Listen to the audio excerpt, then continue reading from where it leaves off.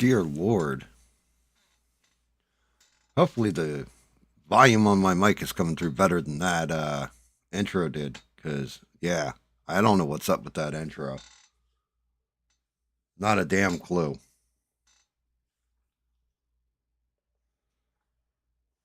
And let me guess, YouTube is probably going to start crashing here in a minute.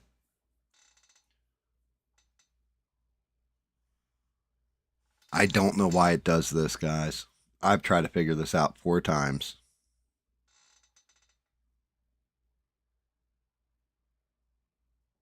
I mean, I appreciate that, David. That's awesome. I can't wait to watch your stream. What was it again? How to take how to hang out with alcoholics. I think that was your stream you were doing. Oh, that's going to be an interesting one. I'm trying to figure out what the hell's up with this. I don't even know if you guys can hear me right now. I have to check the stream myself. I don't know why it's something with OBS failing out or something.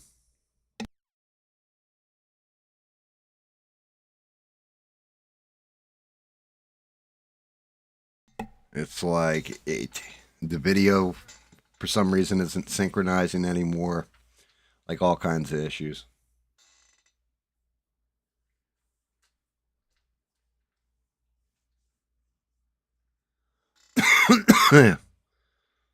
Yeah, I don't know what's going on there. Something's janked up.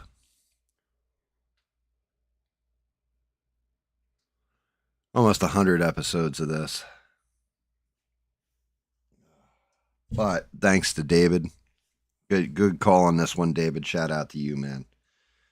David said it. He was like, why don't you go back in time and redo the Flatwoods Monster? That was like the first cryptid you ever talked about. He's like, what's the first thing you ever painted? Pikachu. And he's like, maybe do that for your 100th stream. So I had said that to my wife. I was like, I'm coming up on 100. What do you think I should do? And she's like, I don't know. And I was like, well, David suggested this. I was like, I'm thinking about doing like different pictures or whatever and showing off some of the different artwork. Have you take the pictures or what have you. And we started going through some of her models. She's like, well, you did progress from when you started to where you're at now with things.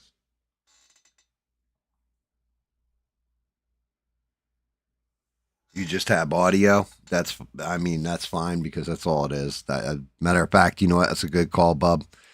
Let me see if my camera's actually working.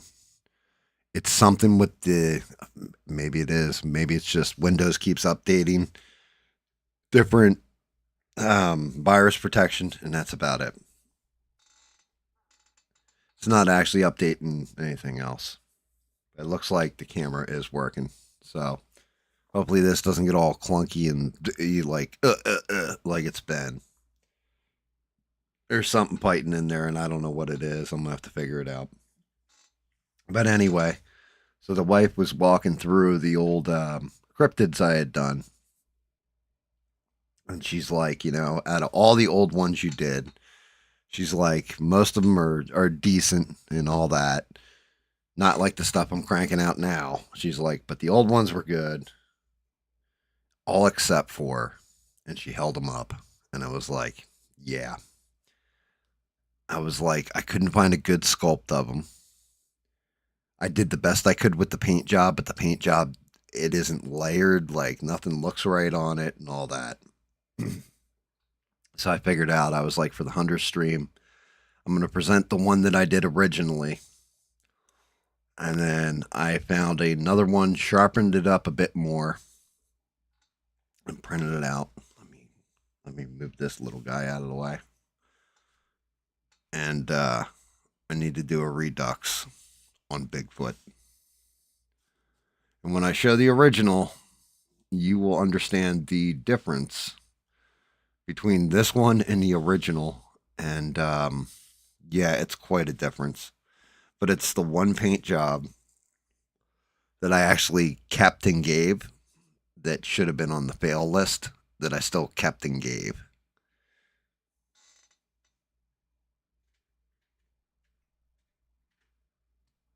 So if I can do it as a redemption arc, I will.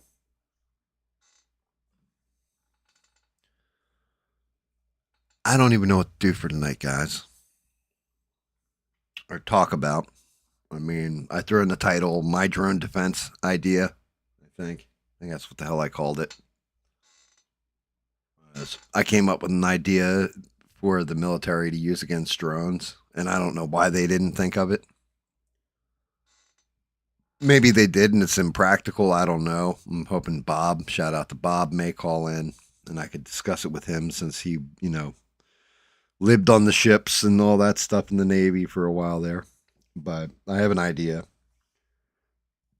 and I wonder if it would work. I don't expect him to understand the electronics part of it, but the ship part of it and certain things I'd need to know.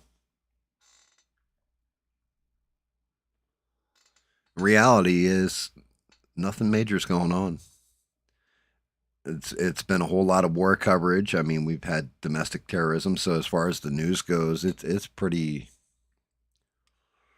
dark and cold stuff that we've been hearing for the past couple weeks now.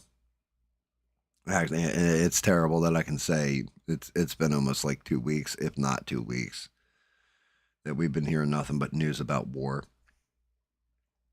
Everything else has kind of gone the wayside.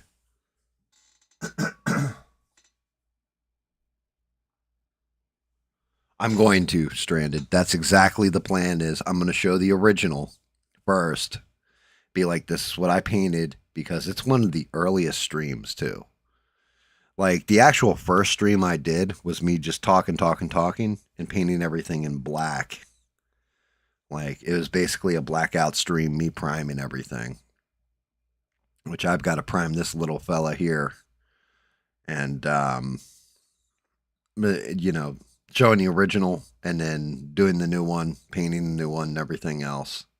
Which he still needs. I haven't even primed him yet. He's got to get primed, but I got to use a special type of primer, which is this stuff right here. This is the kind of primer I've got to use on the FDM to make it look smoother because this the filler will fill in the ley lines.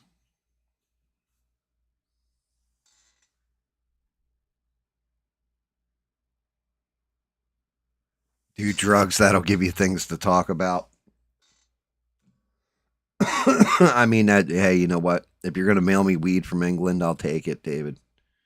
That'd be a hell of a customs check, though. I'll tell you what. Um, yeah, It's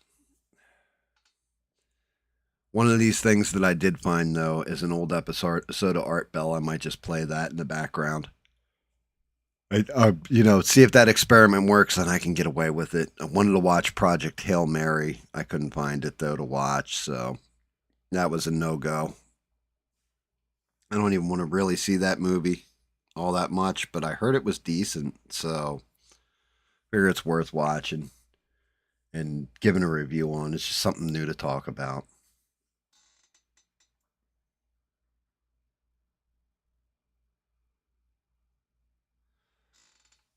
Yeah, over 100 TSA agents, according to Stranded. Thank you, Stranded, for the headline.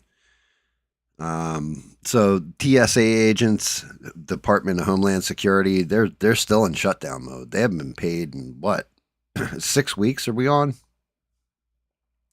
Which right now with all the like little terrorist attacks going on in America, and I say little ones because not to downplay the death of any American or anything like that, but they could be a whole hell of a lot worse, and they're not.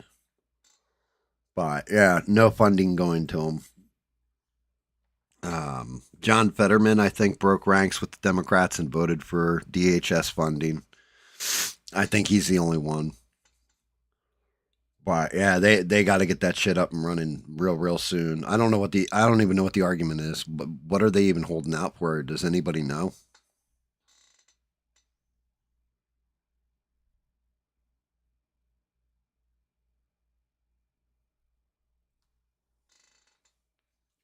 I mean, TSA agents, it just means longer lines at airports,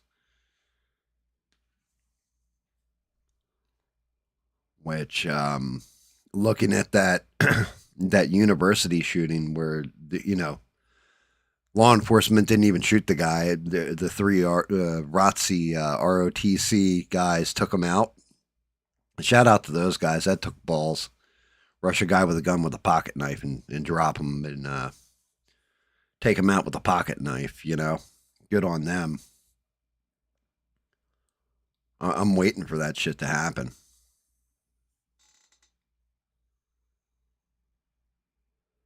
I'm waiting for some kind of shoe to drop here. We definitely got it stirred up and just right proper for a fight. I did see we bombed Carg Island, and kind of what got me thinking about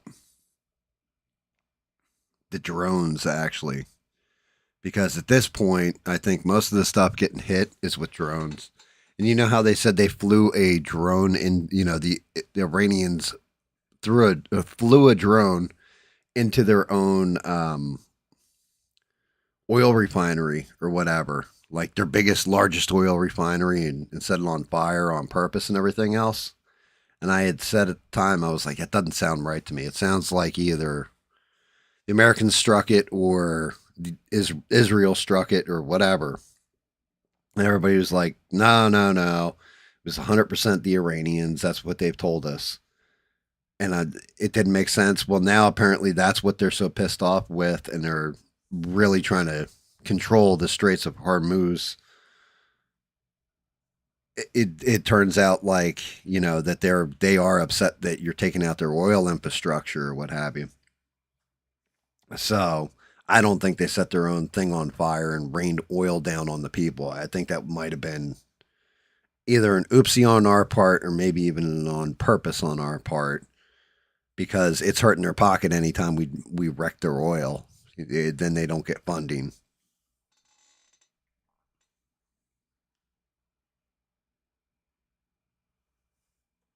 Yeah, I don't know if it's the Save Act. I don't know what's going on with it at all. Stranded.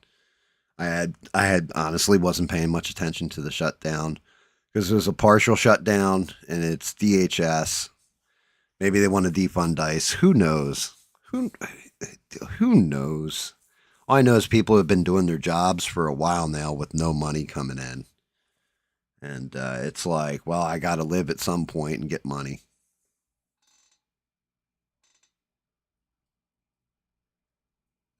But I did see that Cuba people are starting to get pissed off because you got rolling blackouts and this kind of thing, and the people are starting to uprise in Cuba because we cut off all the oil going from Venezuela to them.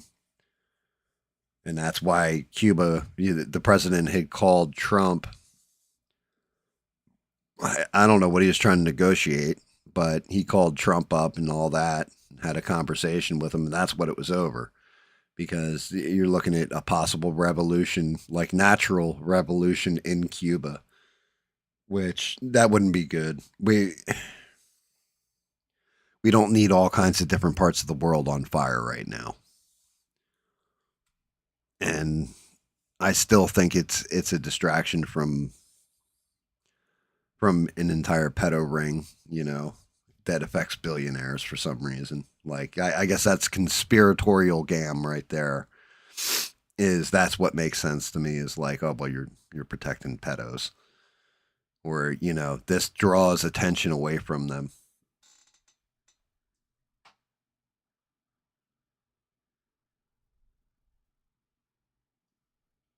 I mean, big time TDS is no good. Like you can hate the man.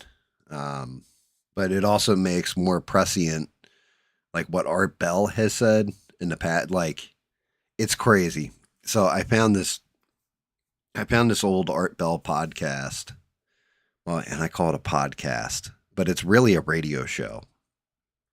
And he did this one back in, I'm going to say it's got to be like 96 because Clinton's running for a reelection for Dole. So I don't know what that year is because he keeps talking about how Bob Dole hasn't even been chosen as a Republican nominee yet.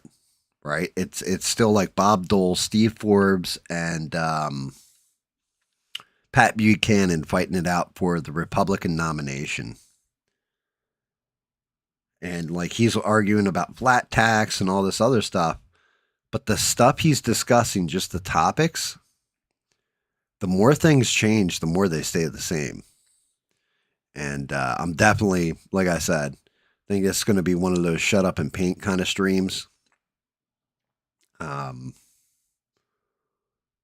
Just looking at it or listening to it, I was like, holy shit. Like, it's the same kind of shit that we're all bitching about right now.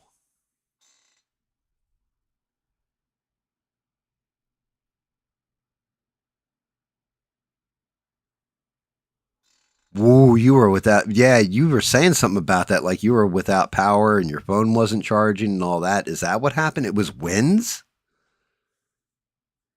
I knew it was bad, but well, maybe I shouldn't be shocked Ohio got hit hard. Depends, I guess, where you are in Ohio. Because I know part of it is the Appalachia, right?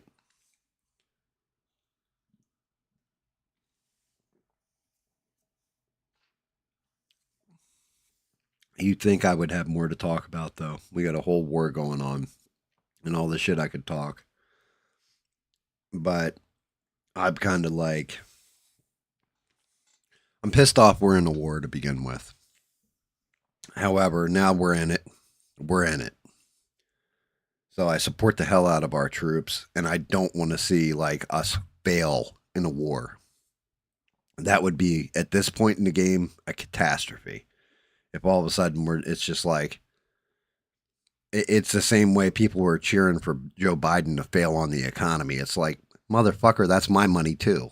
You don't want the dude to fail on the economy, right? Like, are you retarded? I get you want your guy back in, but at the same point in time, let's not fail on important things. I didn't want this war. I don't. I'm not happy about this war. I support our troops, and I can say like you're a dickhead for getting us in the middle of another regime change war. But at the same point in time, we're in it now.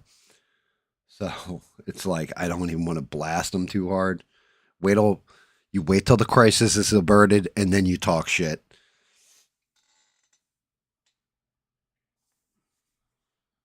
Wow, you guys had almost hurricane winds there. Another thing too, I gotta say, shout out to we picked up another sub. I don't know who's watching this and going like, "Damn, I'm subbing this guy. He's talking some shit, but I like it. But I appreciate the hell out of you for it.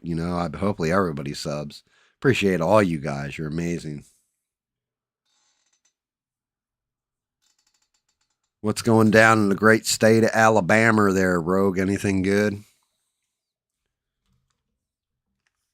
How's the party down south, sir? Oh, that's the other thing. Shout out to Rogue. He sent me the expansion for Ready or Not, and I loaded in just to make sure it downloaded all that stuff and unlocked. And I'm looking at this expansion. When I got in, all I hear is all this noise. What the hell? Like the game doesn't have all this noise when you're actually in the police station in the beginning of the game. The new update looks like they're basically covering like BLM/ICE riots. I'm like, what the? So apparently you're going to be a cop that's got to deal with rioters. I don't know. I know Rogue has played it. I haven't played it yet, but that's what it looked like to me. I was like, what the fuck is this? Everything else in the game is based on like Columbine, the nightclub shooting in Miami, like these terrible events where SWAT has to go in. And I'm guessing they're doing the ICE riots for this new update.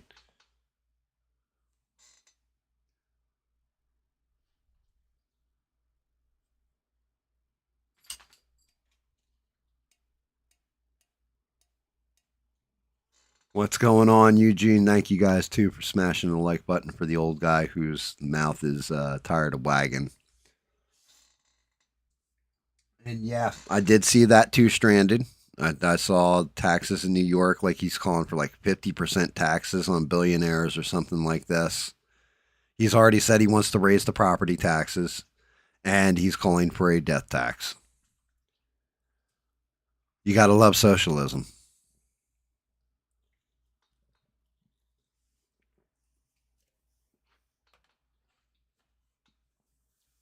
They need to get rid of that guy fast. They were all like, and I've watched some of the New York rallies that are pissed off, and they're super pissed. Like the people that voted for him, the poor people, not the billionaires, they were already pissed. But like your typical Yorker, like, and when I say that, I should say people that live in New York City. You know, the guys upstate have been getting screwed just to pay for New York City the entire time. Just ask Twisted Coral on his next stream or when he's streaming with me, he'll tell you. But yeah, yeah, they're pissed. They're like, what are we doing here? Like we're sick of this. We've listened to you. Instead, that's your plan is to raise taxes on all of us. Great.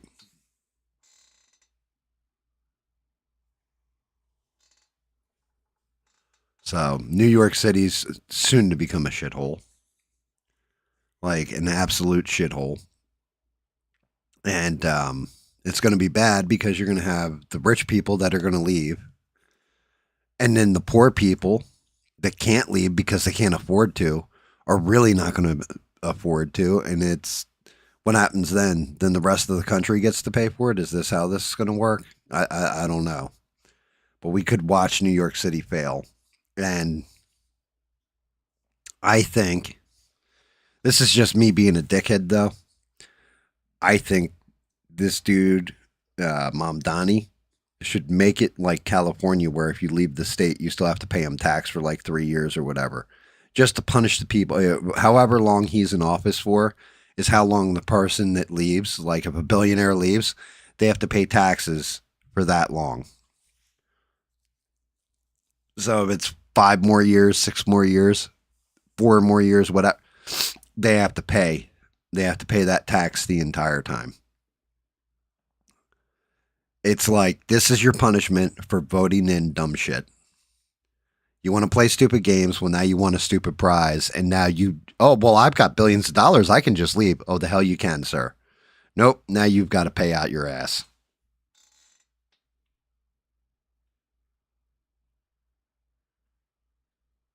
Yep. And there you go. There you go. Stranded. He wants to impose a tax to move out of New York City. That's what I would do. I hope he does it too. Oh well, you don't understand. He wants to do all these good. You want to listen to dumb shit and vote in a way that is punishing when everybody's telling you this is not the way. Then you have to pay the piper.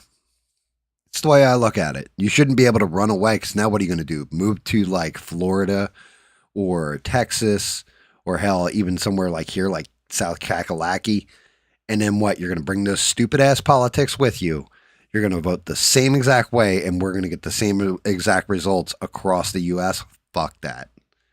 You should be penalized, sir, for being stupid with your vote. Let the punishment fit the crime.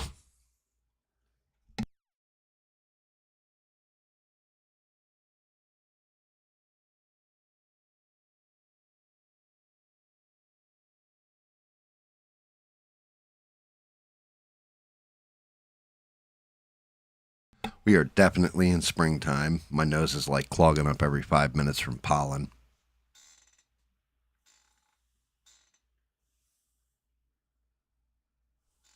That's just it. If there was some better way of going about it, I would hope that all the politicians would come together and be like, "Yo, this is a better way of going about it." But I don't know. I'm thinking a flat tax might be good. Like I said, when I play the Art Bell thing, when I start playing it, It's interesting because apparently that's what Steve Forbes was trying to bring up in the 1996 election was I want to bring in a flat tax. And the people that were complaining were people that are on like Social Security and stuff like that. And they're like, well, that's just it. They're still going to take tax out of my SOSAC, but now I don't get a refund on top of it. And it's like, maybe you have to do that flat tax where people that are on Social Security, you let them keep the money and you just take that money out of there. But close every tax loophole, everything else. You're a millionaire. You know, they take 10% off your ass and they take 10% off of everybody's ass. It's a lot better and works out, apparently. I'd have to look at the math.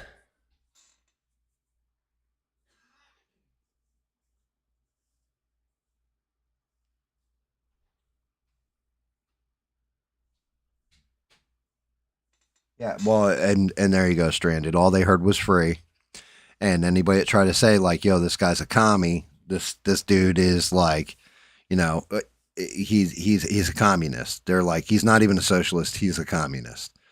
And everybody's like, exactly like you said, stranded. Everybody was like, "Oh, you're a 10, that's some hokum, all this kind of stuff." I mean, to be honest with you, you should be taken out of office the moment he had somebody that was involved in 9/11 attacks added to, like, I don't know if you call it his cabinet or whatever the hell you call the mayor's like group. But the moment you add that dude in, like, this is one of those assholes that celebrated that the towers came down on 9/11. That Trade Center was attacked and people lost their lives and everything. This is one of those people that was throwing a party in their house with their friends like they were watching a fucking Super Bowl and their team was playing. You that's it. At that point you disqualify yourself. You should be it should be just game over at that point.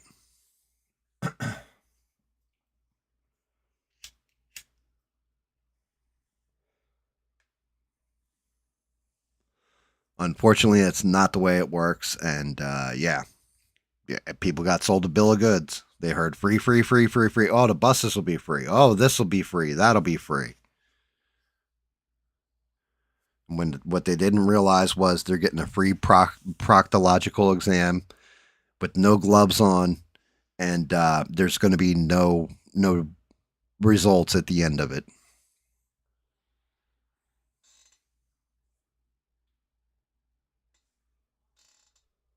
There you go. Should be good.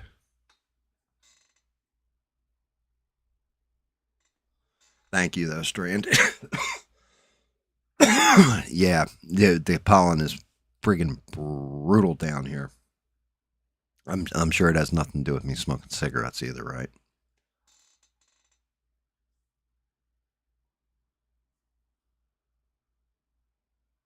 Camera is check. We're 5 by 5. Yeah. Let's see if I can pronounce this guy's name, this little bastard's name. I'll zoom in on him too while I'm at it. Try to anyway.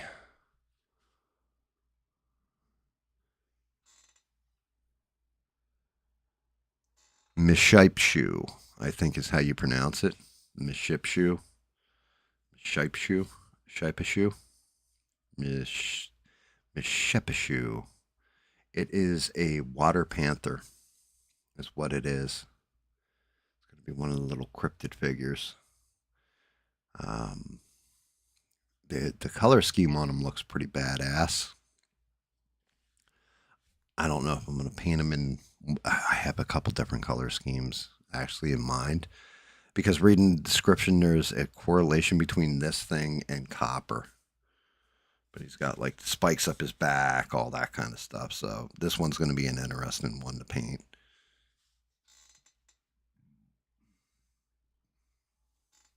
Camera freaks you out sometimes. It freaks me out too. There's something wrong. I'm gonna have to look. I'll bet you. You know what? The worst part is I was talking to David about this not long ago. I think it's the driver. I think they updated the driver, even though it's an older driver for Windows 10. the moment they update a driver, it starts screwing up across the board.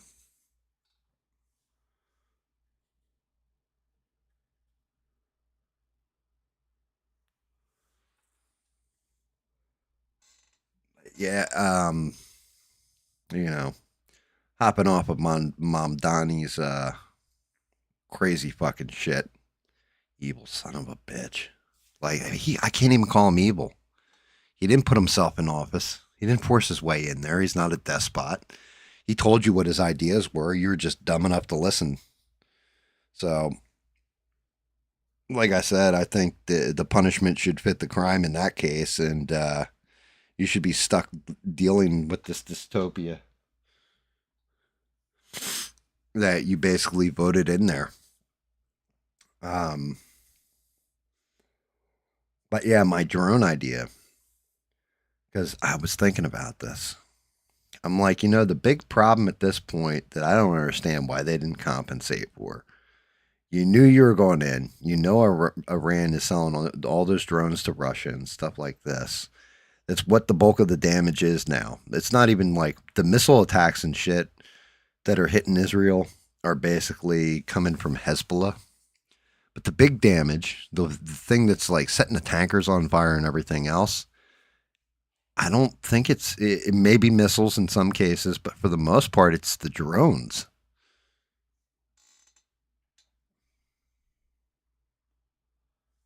I'll look it up. I'll read off everything with it, but yeah, I believe it's Japanese. Uh, I believe it's Japanese stranded. But I'm sitting there and I'm thinking about this, and I'm like, how did they not prepare for a drone attack?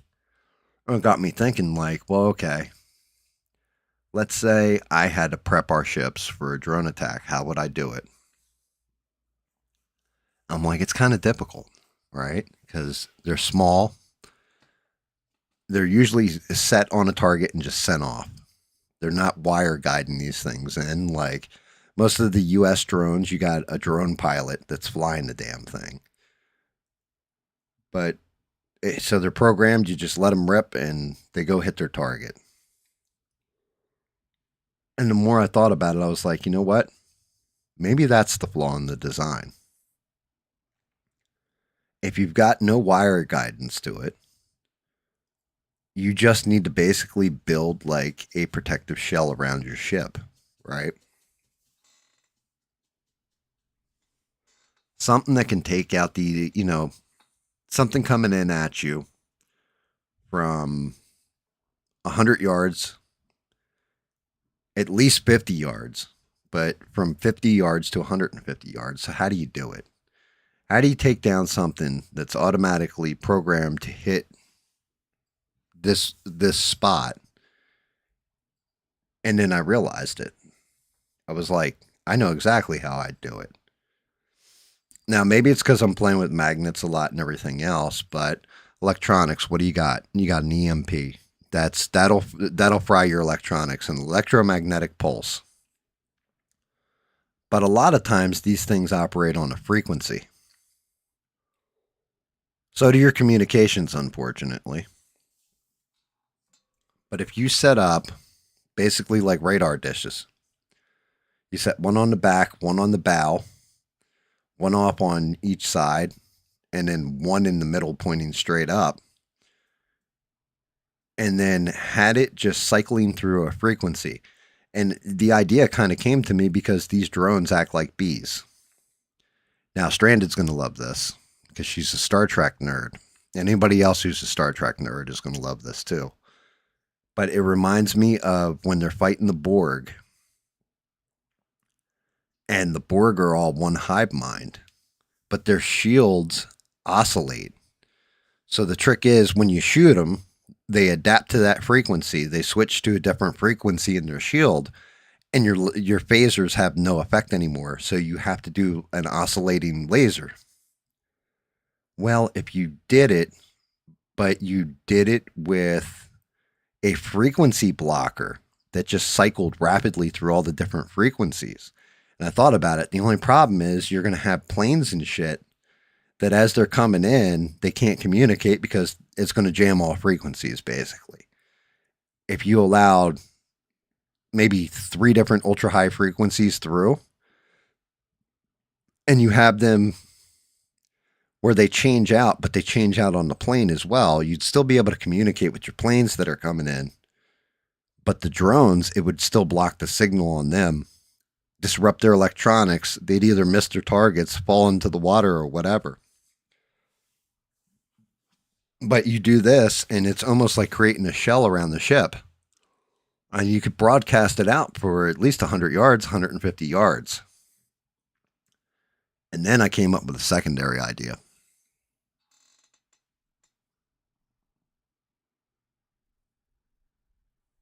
Yeah, I heard something about that too, Stranded. I the whole thing is they're not talking much about it. But yeah, apparently four drones were stolen and sold. And yeah, it's interesting. It means somebody's reverse engineering our drones. $5 is it's probably not the China or is not Iran that did that though. If I were to guess, hazard to guess, I'd say China probably has them. That's what I would guess. But those men should be put in jail for treason. My second idea, and you guys might get a kick out of this one. So just like you would put those radar dishes, I got this idea because of how an old TV works.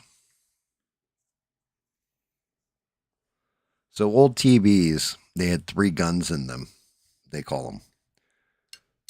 And you had red, blue, green, I think are your 3 colors.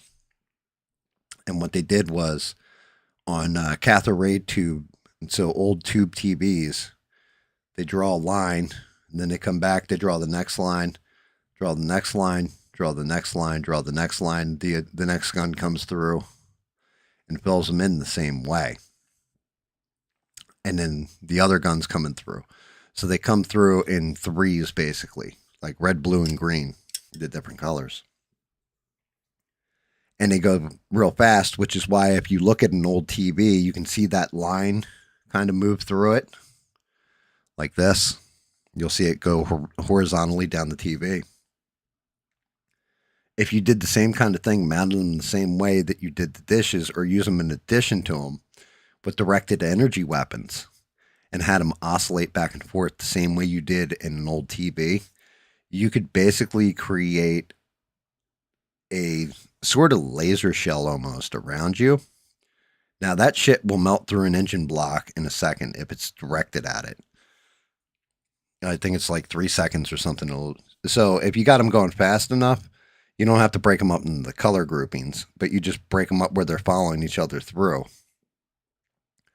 You could basically create like almost like a laser shell around you. So if the drone got through the first one, it would hit the second one and be melted by the time it even got close to the boat. It would just start explode. They'd just explode in the air.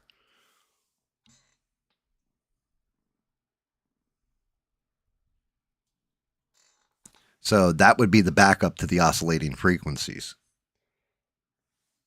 And then that's when the evilness of my brain kicked in. And I was like, for warfare, you did that whole thing with the directed energy weapons. You took like an anti-personnel carrier. You did the same thing and put it on the shell. You put one person, it would only take one driver. And they just drove through like a crowd of people. You would just be eviscerating. If it can melt steel that fast, just imagine what it could do to flesh and bone. You could legit just drive into a building or something where there's a bunch of people at, or put them on a tank, whatever. Just drive in there. You wouldn't even need long range guns. You just eviscerate anybody that's even close to you.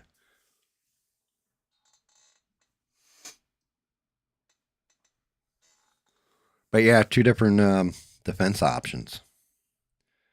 I think it might be, could be something.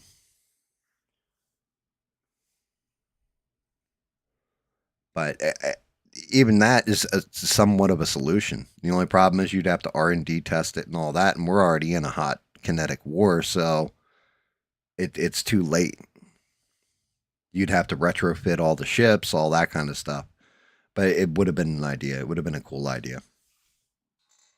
Could have at least tried it before we got in neck deep into this bullshit wading in. And yeah, you're not wrong, Stranded.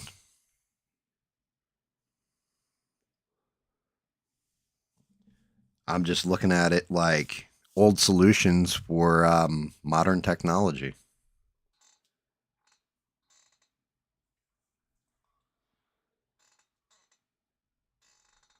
Come up with some way, because those drones, they're going to be a problem.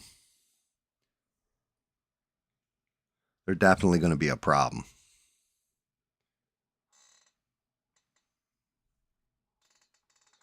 We're going to need some way of defending ourselves. Oh, good Lord. My fucking allergies are horrific.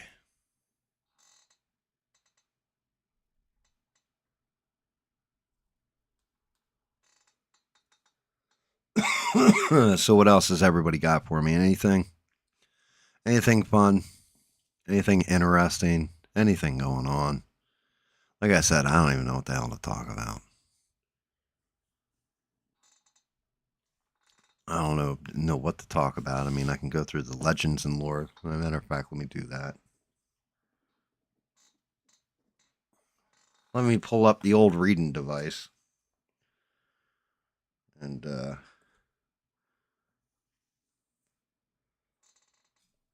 take a look at the Mishipeshu,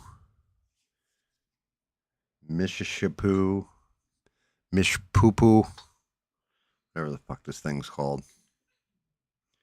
Mishipeshu.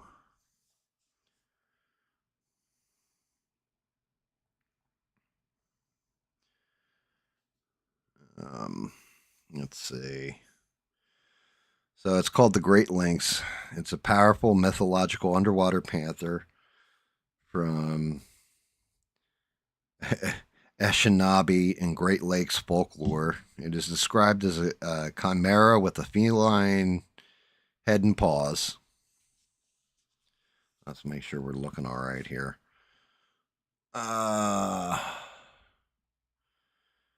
Deer, bison antlers, which this one doesn't. Well, yeah, I guess you could say those things on top of its head are antlers. A scaly reptilian body and a long prehensile tail. Yeah, that's all there. Dominates lakes, causes storms, and is associated with copper. Appearances often depicted as a hybrid, and I'm reading right off of Google AI, by the way. Which, by the way, can somebody in the chat explain to me how you put a bullet point in your chat? I'm just asking. Often depicted as a hybrid feline reptilian creature with a scaly back and tail. It is known to have sharp dagger-like spikes along its back, large horns or antlers, sharp claws. Its body is sometimes described as having fur, but also feathers or scales, with some legends stating that its antlers and scales are made of copper.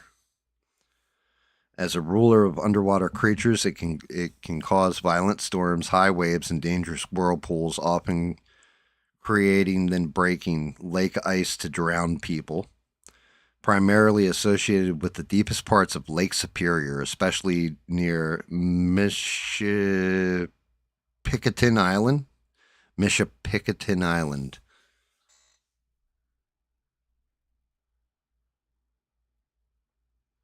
Yeah, the memes about the Ayatollah are funny. Cultural significance in Algonquin and other Great Lake tribes traditions, it is considered a powerful underworld spirit, feared yet capable of providing medicine and good fortune to those who earn its favor. And the creature is considered the water equivalent to the sky-dwelling thunderbird. So basically, it's Vaporeon from Pokemon, is what it is. It's like the water Pokemon.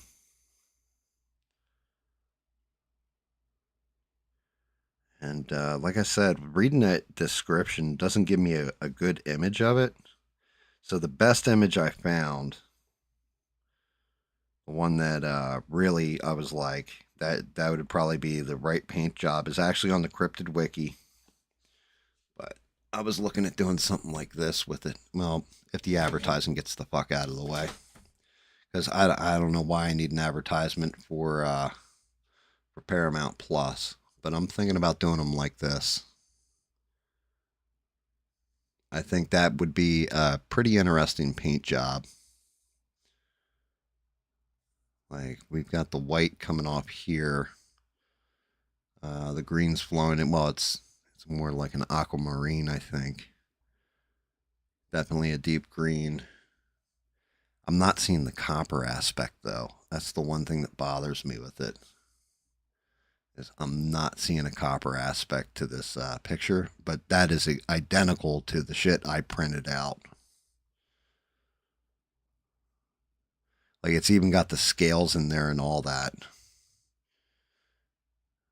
The scaling on the back is a little sharper and pointier.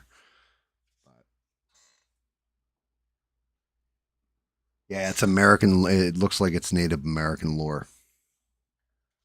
Gotta be. I mean, the Thunderbirds were Native American lore. I definitely did a whole video at one point in my life on that, which is interesting because people, the way some of them are described are like pterodactyls, which is crazy shit. Especially because it's like the 1800s when people are describing this, not 2026,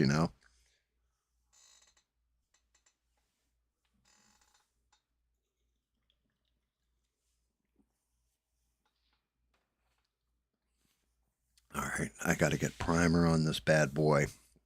But yeah, I think that's the image I'm going to work from. I think that's exactly how I'm going to do this guy. Change out paper on my wet palette here. Get the palette actually wet too. Probably be a smart place to start. Yeah, that's what I'm thinking is the reddish is going to be like a coppery red. That's a good call on that one.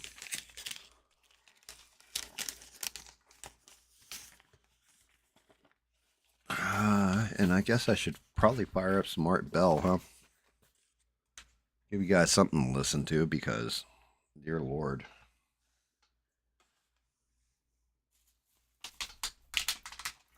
Having a talk show about nothing. I got nothing.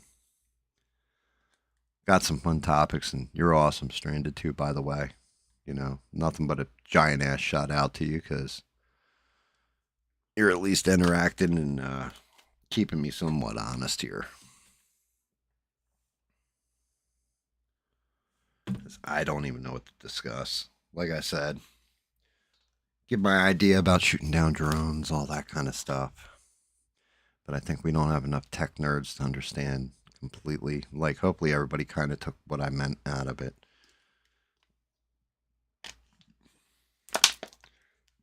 But getting into it, there's been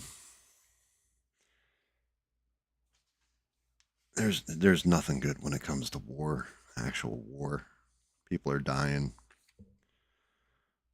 The only thing I can do is rah rah and cheer that America wins this or figures a way out of it as fast as possible. It doesn't turn into a Vietnam, an Iraq war, an Afghan war.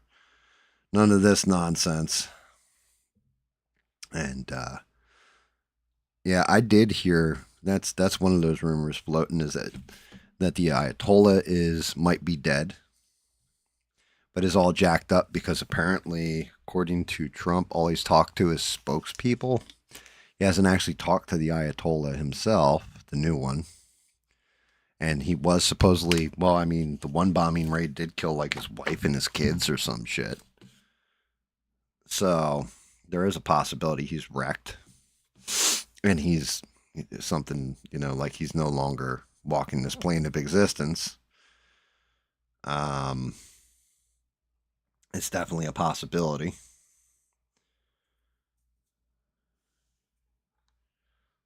There they are. I was going to say, I knew I had paper towels around there. So that's always interesting. There is another rumor too that I heard. Now this one is interesting Because it's like, no, he just gave a speech the other day, but people have already pointed out that speech was fucking AI. It wasn't actually him giving the speech. But supposedly, Bibi Netanyahu either got severely wounded or killed. Now, that's just all rumor and speculation. I haven't, but apparently, Bibi Netanyahu has been silent, like radio silent and all that. And the last speech that was given was AI because he had 6 fingers on his one hand. So people spotted the AI right away.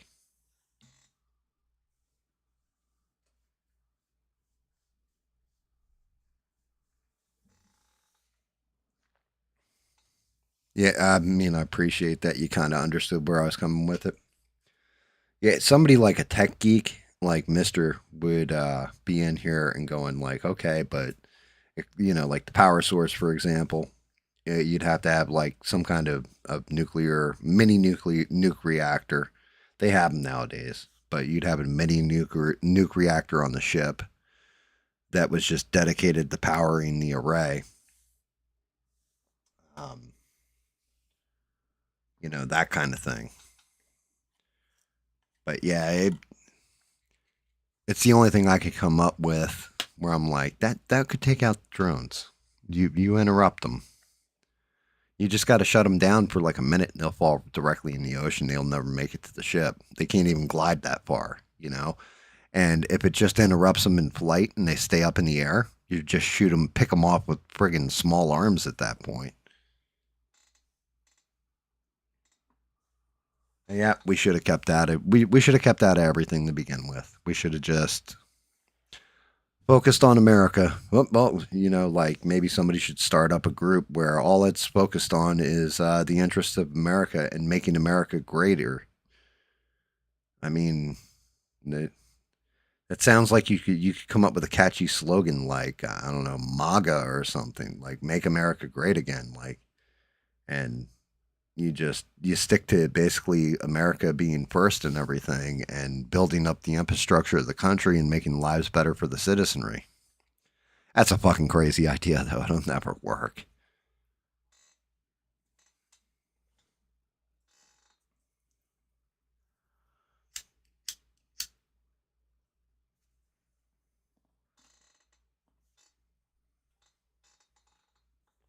That would never work.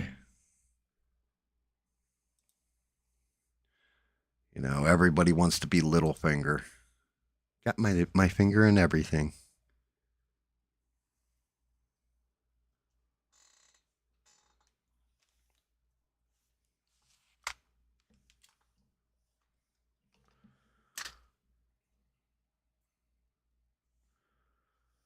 But yeah, God bless our troops, and let's hope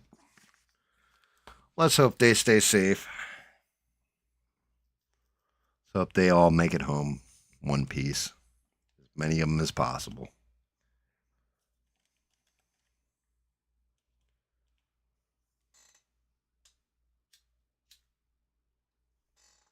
Yeah, I know. Man can dream, though. A man can always dream.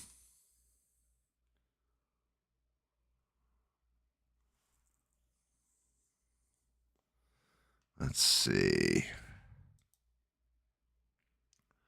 I'm looking up the damn Art Bell episode now. Also, I heard more on the Gollum movie they want to make, and I'll be honest with you, I don't know what the fuck they're thinking.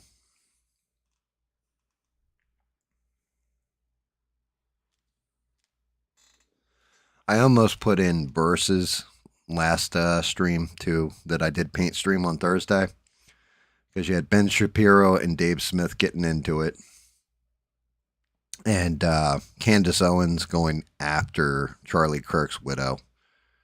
And like, I don't know what the fuck is going on with that. She is so jealous.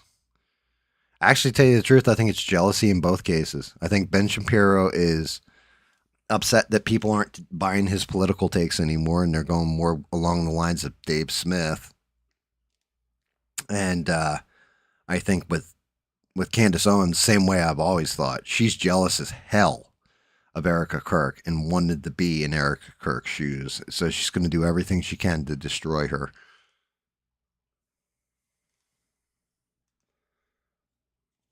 Jesus.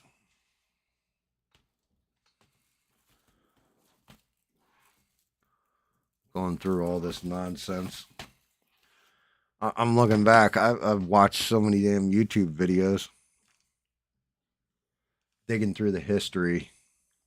Michio Kaku. No.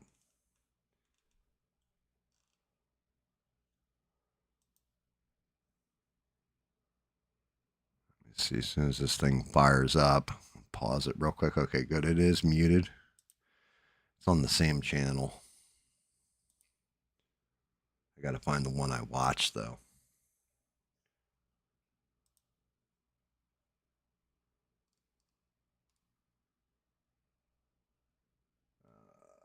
Let's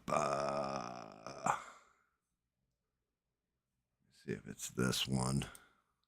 I'll know by the background because the whole thing is this guy put up the radio broadcast and then just has like a standard AI picture that keeps cycling. It's this one.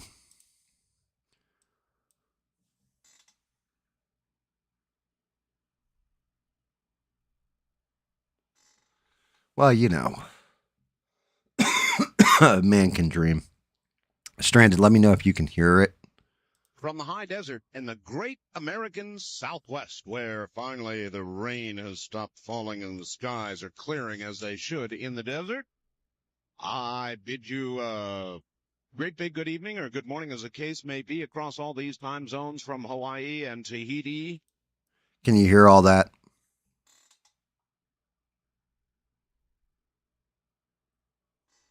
Shit, I can't tell. I got a dot. It's got me screwed up too because I look at my old tablet to read the text, and you got you have a wrench, and then when I look at the actual creator screen, you got a shield, like you got a badge. I don't know if that's supposed to be a badge or a blue shield. I'm not sure that I like the blue shield.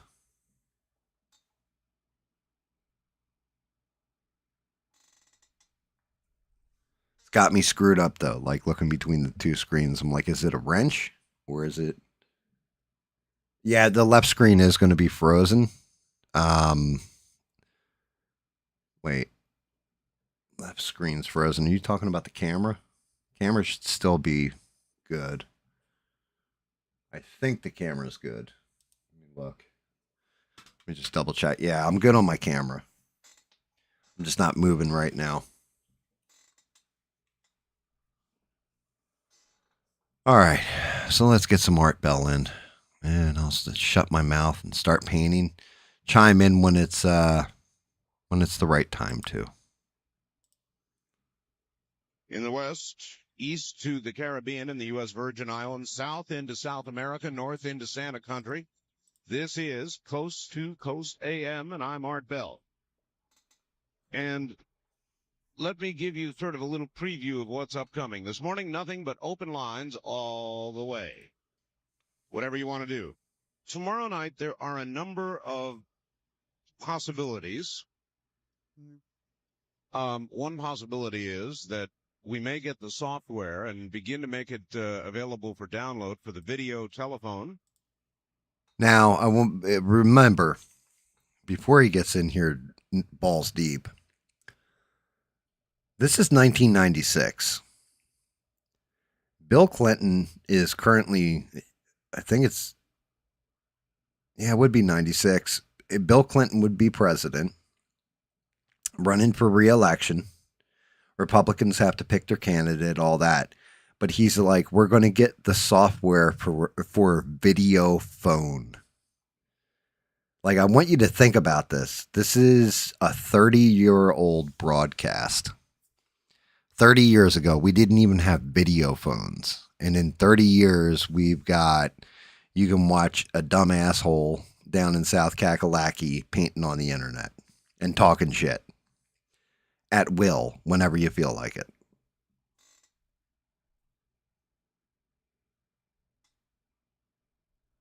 Yeah, well, it's not going to. Anytime I switch and pause, it's going to stop the chat from moving, and then I'll click it back on. Maybe. That's a maybe. Because you never know about last minute glitches and hitches, but we're that close. Maybe tomorrow night. That's one item. Another item is I'm going to have Krishana Duran at the beginning of the program tomorrow night, and she is going to talk about the Mayan calendar and how she interprets the Mayan calendar. We're going to explore this together. Yay, the Mayan calendar. And the future of America and the world. And that should be very, very interesting. Then a little later in the show, I think I might have talked my mom into coming on. So, I hate to tell you this, Art Bell, you're in for a shock with the future of America, brother. Lots of faxes encouraging her to do so, and this is kind of one of those once-in-a-lifetime deals. I don't think we've seen each other now, and of course we've been visiting like crazy in 12 or 15 years. That's a long time. And so, we're doing a lot of catching up. And it could be kind of fun to have her on the air. And if you guys embarrass me, I'm going to be taking names. I'll kill you. So you be careful what you ask. You hear me? Now, what have we got going on news-wise? Well, kind of a mishmash. Congress has passed the telecommunications bill, oh so feared across the internet. President Clinton is hailing congressional passage of major telecommunications legislation. House and Senate overwhelmingly approved the measure on Thursday. Clinton calls the bill critical to building the information superhighway. The measure, which is being praised by industry groups, but blasted by... Now, this telecommunications bill, what's going to crack you up about this when because he's explaining it out, prescient, like I said. And people are going to call in and argue with him on it. And Art Bell, shout out to him, was a speechist. But yeah, it's basically the laws that have passed over in England. It's crazy. Consumer groups and civil libertarians will deregulate most cable TV rates in about 3 years, removes 62-year-old legal barriers, and encourages the telephone, cable, and broadcast industries to get into each other's businesses. I favor it. Now, I get a lot of messages from people who say, but it regulates the internet. Well, it regulates, for example, transmission of obscene materials to people under 18 years of age, intentional transmission. So what? I'm not that much of a civil libertarian. As far as I'm concerned, pornography or whatever ought not be sent to kids. Is that the end of free speech in America? I think not. So I favor it. And generally, look, telecommunications is exploding.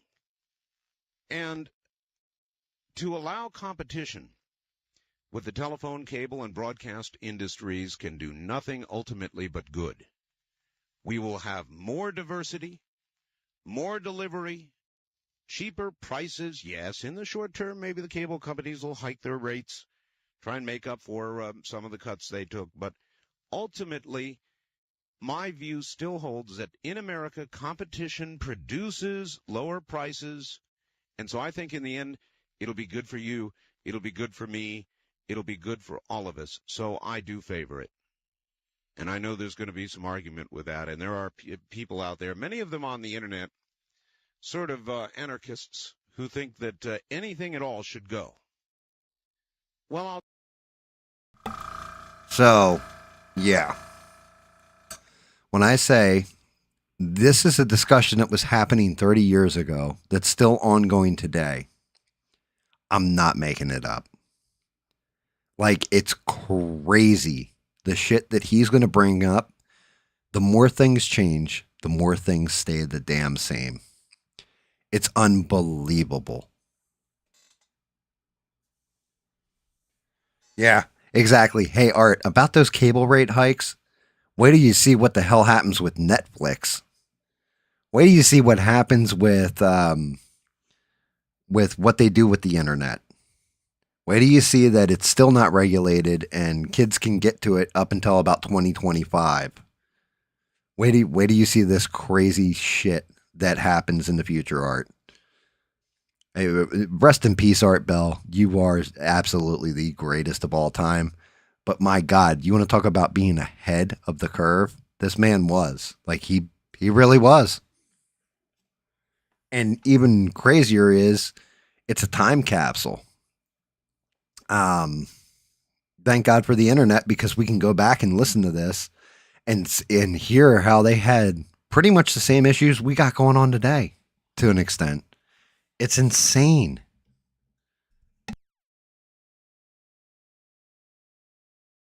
I'll tell you something. I don't feel that way. As a matter of fact, if it was up to me, people who would write messages on the internet, slanderous, libelous kind of stuff on the internet, ought to be required to sign their name to it, just as you would if you wrote a letter to the newspaper. They'd print it, but they'd require you to sign it. If you wrote an article for the newspaper, if you go on television, if you're Brokaw, you say something, NBC stands to be sued if they have libeled or slandered somebody. Brother, wait till you get a load of Twitter. Okay? Wait till you see X and Twitter. Wait till you, like, if you could see the shit where it went, Art, in 30 years, how the internet has changed, my man. This shit, people are going to talk, including our politicians, about one another on the internets. He would have, like, he'd have conniption fits. Like, it probably would have killed him. All the other networks, you write a book and slander somebody, you get sued. You go on broadcast and libel somebody, and you can get sued. So, I don't think the internet and the information superhighway should be stunted, but I also don't think that it should be a land of anarchy where anybody can say anything about anybody they want without attribution. Now the cold. Now, I'm getting faxes from people who say, hey, it's wintertime. What are you guys talking about? All this weather talk. Well, it's leading a lot of the newscasts around the country because, baby, it's cold out there. A snowstorm taking aim at the East Coast now.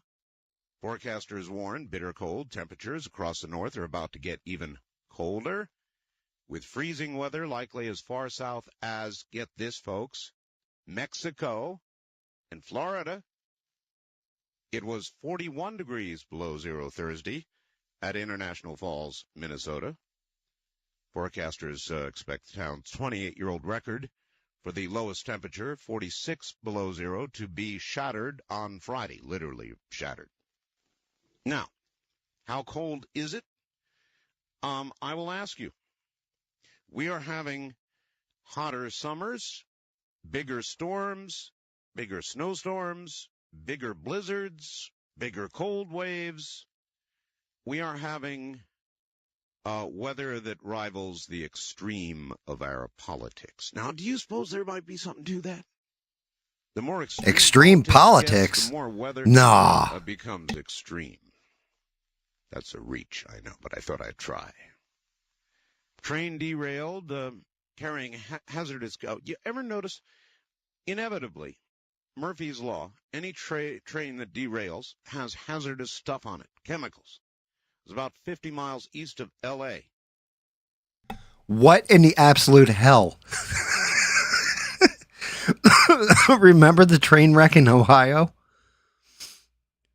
Like, I know it's a couple years back now, but yeah, hazardous material. He's not wrong. Why is it every train that derails always has hazardous material on it? How the hell is this man still talking about climate change? This is 30 years ago.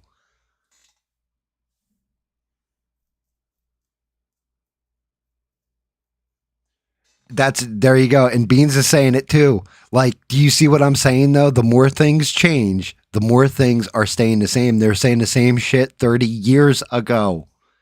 Well, I'm listening to this episode on my own, and I'm just like, what the fuck? Like, this was recorded back in the 90s, right?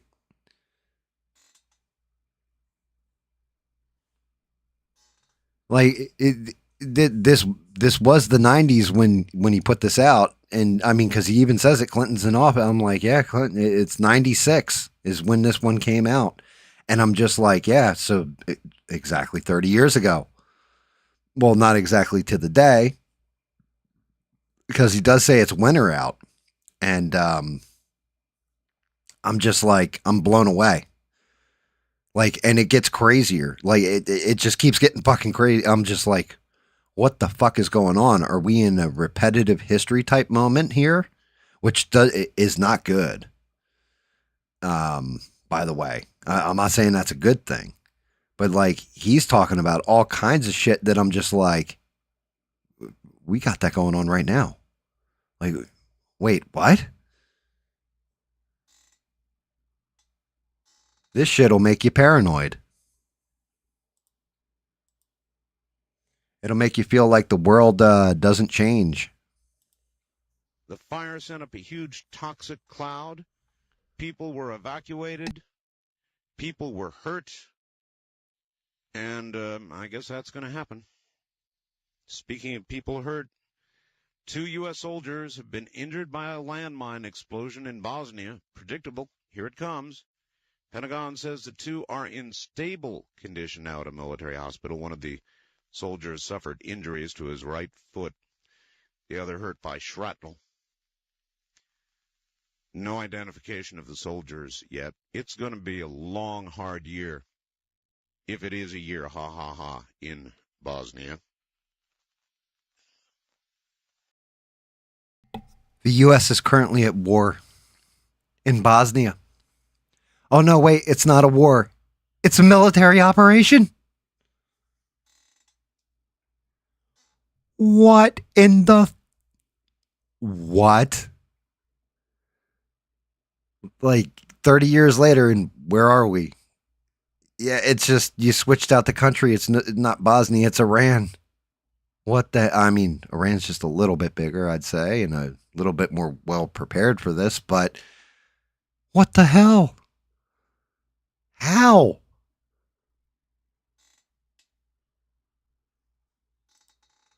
Big breaking news about AIDS.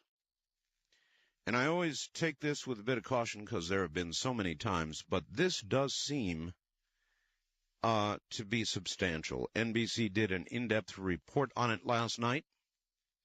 A new class of drugs are working called protease inhibitors. They will join 6 approved drugs used for AIDS now, sharply reducing the level of the virus in the body. Now, this may be a breakthrough, and it may be that this group, along with what else they're using, will be able to allow people with AIDS to live relatively normal lives. AIDS hotlines are going nuts. Hey, Art, can we switch AIDS out with COVID? Do it. Is there some new COVID vaccine or something we got out there, guys? Anything we've heard of? You know, and Art, that AIDS stuff, it's actually going to work out okay. It's still going to suck, but they're going to be able to manage it, and you're going to be able to live forever like you don't have it. So, yeah, guess what, Art? They did it.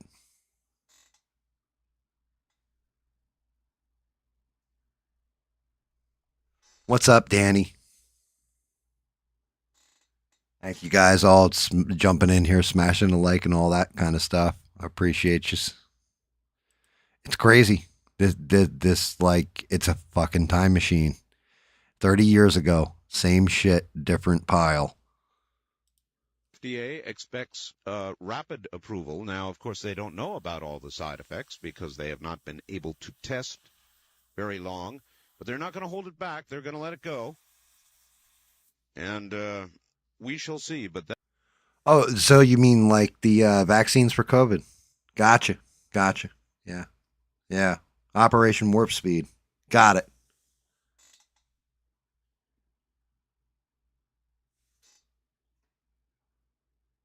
This is insane. That is certainly good news, and I guess everybody wants to, know about it. 1 million Americans infected with the virus. The commander of U.S. naval, make that NATO forces, I guess some naval, in Bosnia, is promising swift retaliation against snipers in Sarajevo. Says anyone who takes shots at any NATO peacekeeping troops had better be fast and be clad in bulletproof stuff, because we will attack without warning. So basically, like, anybody firing on any kind of, I don't know, ship that is in the what you call it, Hormuz, Straits of Hormuz, we will protect them and we will attack viciously if you hit one of these ships. Yeah, got it, Art.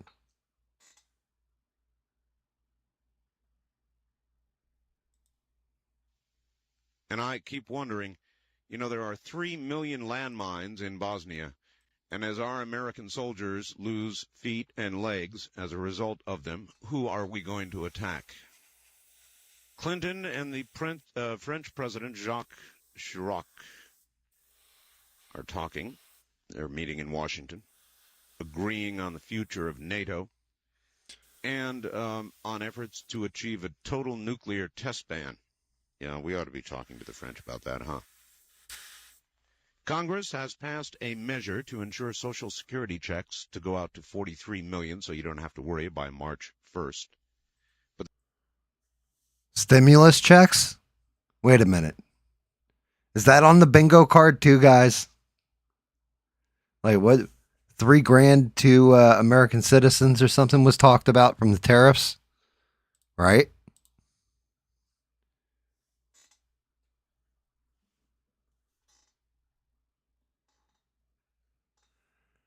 This is insane. Insane. but the bill temporarily increases the debt limit and was very narrowly tailored, does not remove the threat of a U.S. default on March 1st. Can you imagine that if we default on... Yes, Art, we can. Because right now we avoided that default again, and we still don't have DHS funding here in 30 years later. Just to give you a heads up on how that one works out. Also, yeah, that debt limit, yeah, it got expanded. Just going to let you know that now, Art. They never fixed that. They just expanded it more. That'd shake up the whole world were we to default. The big bombshell news is Bob Dole is in big trouble. Now, this was, to me, predictable. I am not surprised. There is a new poll in New Hampshire. You're not going to believe this, showing Steve Forbes. God, we might get a president named Steve. Steve Forbes is 9 points ahead of Bob Dole in New Hampshire and rapidly closing the gap in Iowa. All right. So, Art, I'm going to hit you with a shocker here because, and I'm going to spoiler this a little bit for everybody who's listening. Right? I know this is insane now. But yeah, Art calls everything wrong with Bob Dole and what's going to happen during his presidency, or his run for president, rather, against Clinton. And sorry, Art, sorry to tell you, but Steve Forbes is not the nominee. Bob Dole is. I know that's, a spoiler alert for everybody, that's 30 years in the future. But just hate to tell you this one, Art. Steve Forbes ain't getting it, no matter what you argue. And if we had hindsight being 2020, probably should have been Pat Buchanan at that point in time.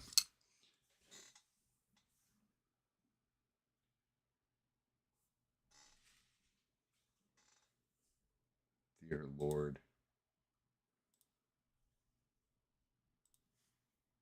Steve Forbes may be a runaway. Slowly, we're finding out more and more about him, and the more I hear, the more I like. Senate Majority Leader Bob Dole dismisses the significance of a new poll, says his rival, Forbes, has taken a solid lead in the key primary state of New Hampshire, says we're not going to worry about polls. We're just going to win the race. Dole told reporters after a campaign appearance in Nashua, bad news for him, and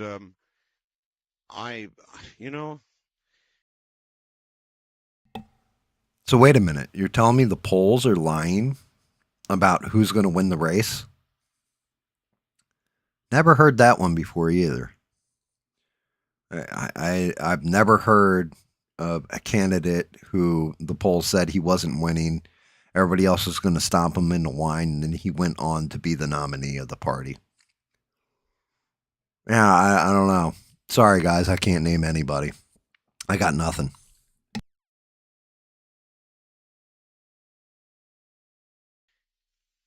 I feel sorry for Bob Dole. I actually feel sorry for Bob Dole because he's a good man. He's just not the right man. And he's going to be denied, I believe, the nomination. And it's because, it's because of all the things I've been telling you about Bob Dole. My perception apparently is not much different than a lot of other Republicans out there, and that is that he can't beat the president. And you just don't give somebody the nomination sort of as a rite of passage, because Bob Dole has been there so long, because he has earned it, because he's been the minority and then the majority leader in the Senate. It's not supposed to be automatic. I got a shock for you there, Art, right? If I could go back 30 years and tell you that eventually the same thing would happen to Hillary Clinton, would you believe me?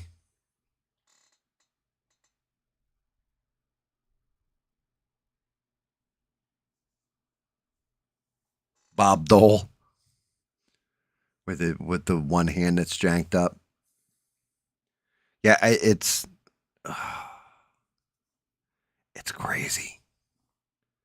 Like, but I don't know. How have we not? Technology has progressed. How is nothing else? It's not supposed to be, we don't have, it's not a kingdom we've got here. There is not a succession to the throne. And up until Forbes came along, it was kind of like that's what we were going to have, a succession to the throne. Or the seat next to the throne, I don't know. Art, regarding this is facts now, we're off into facts country here. Regarding the Kassebaum-Kennedy healthcare bill and its provision to force insurers to... Can you imagine if this man had just like a chat running? This dude would have been Joe Rogan.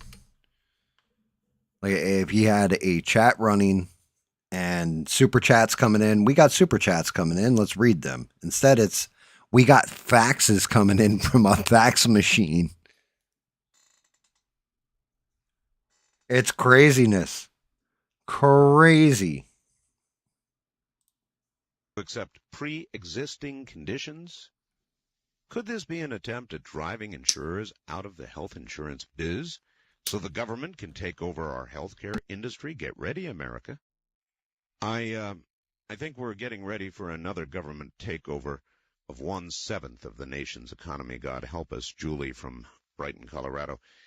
Now, this new group of drugs that will keep AIDS patients alive for a long time, or maybe even something approaching a normal lifetime,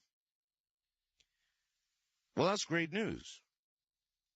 But they are going to cost a fortune for the lifetimes now extended of the people with AIDS.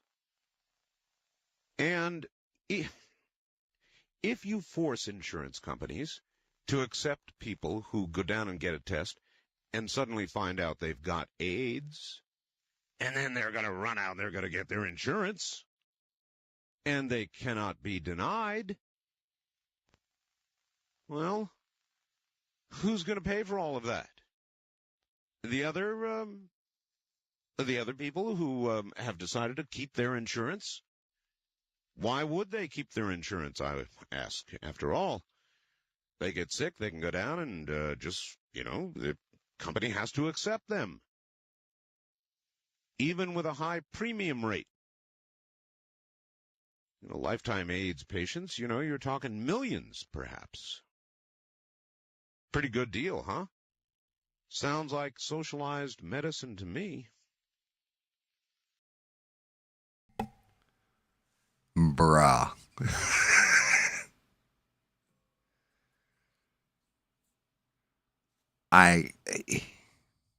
It's fucking insane. We're having arguments like this now.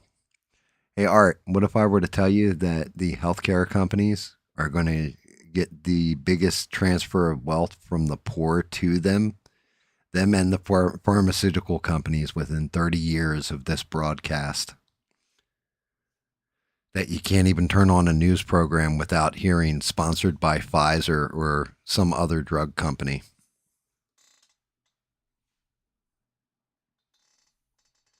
Yep, and that was the other part. You caught that, right, Stranded? Where he's like, and then the one person wrote in and was like, it looks like the government's taking over like 1/7 of it's like, oh, it's way more than 1/7 now too, ma'am. Like, but just think about it. Like, the government wasn't so deep in everybody's pockets and entangled in everything back then too. Like 30 years ago, took 30 years to get to this point.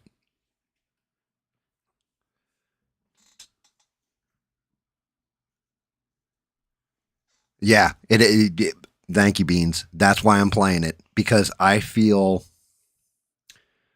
it is. It's like I'm listening to it, and everything he's pointing out, everything he's talking about, everything this man is saying has come. It's like shit. We were dealing with that 30 years ago, and then I think back to 1996, and I realize I was 21 years old. And I was fucked out of my gourd on like baked and drunk and partying and enjoying woohoo life and not paying attention to politics or the stuff that was going on in the world, because we didn't have all this interconnectivity with the internet where we were getting fed all the information right off the rip. And if I'm to be honest, listening to this, I was like, this is why I do my show the way I do, because maybe somebody out there is listening to it and they, it's almost a time capsule. And it's like, look, in 30 years from now, who knows if I'll even be alive? I'll be I'll be an even older dude. I'll be decrepit at that point. But like, I hope that we have broken this cycle, because we're in like a cycle. Everything that is old is new again. The more things change, the more they're staying the same.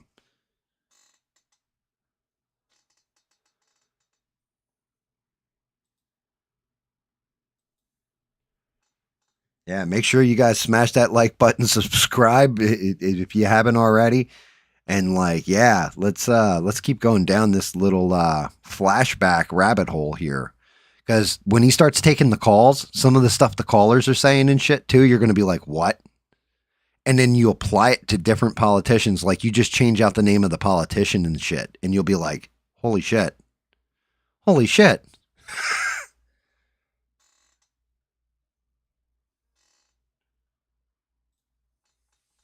Again on the weather, Art from Wisconsin, we're getting dangerous wind chill situations tonight at the Fond du Lac Airport. It's currently hovering at about minus 54 to 56 degrees with the wind factored in.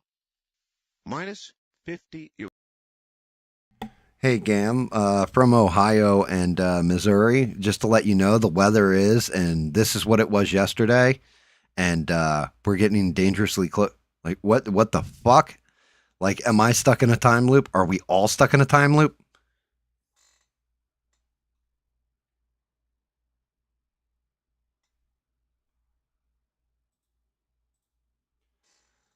That's the $1 million question. Where did all our tax money go? Well, foreign wars, and taxes keep going up. So, like I said, they're talking about 1/7 and all this kind of like, no, it's going to get worse than that, worse than that. Our debt's all the way up, everything else. Remember, too, this is before the first Iraq war. It's when Clinton's still in the White House, so we're not even to the point where Clinton is going out of office and then George W. Bush wins. And we get into Iraq and Afghanistan and all that other stuff. Yeah, it's crazy.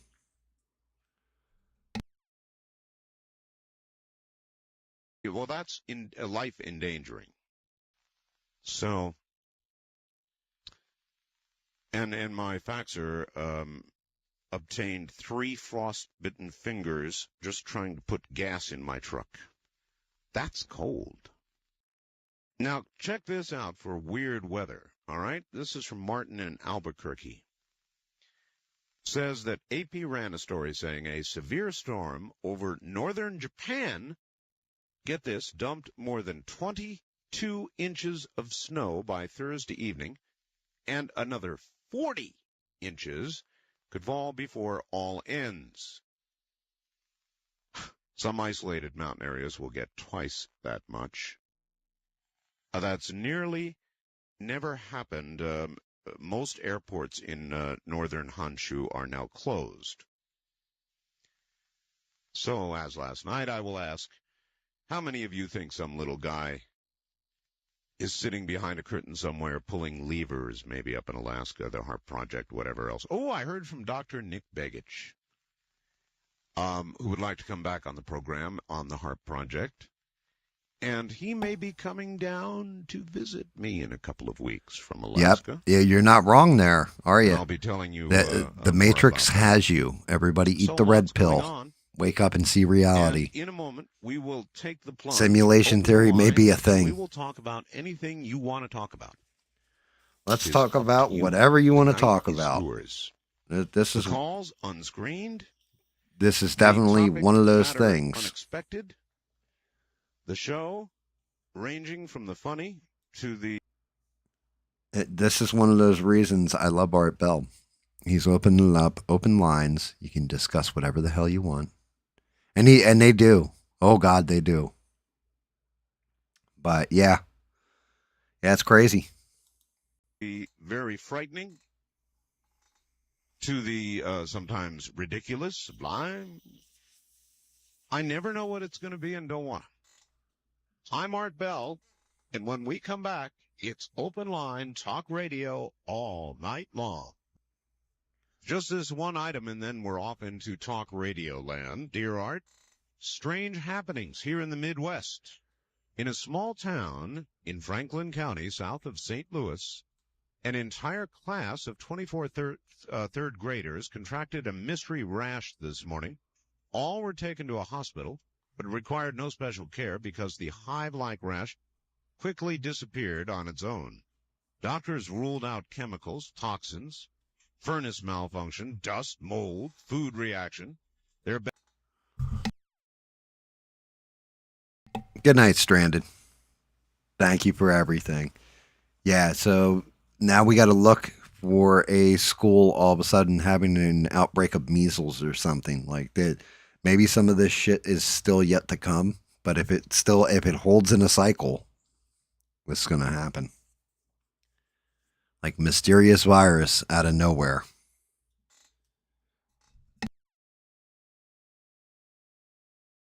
Best guess? Something airborne that went through that one room and then dissipated. No other room involved. The school remains open. The cause of the rash eludes them. So, these weird things keep popping up. I'm not surprised, frankly. That's, by the way, from Liberal Sue in the state of Illinois. All right, here's my quick version of the telephone numbers. We don't screen calls, therefore, let it ring until it's answered. If you get disconnected after ringing for a while, pick it up and ring again till you get through. Persistence will pay. If you're a first-time caller to the program, no matter where you are, area code 702-727-1222. The wild card direct dial lines, area code 702-727-1295. Toll free, anywhere west of the Rockies, 1-800-618-8255. If you're east of the Rockies, where it's really cold and about to get colder, what do you guys think? I think that if Punxsutawney Phil comes out, is it tomorrow he's supposed to come out? If he's smart, he'll stay many feet down in the ground and won't come out at all, if he was smart. East of the Rockies, back there in cold country, 1-800-825-5033. That's 1-800-825-5033. Here we go. East of the Rockies, you are on the air. Good morning. Hi, Art. You're calling in, Danny? All right, where are you? I'm in Detroit, and boy...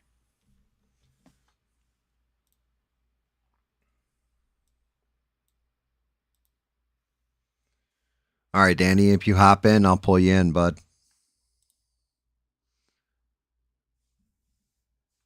Or are you talking about the actual video that's going on?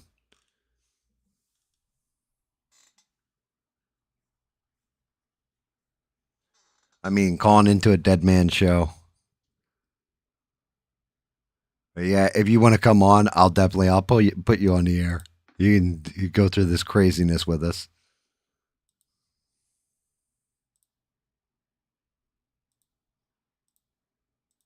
Is it freezing cold? How cold is it, sir? Oh, 0. They're saying around 3 degrees. Really? Any wind? No, we don't have no wind. I just popped my head out a little earlier. I'm at work, and there was not much wind, so I'm not sure of the wind chill factor. Well, that's good. I'll tell you, when you get below 0 and then you get wind, then it gets dangerous. Oh, but it's just so scary. Oh, you go outside, you just can't do nothing. The dog don't want to go out, no nothing. Not even the dog, huh? Your show has so much reality, it's almost scary. Well, sometimes it scares me. You know, the HARP system. Why do we do things that we just don't know what can do to us? I don't know, because we're adventuresome, sometimes really stupid. It's more stupid than adventuresome. Well, many times now, more and more actually lately, science is getting out ahead of our ability to manage it. Right. He doesn't know how true that statement is. Things are killing rabbits with designer viruses, and one of these days we're going to design ourselves a web we can't get out of. That's what's going to happen. If you could say what it was, what do you think it would be? What do you think is going to be our demise? Well, that's a good question. What will be our demise? My grandmother saw spacewalk. She saw war. She saw poverty. She saw the Depression. She saw so much. I haven't seen a fraction of what she saw. But when I think of I'm only 30, what am I going to see in my next 30 years? It's scary. All right, let me turn it around on you. I will think about your question. If we are to have a demise shortly, what do you think it will be? I think it's going to be the chemical warfare deal that you keep talking about, the disease problem, giving AIDS to the monkeys, to the what were you calling the chimpanzees now? Yes. And now, what if we're going to do something that we just can't get out of? All right. Thank you very much for the call. Anybody else? You mean like COVID? Yeah, they're talking about HARP. Yes. That's what I'm saying. And they're talking about diseases it's going to be some kind of biological thing we can't get out of. And of course, what do we know about it now? It wasn't a naturally transmitted disease, COVID. It was, not 1,000% verified, but it's like 95% verified. Shit came from a lab. So yeah, it's like, oh shit. And he's talking about this 30 years ago. You else want to tackle that one? Then you could just say there will be no demise. We will go on. We've been going on. We will continue. Plagues will come and go, even taking at times substantial portions of the population. But somehow man will continue. The planet will keep spinning. life will go on. Or on the other side of the coin, a big comet may plow into the earth, extinguishing all life as we know it. Don't wish that shit on us, Art. We may design a virus that will hop species and put us out with a wimp. So whimper. That part right there, Art, you have no idea how ahead of your time you are, sir. Right there. Yeah, that whole part right there. We may create a virus that may hop species and put us out with a whimper. I know. I did too when I was listening to this. I was like, what the fuck? Like, he doesn't know how spot on he is. I don't know.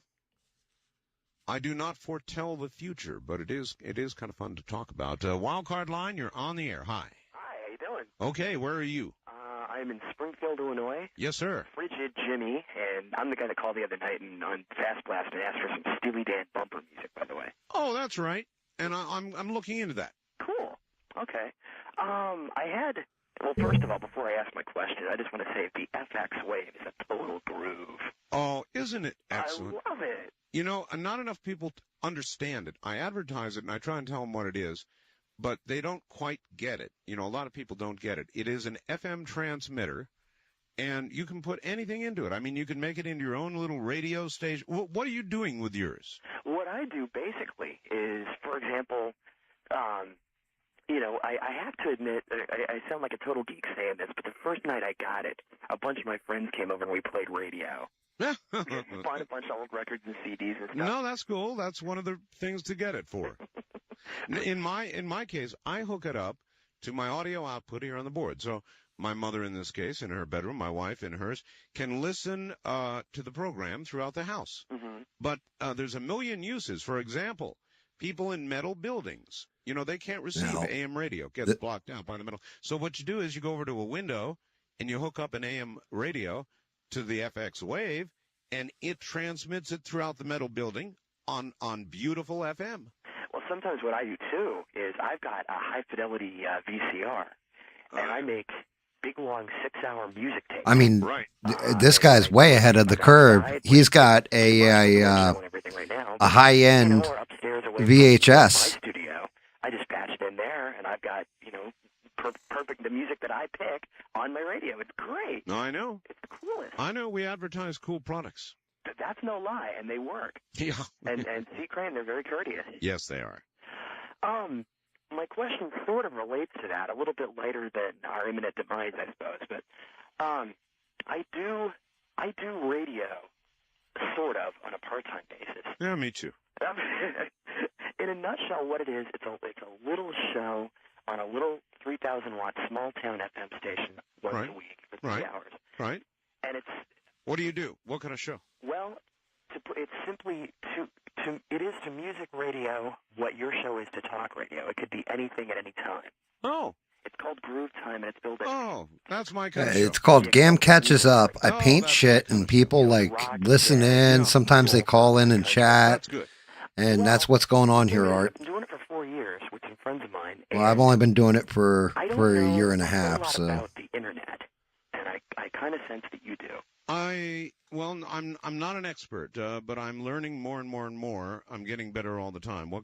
I'll try to answer something for you if I can. Okay, well, it relates to retrieving audio via like a Sound Blaster card or something. Yes. He said a Sound Blaster card. They haven't made those in PCs in a long time. Wants to put us on. Oh, go for it. You think so? Oh, yeah. Do you really think it would work? Yeah, if it's financially feasible for you, oh, yes, of course. That would mean that you could broadcast on the internet. I'm going to be doing it next month. Starting middle of next month, will be full-time stream audio on the internet. And so wait a minute. He was going to start streaming in 1996? Like, that'll never catch on, guys. I'm sorry, Art. It never catches on. Nobody ever streams across the internet and has conversations with people about all kinds of different things that they can call in on and express themselves and express their opinions. And, offer their life stories or any of it. We have no kind of format like that in the future, Art. I'm sorry. Sorry to disappoint you. It was a good try, brother. Good job on that one, though. Good try. Good try, man. But I hate to tell you, Art, it's not going to catch on. And it would mean that somebody could sit in Italy or the North Pole or the tip of South America and with a computer and a local access number of some sort, listen to my show. Well, same for you. How good is the audio? Do you know? It is approaching the quality, I would say, of AM audio. Okay? It's close to AM. Geez, if only they could get above AM audio. Now, I'm not as sure that it is ready for music yet. Now that I think about it, I see the nature of your question. It's getting better all the time. I think for voice quality, it's quite sufficient. But for music, it's marginal. It's got a little bit of a warbly sound yet to it. So there you are. I would love it if it would get there, because what we do is so different from most everything that's on the radio. And maybe, if we just had even just a few people in each different locale, if you're talking worldwide, eventually you can accumulate quite an audience. Like 134 subscribers. You're absolutely right. Listen, I'm short on time. You said you had something on our demise? No, I said this was something separate from our demise. Demise. All right, separate from. That's good. Thank you. All right, from the state of Illinois. Yes, the Internet. I really am a fan of this telecommunications bill. It's going to set everything loose. It's deregulation. It's a good idea. It's going to create competition. In the short run, maybe cable rates are going to go up a little bit. So what? Yeah. I'm beginning to wonder how long the cable companies, TV stations, even radio is going to be around. Spoiler alert, Art. They're pretty much fucking dead in 30 years. They're still hanging in there by a thread, but it's mainly because of online interactions, Art. But yeah, good call on that one, brother. Direct satellite communication, the internet, the web, all of these things. My show, my program, for as long as it remains popular, will follow whatever medium dispenses it or distributes it. Doesn't matter. Satellite, internet will be there. If there is an audience and there are ratings and people want it, the distribution system for it really does not matter. It's amazing. I swear to God, I've heard somebody say something almost in the same vein as this shit before. I don't know who. Caller, you're live on the air. Hey, what's going on there, Art? Let me tell you what's going on in Illinois, okay? I'm just outside, a little bit north of Missouri, and let me tell you, okay, we got this big problem with the fat guy who's the governor.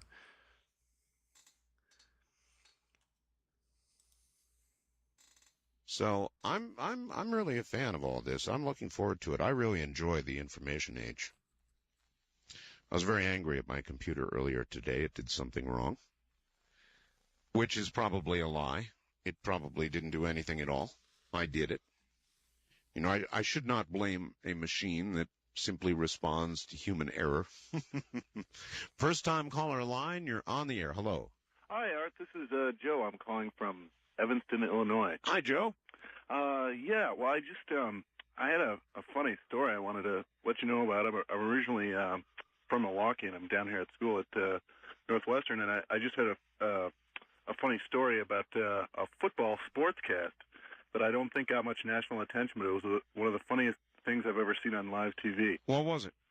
Well, the local sports team was down in Dallas, and they were doing coverage of the Green Bay Packers from Texas Stadium, and they had kind of a dual split-screen broadcast of the people down in Texas Stadium and the anchors back in Milwaukee. Right. And there was this local sports girl, and I'm not going to say any names or anything. Thank you.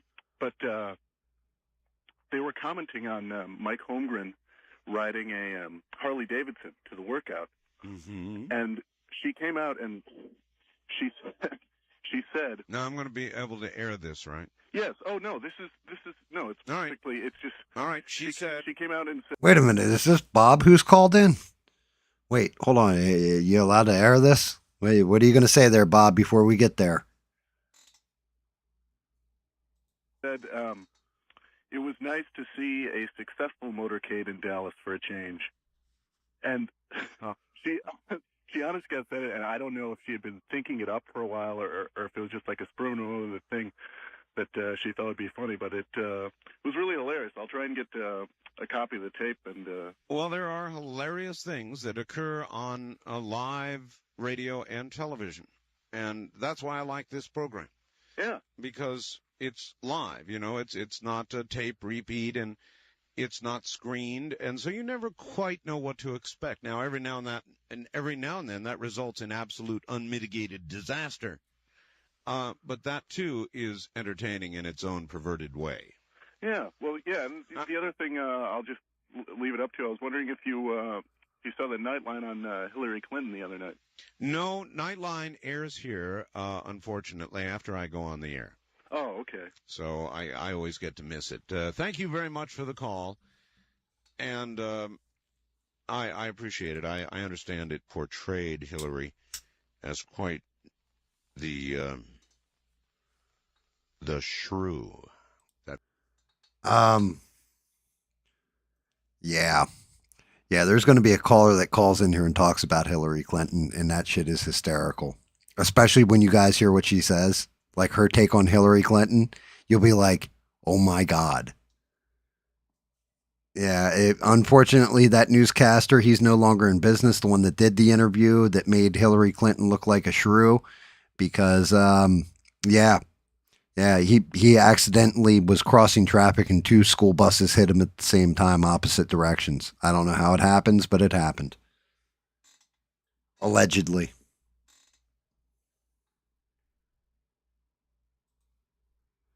Make sure you guys are smashing the like button, and hopefully you guys are enjoying this one.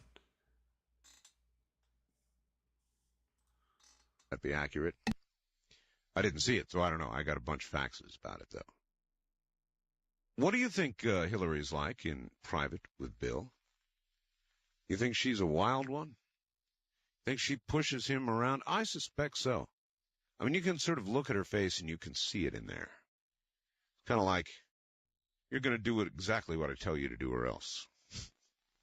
And then you look at Bill Clinton and you look at his face and it's kind of like, yep, I'm going to do exactly what she says. But, I mean, I could be all wrong. East of the Rockies, you're on the air. Hi. Hey, Art, spoiler alert for you. You got that shit spot on, sir. Congratulations, you nailed it. Hello, this is Catherine. I'm from Metairie, Louisiana. Metairie, Louisiana. I listen to WODT. WODT, who dat? Who dat station? Yes, right. Yes, indeed. Art Bell. Yes. Yes, you were talking about Hillary Clinton? A little bit, yes. What do you I don't think she's all that bad. You don't? No, I think she's a real soft little sort of pussycat. Pussycat? Think so? You know, I had a strange thing happen to me today. I went to the doctor. Just before you go on with that, sir. Sir? Not all pussycats are soft. I've got a 17-pounder here who could shred you like yesterday's newspaper. I believe you because I have a friend that has a cat like that, and I sat on my friend's bed, and the cat nearly tore me to bits. You see? There you are. Caller, you are in for a fucking shock if that's how you see Hillary Clinton. So not all cats are gentle. Anyway, you're right. You were going to say something else. Yes, I had something very strange happen to me today. I went to the doctor for an ear infection, and he wanted to give me a tetanus shot and a diphtheria shot. And would somebody drive a nail in your ear? Not at all. That's why I couldn't figure it out. And I was so angry because it frightened me. You know, I felt intimidated. I said, you know, I'm not really young. I'm a senior, you know. And I said, why does he want to give me, these shots? Yeah. I was afraid I'd be dead in 3 days. I don't know why. A terrible fear came over me. And I said, And that was, excuse me, you went to the doctor yesterday? today. Wait, vax hesitancy? Really? Go figure that one. Today? Yeah. Oh, well, you've got 2 more days then. No, I didn't take it. The nurse came with the shot, and I said, I absolutely refuse. She said, you know what? I said, you know what? You can do that. You can do that. I'll tell you something. I've got a bad back. I used to go to the hospital a lot for my back. Right. And every time you go to the hospital, just like clockwork, they send you in for an X-ray. Right. Well, I got sick of it. And finally I said to one doctor one time, excuse me, doctor, he was writing up the X-ray order. I said, listen, I've had a lot of X-rays. I'm beginning to be concerned. I really don't think I want to get X-rayed again. Right. And he stopped cold. And he looked at me and he said, you're right. I said, I am. Well, sure. He said, yeah, we don't really need to do this, and canceled it. We have a right to refuse, and I refused today. I definitely did not want that shot because I don't feel that my day and age I need a tetanus shot because I was afraid it would give me a tetanus. It would give me the lockjaw, whatever, diphtheria, whatever they wanted to give me. I just feel, I heard someone on your show one night say that he lived a healthier life and never got a cold or anything because he didn't get. Well, he may be absolutely right. You may be right to have refused the tetanus shot. On the other hand, in 2 or 3 days, you may begin drooling and die a terrible twitching death. But it wouldn't be from that. That's right. It wouldn't. But anyway, I wanted to go back to the question you asked earlier about how do you think that the end is going to come. Now, that was not me. That was a caller. It was a caller. That's right. Okay. Could I? It is a cool question. Yes. How do you think if the end is going to come, it will come? Yeah, I think it's going to be through chemical warfare because they said rain will fall from the heaven, fire will fall like rain from the heaven. Fire? Fire will fall like rain from the heaven. From heaven, I see. Uh-huh. But the world will not be completely destroyed, as you said. I think that this will be here to time indefinite. Well, there'll be people left. Trouble is, right. There'll be the politicians because they'll go deep down into the bunkers. They'll be left, right? Yeah, you have a point there. The military, if only we can do away with that. The military guys, they'll be left deep down in the bunkers, right? We only want good guys, so we can live in peace and harmony. But that is not the way it's going to work. In the Garden of Eden, I hope. All right, sir. I appreciate your call. I enjoyed talking to you, and I tried about 6 times. I kept getting, a ring, but then I would be disconnected. Yes, I know. The phone company. I was determined tonight because I have mental power, Well, it worked. Positive. It worked tonight. Thank you. All right, thank you. Metairie, Louisiana. Metairie, Louisiana. And New Orleans. I would really, and I'm thinking hard about New Orleans at Mardi Gras. I've never, ever seen, it's one of the things I have not seen is Mardi Gras. Would I enjoy it? Would it be worth making a trip down to New Orleans for that, well, some call it a pagan celebration, actually, and with the few photographs and pictures and motion pictures I've seen of Mardi Gras, it is kind of pagan and appealing. Would I enjoy Mardi Gras? Ah, well, coming toward the top of the hour, more open line talk radio next. The big political news of the morning is Bob Dole's fading fast. Wars is about 9 points ahead in New Hampshire, catching up rapidly in Iowa. So are you guys enjoying this? This craziness? This throwback?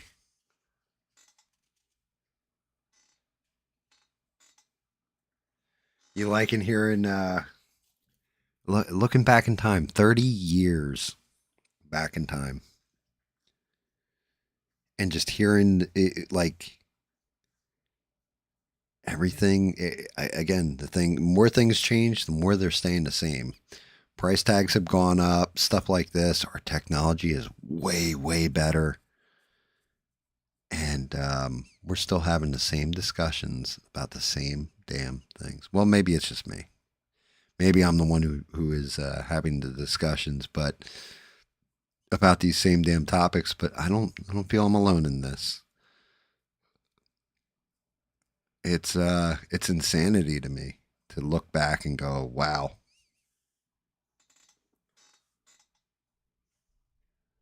Wow. So now he's telling us about the 96 presidential election, which, again, Bill Clinton is running again for his second term in office. The Republicans have their convention, and Bob Dole is eventually going to become the candidate. He's going to beat out Steve Forbes. He's going to beat out Pat Buchanan at that point in time. I'm going to hit play, let him talk about it, and grab a cup of coffee. And I feel sorry for Bob Dole, a man who has served his country well, a man who has devoted his life to public service, and most of it very good. Despite the art of compromise, he's a good man. But we do not have presidency by ascendancy in this country, thank goodness. And so maybe the natural thing is happening. And maybe that tells us the political process, even in the Republican Party, is still alive and well. I don't know. I don't think Bob Dole can beat Bill Clinton, so I'm not utterly unhappy about it. I certainly expected it, and so I'm just not surprised. But here you go. And so I see it now happening, and I kind of feel sorry for Bob Dole, because in a way he deserves it. But that's an emotional feeling, and my pragmatic knowledge tells me nobody deserves the presidency unless they'll make a good president. We don't just let them ascend through the ranks. That is not how we have get our president. First time caller line, you're on the air. Hi. Hello there. Going once, going twice, gone. Wild card line, you're on the air. Good morning. Good evening, Mr. Bell. This is Ben from Oregon. Hi, Ben. Say, could we talk about the ultimate in welfare tonight? What is the ultimate in welfare? The ultimate in welfare is when a man refuses induction to serve in the U.S. military. There's no such thing. And another person goes out. There's no such thing. We have only a voluntary military now. We're talking about in a past tense. I see. Oh, so it was the ultimate in welfare. Right. All right. Well, the recipient of this kind of welfare is the person that refuses to go to war. Someone dies in his place, and then he ascends to great heights in this country. Wait a minute. Goes to send other people off the war. This is beginning to sound like primary colors. Well, I'm going to tell you. Well, what do you call it when someone has an attitude? You go, I wouldn't go. I was too good to go. Don't do as I do. Do as I tell you. Uh-huh. Now, isn't that the ultimate in a welfare recipient? Well, I'm not sure welfare recipient is the right word. Other people would use other words, some of them quite mean. I'll tell you my attitude about it. I don't condone at all Clinton's behavior. That's for anybody who doesn't know, that's who I did, and you and I both know that's who we're talking about. But so I don't condone it.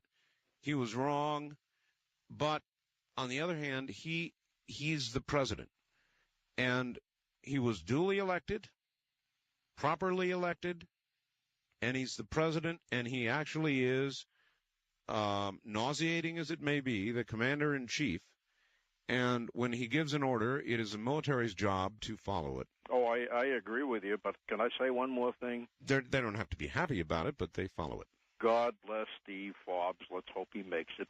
I thank you for the call. Yeah, that's the big news, boy. Steve Forbes.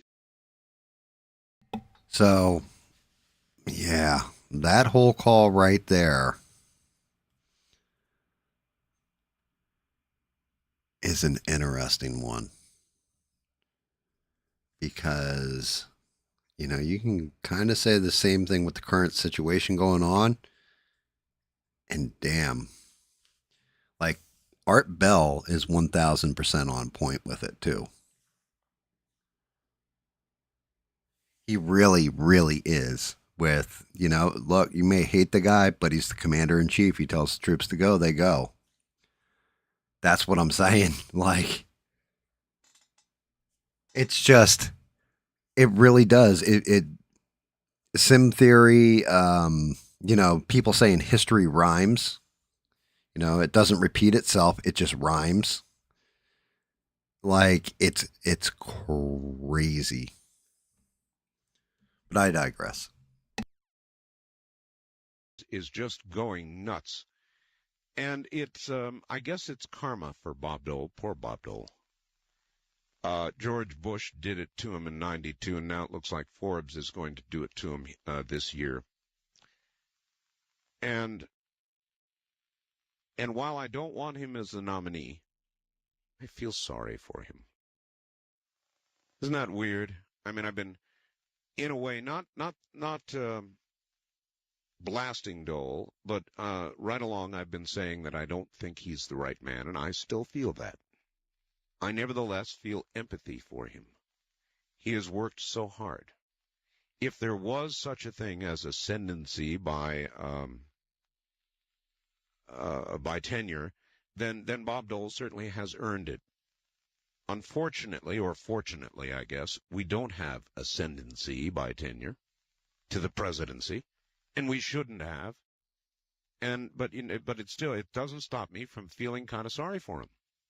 Wildcard line, you're on the air. Good morning. Good morning, Art. Turn your radio to the off position. I just did. You surprised me. Well, I surprise everybody. Where are you? Sacramento. KST, yes. I feel real bad that everyone seems to be doing what the press is orchestrating, and that's knocking Pat Buchanan right out of the race. Whomever they ignore is who I think they're afraid of. I also think they're afraid of Dole because he does look like a father figure compared to Bill Clinton. Everybody looks like a father figure compared to Bill Clinton. Especially when he does that thing where he swallows his upper lip. Oh God, like when he looked at his wife, I thought, if that isn't phony. But anyway, I honestly think that they have orchestrated a lot of opinion in our time, and this is just another example of it. If Dole ran, I do believe he would win. We would go reluctantly, like little kids. But no, I'm sorry. I think you're wrong. I really don't think Clinton can. And another thing you guys are doing, you too, is you say, I'm afraid he might win. Don't give it to him. Who said that? Everybody. A lot of people are saying, he's so smart. Who says that? I think I've heard you say it too. That he might win. About Bob Dole? Yeah, no, about Clinton. Oh, Clinton, yeah, he might win. In fact, Oh, I do. He's more likely to win than not. It has nothing to do with intelligence. It has to do with Clinton being the ultimate politician. Now, don't go by yourself. Well, Stop. All right. Take a deep breath. Now, look, you see through the man, but let's flip the name Clinton out with Newsom. It's the same things we're saying that I say all the time about Gavin Newsom. Everybody goes, no, he can't win. But that's just it. You see through him because you're smart. You're informed and all that kind of stuff. But he is a slimy. He is exactly like Art Bell just said about Clinton. He's the ultimate politician. He's a politician. And he's good at being a politician. It's freaky. Absolutely insane. Read the polls, ma'am. The polls are not wrong. Most people in America don't see through them. He tells people what they want to hear. They like that. They're going for it. All right. I think you're counting on a lot of people voting who, if there's one thing that's going to save this country, if the militias want to do something really worthwhile, and all the Republican women's clubs, go check out how elections are handled, because we've had scandals in our county. They had them in San Francisco when Willie won, and I believe they've had them nationally. And I think we have to really review how votes are counted and policed in this country. Otherwise... Now you're talking vote fraud. Yeah, I really...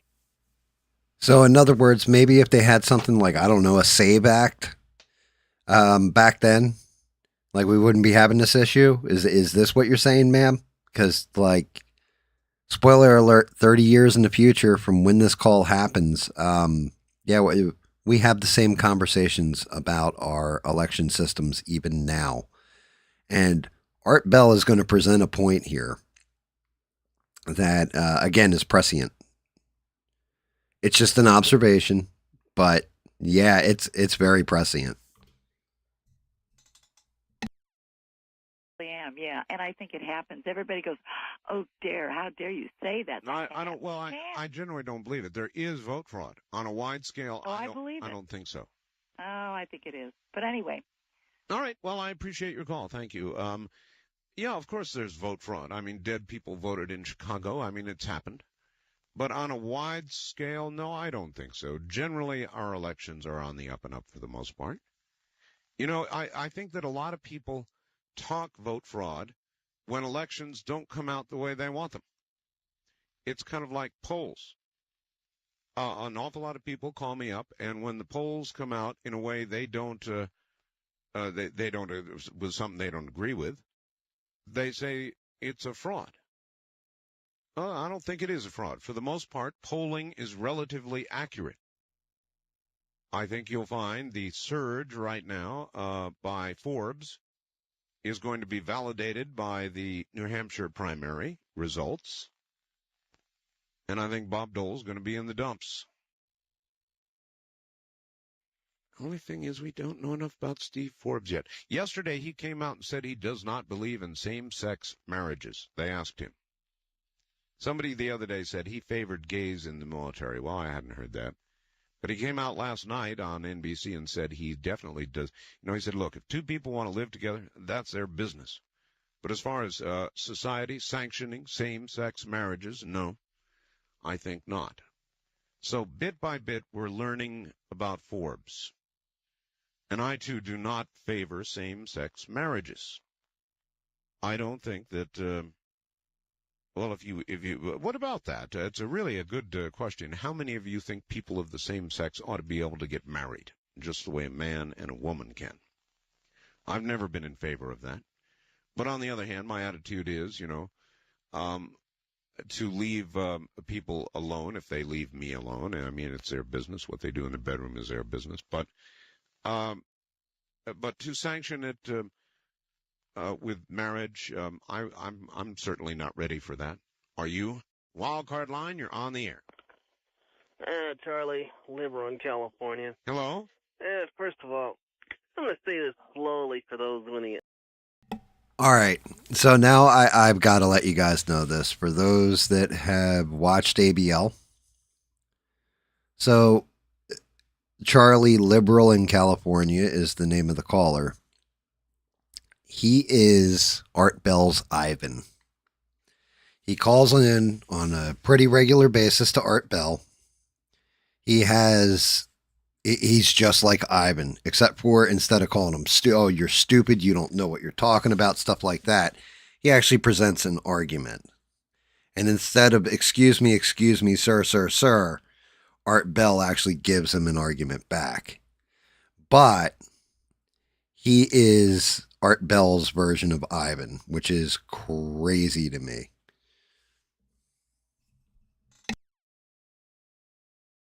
And the audience were excited about DuPont. Say it slowly, Charlie, so you get it right. So obviously DuPont? Excited about DuPont? Is that what you said, Charlie? You need to slow down a little more, I think. Not DuPont, Forbes. I get all those rich Republicans. Just slow down. DuPont, Forbes, Bush, they're all yuppies from, born into wealth and not knowing anything about the common guy. Of course, I guess that's true with most conservatives anyway, whether they were born that way or not, isn't it? Well, let me just say about this Forbes guy that... How you doing down at the border, Charlie? Down at the border? Yeah, you are a border guard, right? U.S. Border Patrol agent? No, I'm a U.S. Customs agent. Oh, I'm sorry, Customs. That's right. Yeah, we're kind of interested in other things. Anyway, let me just say that as far as I'm concerned, I think if this guy were to win the nomination, which he won't, I think what he's going to do is damage Bob Dole and beat him up all the way until Bob Dole eventually gets the nomination. But if he were to get the nomination, yes, Bill Clinton's people would be throwing a party, an absolute party. You think so? I think the thing about Bob Dole can stay within 10% of Bill Clinton. which means if Bill Clinton makes a major mistake, Bob Dole can win. But wait a minute. Bob Dole can hardly stay within 10 points of Steve Forbes. Well, I think Steve Forbes threw $10 million at the guy of negative commercial. You know, the thing about Steve Forbes is that Steve Forbes, I mean, he's a paper tiger. He's going to fall all apart. And the thing about Steve Forbes, you put Steve Forbes in there against Bill Clinton, you're talking about a slaughter. At least Bob Dole, I think, could hold his own. And so... Well, what you really think is that the election would be close, maybe 8 points, 4 or 5 points even, and Clinton would win if it was Dole. And you're scared to death of Forbes, and you just won't admit it.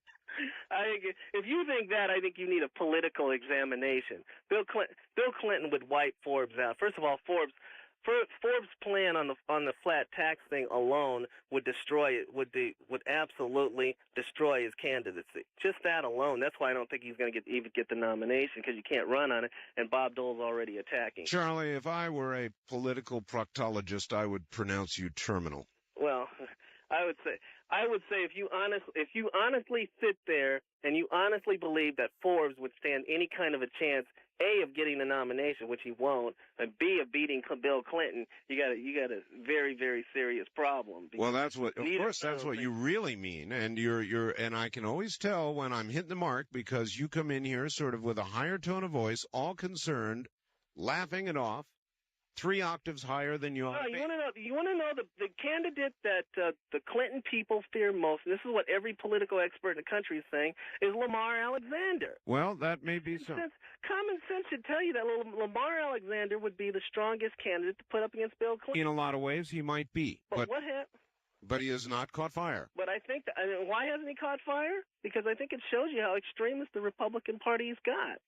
You look at. That's not altogether untrue. But the extreme of your party is just as far out there, Charlie. Well, all I can say is that if you run a guy who the first thing he's going to do is get rid of one of the major tax deductions as far as homes. Home mortgages. You can't run on that. Yes, you can. And then part of it. Yes, you can. Look, and I'm a homeowner, and I take advantage of that every year like clockwork, Charlie. But I do believe Forbes when he says that the extra money that would go in pockets like mine would more than make up for any deduction, home mortgage deduction that I get. Pockets like yours, forgetting about pockets like some people are going to end up paying more taxes. And I mean, it makes absolutely no sense. And then you've got his own Republican people saying. Look, I'll tell you, Charlie, I'll be plain with you. I'm in the 38% bracket now. Okay. 17% looks pretty damn good to me. Yeah, it looks pretty damn good to you. Unfortunately, there aren't a lot of people in the 38% bracket. There's a whole lot of people in the who make around $40,000 a year who are going to be paying more taxes under this guy. I mean, that's not true, Charlie. The average family making around $40,000 would pay less, not more. Well, I think what you have to do is you look at the guy Forbes and start to use common sense and realize that Bob Dole is the better candidate. He's not, Charlie. Well, I think he's going to be your nominee. And unfortunately, what Forbes is going to do is instead of Bob Dole wrapping up the nomination early, he's going to have to fight this Forbes guy. He's going to end up spending a lot of money, and he's going to end up getting the nomination all beat up. That's what's going to happen. Well, that might happen. That is the political process. Thank you very much for the call. Yeah, I don't mind telling you. I'm now in the 38% bracket. 7. So let's just break that down, right? And again, this is where I always say, like, this is where I appreciate stuff like, I got to say it again, shout out to Melissa, who called in, has a different political view than mine. We disagreed. We discussed. Conversations, everything else, done, respectful, still listening, still cool. Everybody was still like, fine, that's fine. We can dust it up and everything's good. Nobody insulted each other. Nobody muted each other. Nobody was nasty to one another. Stuff like this. Those two have a severe difference of opinion, right? this is the way it should be done if somebody's arguing politics, because it's the way it was done back in the day. Now you get, like I was saying, excuse me, sir, sir. Well, I'm gonna mute you. You ain't going to talk over me. This is my show. But you noticed every time Art Bell started to speak up, he kind of went quiet and then continued his argument afterwards.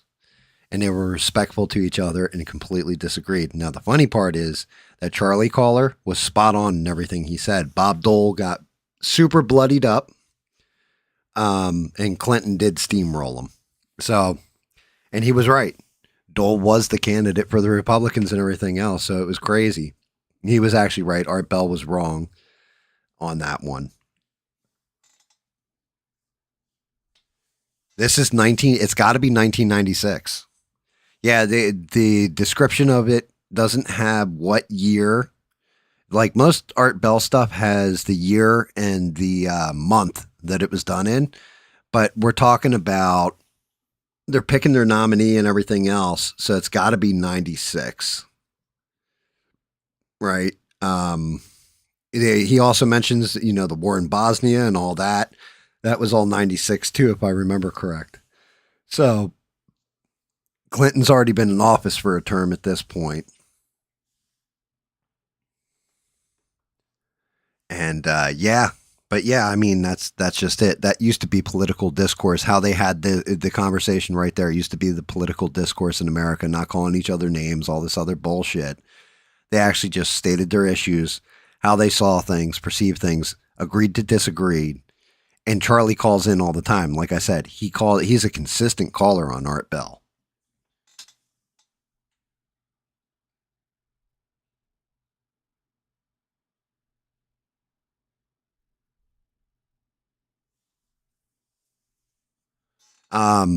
We've declined with respect to each other in a way, but at the same point in time, and yeah, she did talk over me. She was passionate and she wanted to get her point out. And I don't know if she was afraid I was going to cut her off, and she did speak over me a lot, but I would wait until she took that break in the conversation. And then I would say what I had to say, and then she'd continue. You got to have at least that modicum of respect. And I really, you're on the air and you kind of, it's the first time you're talking to somebody, your nerves get the better of you. So you do want to get your point out there fast. I can understand that. I can appreciate it. And then some people like to talk a whole bunch, but you can talk a whole bunch. And my questions were simple ones. All I had to do was ask a simple question. And then I wasn't looking for, points on her. She wasn't looking for points on me. It was more just, here's my point. Here's my point. Let the audience decide. Which point do you agree with? Which do you not agree with? Do you see it this way? Do you see it that way? And maybe you took something from her side. Maybe you took something from my side in that discussion, but that's the way it should be done. What's up, Rebel?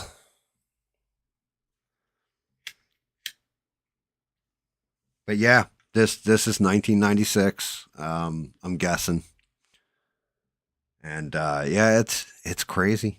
It's crazy. The shit that gets discussed is insane. 17 looks good, but even if I were in the next lower bracket, 17% would look good, and that would encompass most of America's middle class. I'm not completely sold on the idea yet, but I am interested in it and in Forbes. And there is more to Forbes than just the flat tax.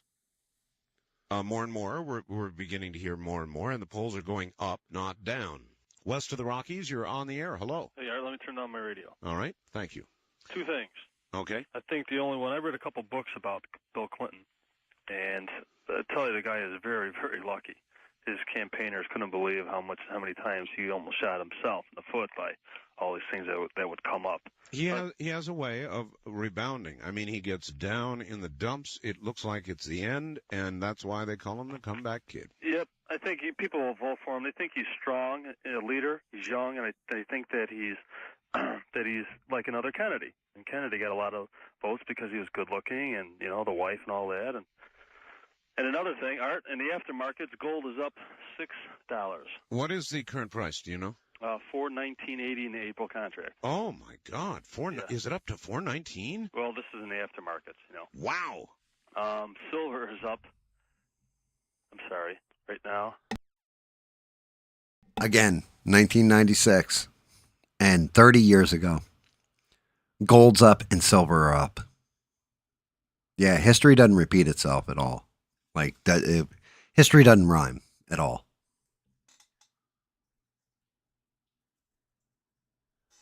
Yeah, it doesn't.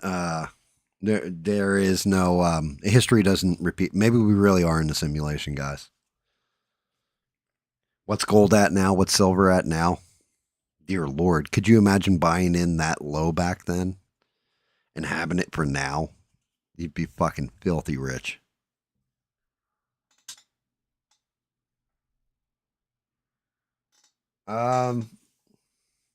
It could be 95. Right. Well, I mean, let's do some maths. Let's do some quick maths. So you got Reagan's presidency was 80, and then 84. That takes us to 88. That's Herbert Walker Bush. That takes us to 92. 4 years of Clinton. So it could be ass end of 95, like November, December of 95, or January, February 96. It depends. When's the New Hampshire primary, for the Republicans?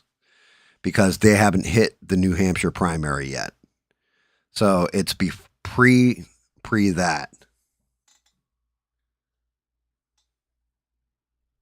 They were talking about Bosnia. You did hear correctly. Yes, that is a thing.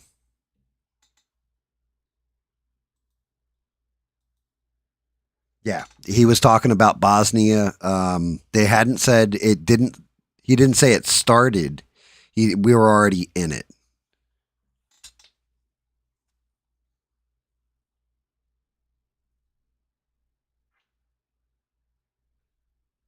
When is Groundhog's Day? What's up, Ian? What's up, Bob?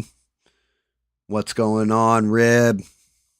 Any new news before I continue on with the old news?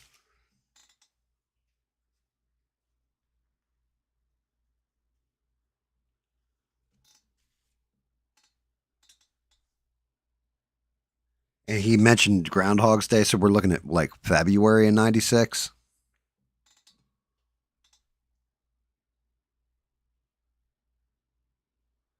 And yeah, I mean, so the war ended, but it doesn't mean everybody left. You know what I mean? We might have been withdrawing. Like, that's just it. People think, oh, well, the war's over, and everybody just goes home the next day. It's not the way it works, especially not in 95. They would have pulled out extra slow.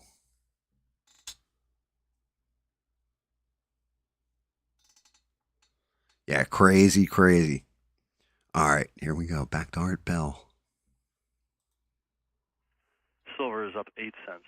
8 cents, huh? From the New York close, right? Well, I am not surprised. I'm not surprised on the gold. And I'll tell you something.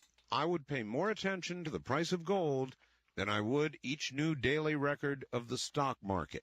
Yeah, I know. Gold is outperforming and silver, and it's, I don't know. It's since January. The beginning of January, it's at 389.80 or something, and that's a huge move. Oh, huge. Yeah. And I'm very pleased personally about it, actually. I've been telling people about gold for a long time, and now here it goes.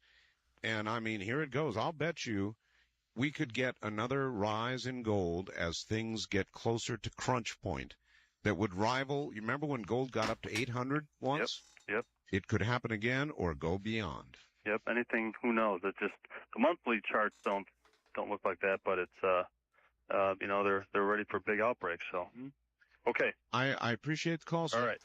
We'll be right back. Interesting facts. You may not have heard, but yesterday in San Diego, the U.S. extra slow crossing southbound was closed for 5 hours because of a near riot. A church apparently formed a group called Pastors for Peace. They organized an effort to get computers into Cuba to assist in medical care. U.S. Customs received info weeks back about the effort, challenged the church with potential criminal action should the group attempt the border crossing. Customs said that due to long-standing embargoes, no computers go to Cuba. The church rented trucks, had over 300 computers for what they say is to help the many people who are being seriously hurt by our embargo. So the whole border got closed down going southbound for about 5 hours. There are a lot of border guards. There's military. I think that we are anticipating some difficulties at the Mexican border. That's just my take on things. First-time caller. So wait a minute. We're talking about the Mexican border. And we're talking about Cuba, too? What?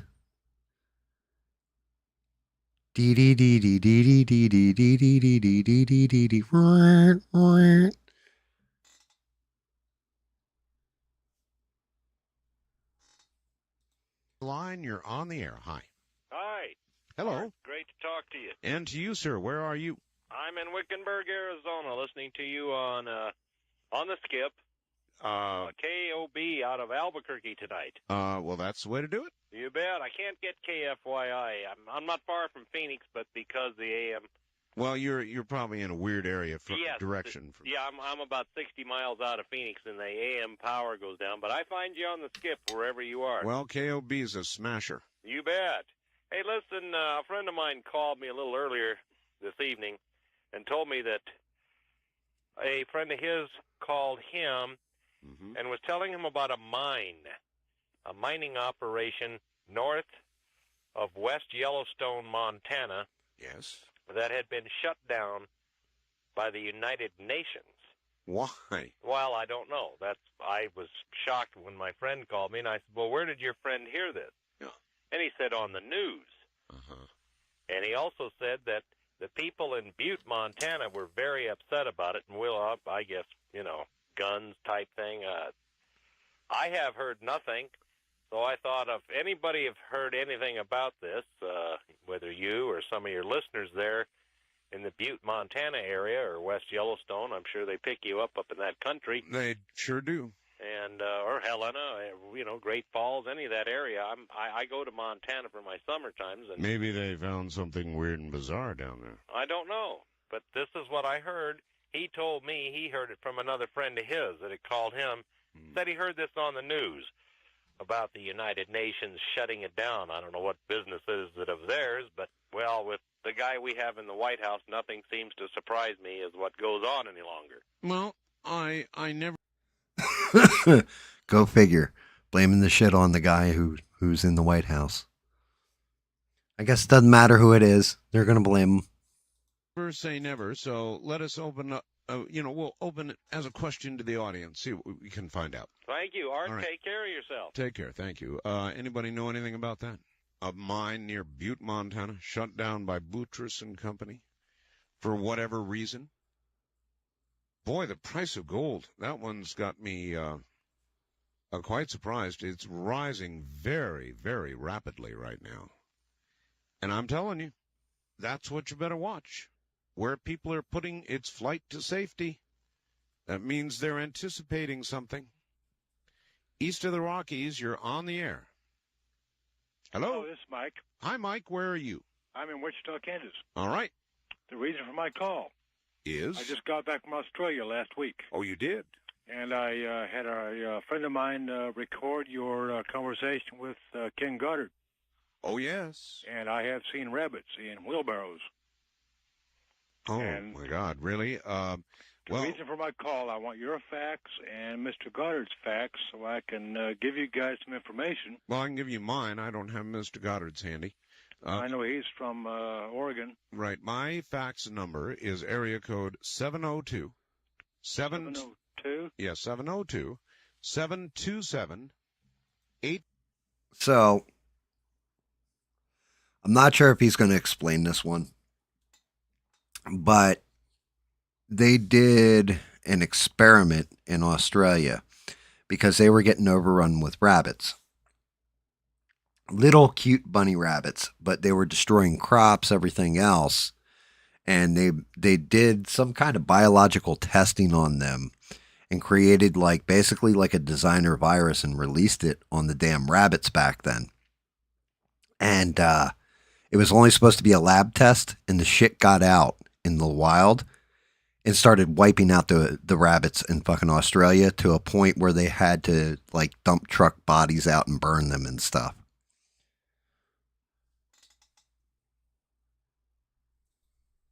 $499. Now, make a note.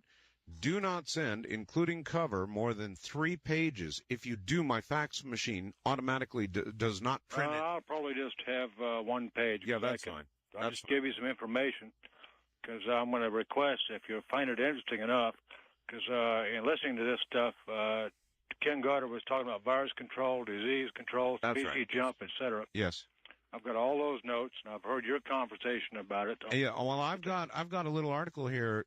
Ken Goddard was saying that rabbits are not closely related to primates, and the day after he said that, an article came out saying, guess what? Rabbits are closely related to primates. Yes, they are. I saw that article as well. So but I have my notes here, and I would like to send you a fax, and I can probably find Ken Goddard's number anyway. I know he's in, where's my notes at? He's at, not Eugene. He's in, well, I got my notes here. But I would like to send you a fax. Hey, he just shouted out Eugene. Even back then, Eugene's music was popular. Regarding that, because I just got back from Australia. I was there visiting, and I took a little trail to the outback, and I saw dump trucks full of dead rabbits. Yep. I know. Amazing. They're dying by the millions. It's amazing. I know. I appreciate your call, sir. Thank you. They're dying by the millions in Australia. It is a designer virus. It was on an island off Australia, and they thought nothing can go wrong. We will simply test it on this island. But, of course, it got out. And when it did, and the rabbits began dying by the millions, at first the Aussies clapped and yelled and screamed because they've got a plague of rabbits, and they were really happy. Now it may well be that they're beginning to get a little worried because all the rabbits may die. Before they do, they may pass this on to another host. And it is a form of hemorrhagic fever related in some way to Ebola. Same family, same idea. Dissolving organs, that kind of thing. And one of these days, we're going to do something we're going to be very sorry for. It may not be this day, but one of these days, east of the Rockies. So, Art, I'm 30 years in the future, and I can tell you there's this thing where they took a bat virus and put it in the lab. Okay, Art, you're not going to believe this shit. And then they started doing experiments, and they designed the virus to jump many generations from a bat to a human. And then one of the researchers accidentally got infected with it and took it out into the public square into a wet market right near where he was working. And it infected the entire world and shut down the world's economy and caused a major pandemic. Just a note from the future, Art. You're on the air. Hi. Hello, Art. This is Forrest in Lexington, Kentucky. Yes, sir. Yeah. You were, over the past couple of days, you've been asking about Clinton's insurance bill and health bill. Well, this Kennedy-Kassenbaum bill that would mandate that insurance companies would accept you when you get sick, even with some sort of prior condition, yeah. Yeah, if you'll take a look at Kentucky's H-Bill 71. Right. I believe you'll find it word for word. Probably. Since the House passed that bill, my insurance premium has gone to 300%. Wow. Well, how could it not? I mean, if people are allowed not to get insurance until they need. It's like saying you don't have to have car insurance, but listen, if you get into a terrible accident, you go down to the Allstate or whoever, and they're forced to sell you insurance and pay off on the accident. I don't think so. Well, that's what they're doing here. We've got a morning talk show that comes on directly after yours does. Right. After you go off. Well, it's an hour after, but you've still got... Art, again, 30 years in the future. Where do you guys get Obamacare? You're going to love that shit, Art. An hour we don't hear. Right. The talk show personality is Keith Raines. He can fill you in more on that if you can contact him at your local affiliate, and I'm sure you've got the number. Sounds like he'd be worth talking to. Yeah, he's.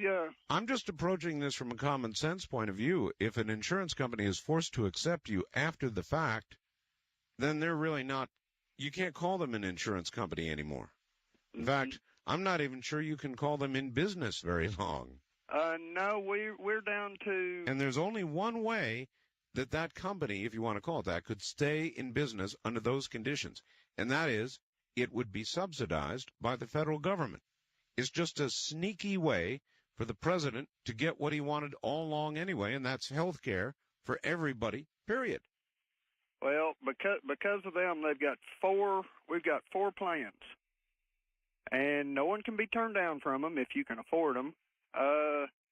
The majority of the working people, and I am in that class, aren't going to be able to afford. I'm not going to be able to afford to keep my family insured after my policy runs out in about 3 months.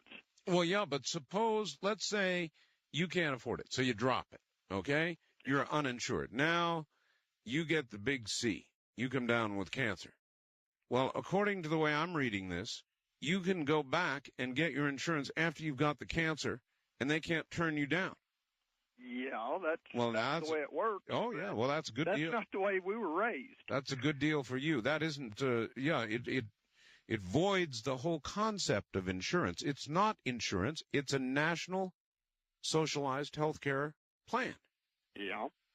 So, there are two segments to the Kennedy-Kassenbaum bill. One is portability, and I think that's fine. If you're buying insurance, there's no reason that you should lose it when you change jobs. I'm all for that. Easy to do with legislation, but this you cannot be turned down business removes the very basis of the idea of insurance. And companies will insure you based on risk. In other words, as you get older, insurance costs more. If you are a risky lifestyle, it costs you more, and so forth and so on. And based on that, they can eke out a profit. But if you are allowed to go down and run and get insurance after the fact, then who's going to carry it? Who could afford it? The people who do carry insurance would have such a burden placed on them, premium-wise, to take care of all those people who wouldn't go down and get it till they get sick, that the whole thing would collapse. But it wouldn't, you see, because the government would subsidize it. So then what would we have? We'd have the Clinton plan right through the back door. East of the Rockies, you're on the air. Yes. Here's a shocker from 30 years in the future. Apparently, Clinton likes to go through the back door quite often. I'm, just going to leave that one hang out there. Art? Yes, sir. This is Jeff from just outside of frozen Memphis, Tennessee. How frozen is Memphis? Well, it's compared to what our northern relatives have to put up with, not very much. But I've heard another big snowstorm is headed to the northeast. Yeah, Memphis has a magic snow dome over it, and if there's snow coming this way, it'll either go south or north of us. Don't ask me to explain it. It just continues to happen that way. Well, maybe you guys live right. I don't know about that. What I wanted to talk about is something I've been anxious a subject I've been anxious to broach with you for quite some time. Yes. Have you ever heard of a phenomenon called the Bell Witch? The Bell Witch. Right. You're not saying something about my wife, are you? No, not at all. Okay, all right. Not at all. I'm sure she's just lovely. I'm sure she's wonderful. I'm just kidding you. No, I understand. What is the Bell Witch? The Bell Witch is a well-documented paranormal phenomenon that occurred back in the late 1700s and occurred through into the early 1800s. When I say well-documented, it's well-documented by most of the prominent Tennesseans of the era, including Andrew Jackson. Yes, sir. It was a entity which was called by the common folk the Bell Witch, although was not a human entity by any means. There's been different theories. One that it was actually a dispossessed demon. One that it was possibly even an alien entity.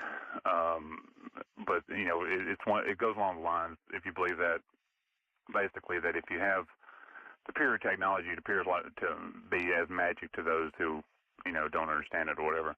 But there's lots of documentation about it, and the reason I wanted to bring it up to you is I remember way back during your Halloween show, you made a mention that if there was a haunted house that someone knew that was very well documented, a very haunted house that you would like to know, and I can't remember whether you said you'd just like to visit there one day or whether you'd actually like to do a show from there one day or whatever. Well, there's not a house involved with the Bell Witch legend anymore. I wonder if I would do that. I mean, I have a big mouth, but if it was really a haunted house, would I go there and do a show? I might. Well, let me tell you this little story. And there might be dead air about in the middle of it. That's true. That's true. The Nashville Tennessean sent a reporter and a photographer back in the 1980s on Halloween night to do a story on the Bell Witch. Great assignment. Yeah, right.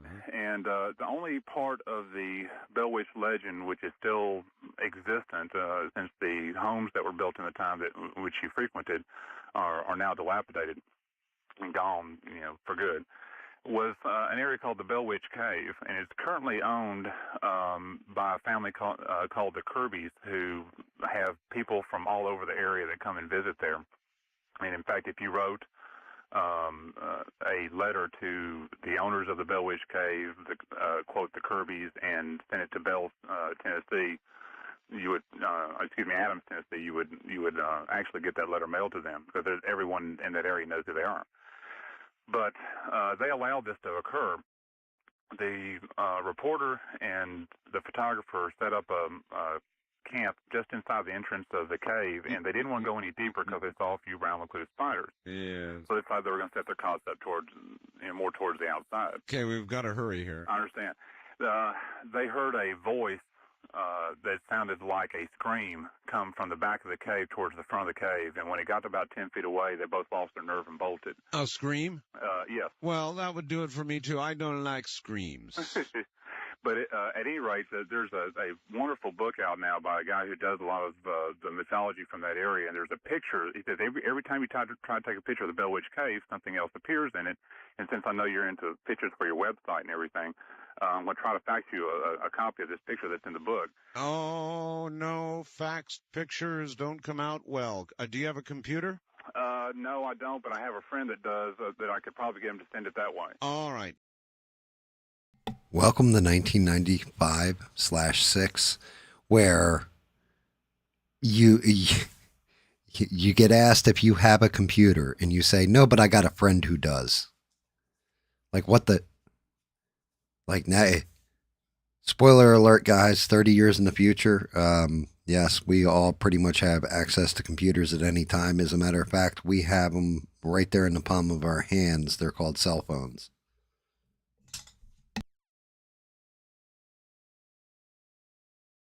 If you can do it that way. And if you would, include permission to publish it as well. And I will give out my address. Thank you very much. I publish these kinds of pictures. You know why?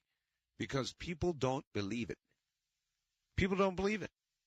And now, fortunately, we are squarely in the information age, so that I can share this, whether it is by newsletter or a computer or the World Wide Web. I get these photographs, and instead of sitting here and describing them to you on the radio, I copy them, I scan them, I make them available, and you guys can sit out there. And by the way, while we're on, I have scanned, with limited luck, the moving video from the UFO in Mexico is very good. I've got a still that I have plucked from the moving video. And it's tolerable. It was kind of dark, but I think that I may post it for you to see. They are having some sightings, I'm telling you, right now in Mexico that'll blow your mind, and I've got a still, and I may make that available as of tomorrow. We'll see. On our first-time caller line, welcome to the program. I was first introduced to your show. I heard it about 6 months ago, and I heard a bunch of interesting things that were going on in the world, you know. Yes, sir. And to put it straight, I'm a Christian, and I study the Bible pretty much. That's fine. On the phone right now, we have Danny Boss calling in. Danny Boss has just called in to Art Bell's show in the past. It's just phenomenal. Some of the things that I heard you speaking about, or some of your guest speakers, were actually saying some things, numerous things that the Bible predicted for end-time prophecy. Well, it's true. Some of the guests I bring on talk of those kinds of things. I'm going to have a guest like that tomorrow night. Yeah, I heard about the Mayan calendar. Mayan calendar, And some biblical scholars get angry when I have that kind of a guest. Others find commonality in what my guests say with what they see in the Bible. Right. Reading the Bible. Right. And apparently you find commonality. Exactly. Some of the things that you had meant that were talked about with the United Nations kind of taking over control of things, the Bible predicts that there will be a one-world government in the last days. You've talked about earthquakes and pestilence or disease. Yes. Jesus himself had predicted in the last days that there will be famines, earthquakes, and disease in the last days, in a generation that saw. Yeah, but also it says no man shall really know the time. Exactly. So we have earthquakes, we have famine and disease. As a talk show host, I have simply noted in a very secular way, and I watch the news very carefully, there is a lot more of it going on. Now, I don't put a religious significance necessarily to it. Right. But you can interpret it any way you want. It is on the increase, and I call it the quickening. Sir, I've got to run. Thank you for the call from Delaware. We're going to break here at the top of the hour. We'll be back with more from the high desert. I'm Art Bell. Dear Art, under the four... Crazy. It's still going too, guys, but yeah, it just...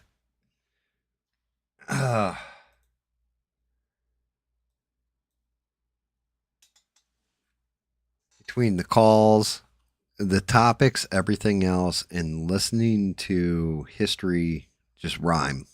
Like, it's not exactly repeating itself, but it's fucking pretty close. And to know that 30 years ago, they were having the same kind of conversations. The main difference I'm noticing at this point is the technology. Like when they're discussing technology and he's discussing like, you know, you can look me up on the World Wide Web. Like, you know, I'm not Googling it, stuff like this. Like it doesn't exist yet. And it's just, it's crazy though. Everything that changes stays this fucking same.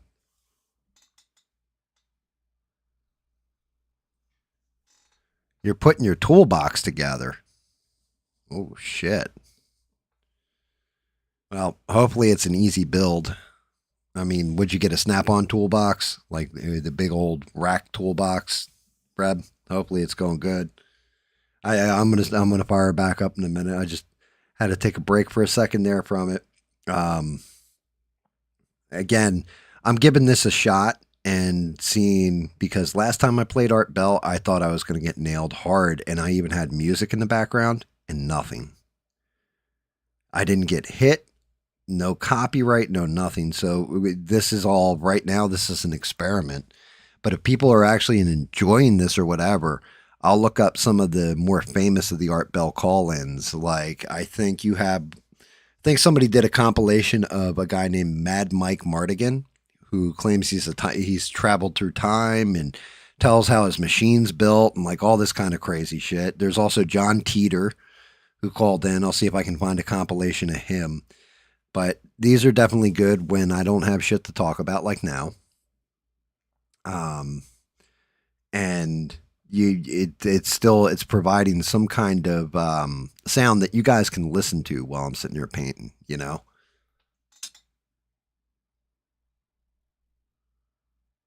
Very nice, Rebel. Very awesome, dude. You know, congrats on that.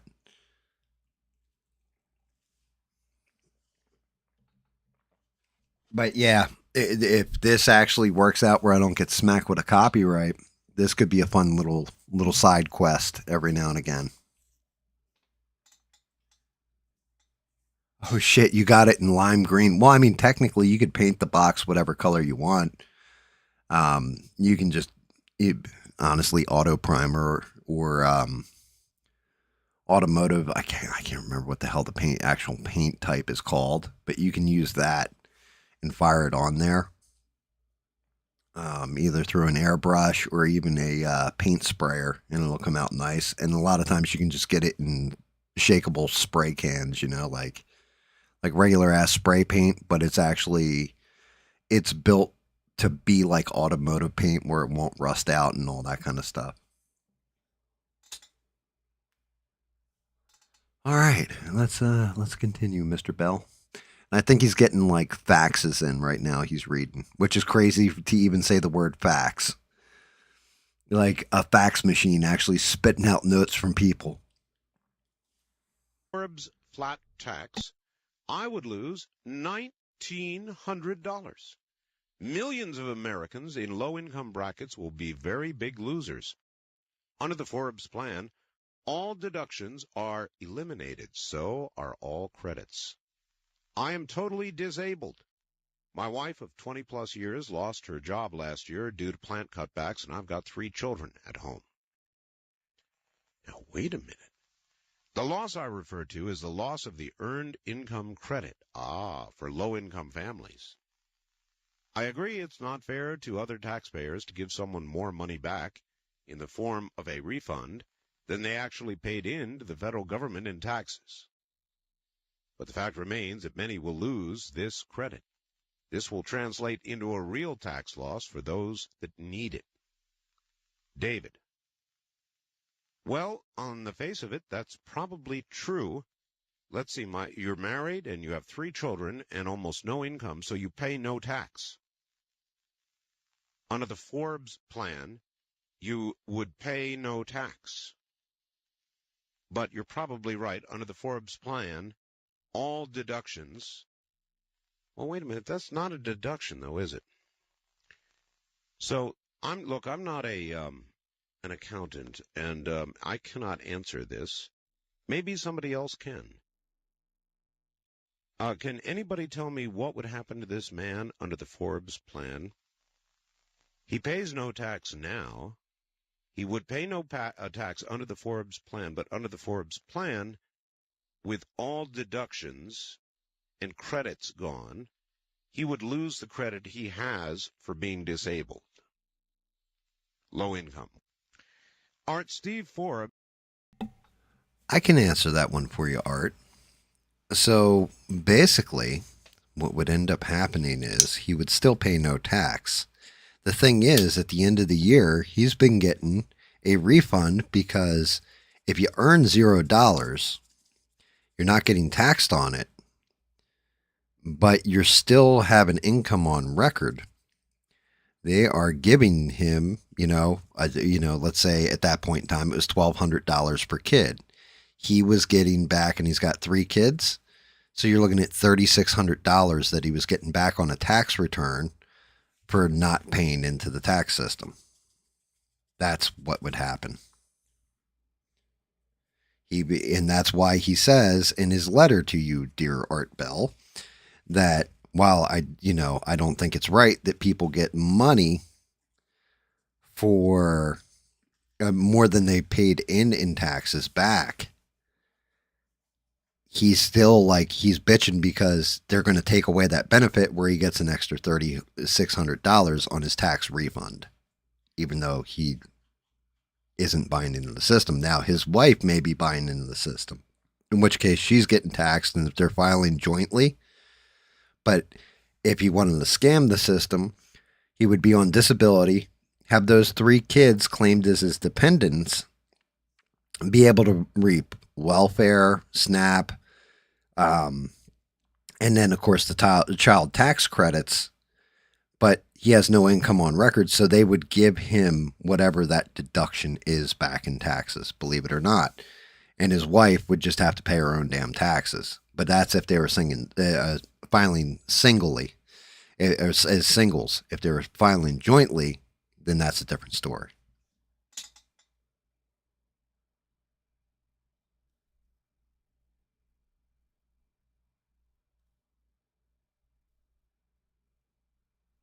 Dude, that's awesome. Yeah, like that Kawasaki fucking old school, like, dirt bike green. Nice.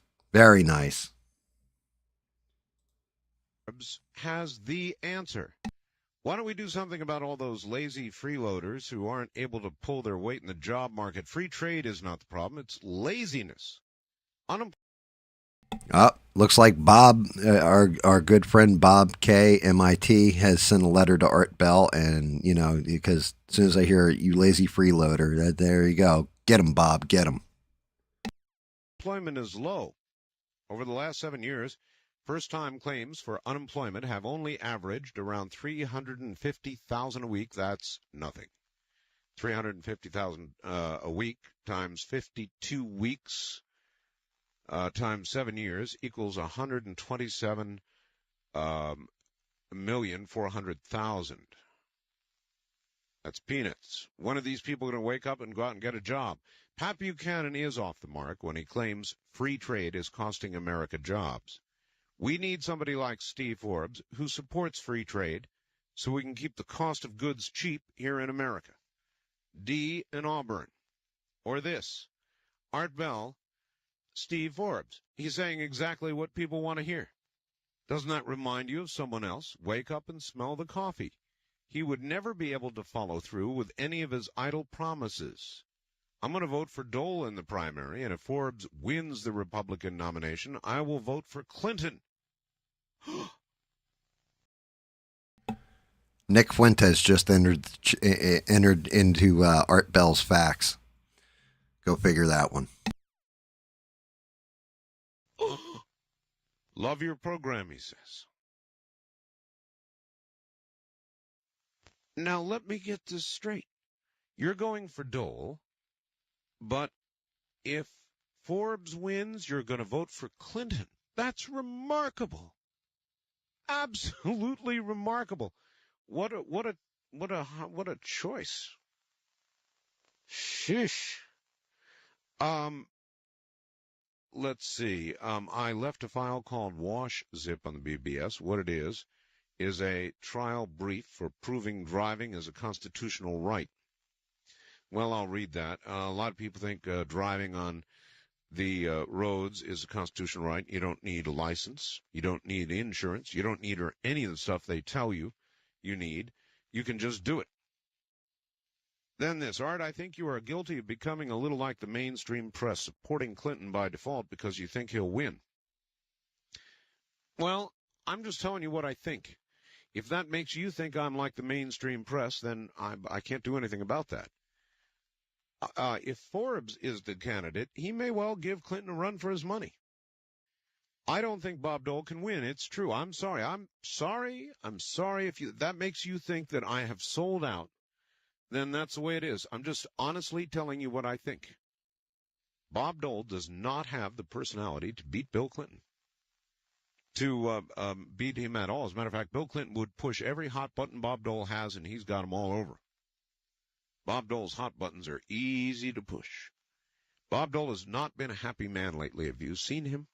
Since the answer, if you call it that, to the State of the Union address, Bob Dole has been frowning. He's obviously unhappy. He knows he's in trouble. He knows a repeat of what occurred in 92 is about to occur again. And frankly, he's a good American, and I feel sorry for him, but not sorry enough to say that he should ascend to the nomination in the presidency should he be able to win it as a king would ascend to the throne. I just don't feel that way. Then anyway, this person goes on. Clinton cannot win. You don't give Americans enough credit, and they're fed up, and not that finicky. Be careful how you think. You are too quick to believe the polls. How do you explain the incredible upset of the 94 congressional elections? That wasn't an upset at all. Everybody expected the Republicans to do very well, as a matter of fact, and they did. So that was not an upset. Polls were correct. People were fed up. But with regard to President Clinton, I'm sorry. I really think he is a hell of a politician. Not president, but he's a great politician. Absolutely a great politician. West of the Rockies, you're on the air. Hi. Hello there. Yes, hello. Hello. Hi. Where are you? This is Marie from Palm Springs. Hi, Marie. Hi. You know what I wanted to ask you is last week you had said something about smallpox Yes. was coming back. Yes. Okay, and then there was a doctor on the air that said that there hasn't been any cases in 10 years. Oh, there has been. There has been. Yes.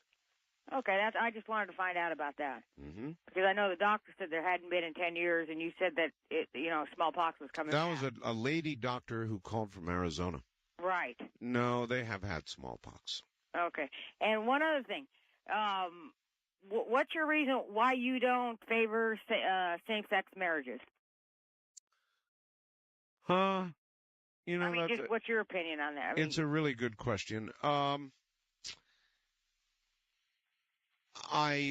not into butt stuff. Right or wrong. I just want to know why you don't think it's because right. I feel it's unnatural. But it's not unnatural for them to live together?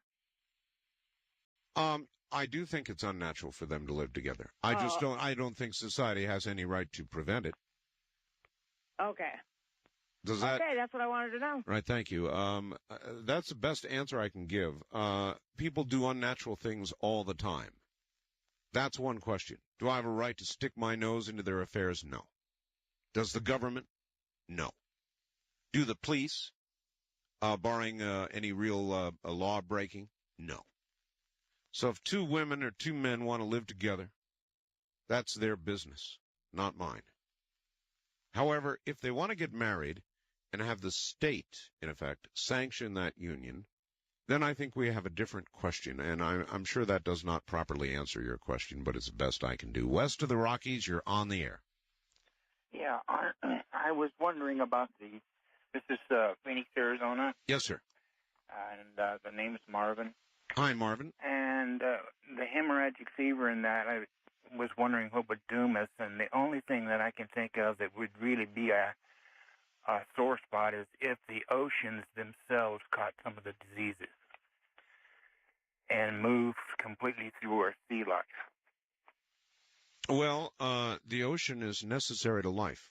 Yes, it sure is. And the oceans are in trouble now.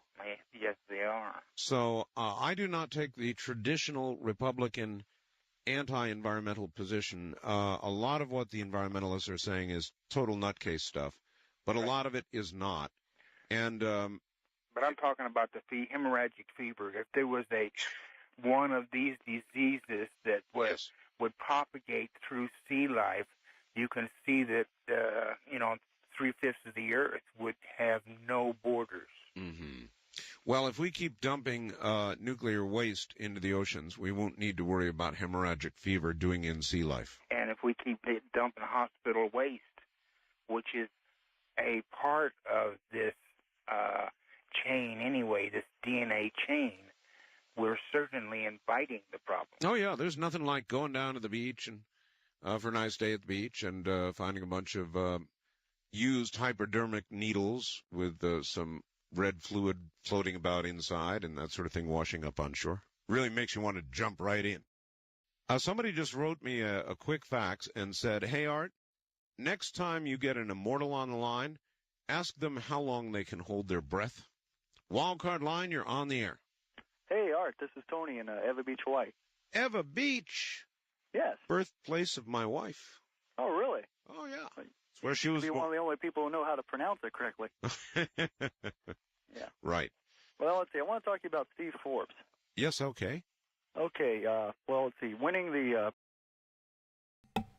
You know what's hysterical? Ian just said it. In the 90s, yeah, politics wasn't on my damn mind either. I was too busy getting drunk, getting baked, and chasing women. And working my ass off. Like, that was the 90s for me. It was a fucking party. I was not worried about politics. I didn't know shit about shit when it came to politics. I loved Bill Clinton at that point in time. And why did I love Bill Clinton? I remember watching him on Arsenio Hall playing the saxophone and shit. All this other stuff. You know, cheering him on with the whole Monica Lewinsky scandal. And then as an adult, now I look back on it and I'm just like, dude, that is fucked up. You're the president of the United States. You take a girl that is just above that age line, who's just an intern, who's young and impressionable, and you are the most powerful man in the country, and she works under you, and you make her work, well, under you. And you're married on top of it and all this. Now I look back and I'm like, damn, that's actually technically, legitimately, morally depraved. But at the time, I felt a whole different way because I was young, dumb, and wasn't paying attention. So I'm right there with you, Ian.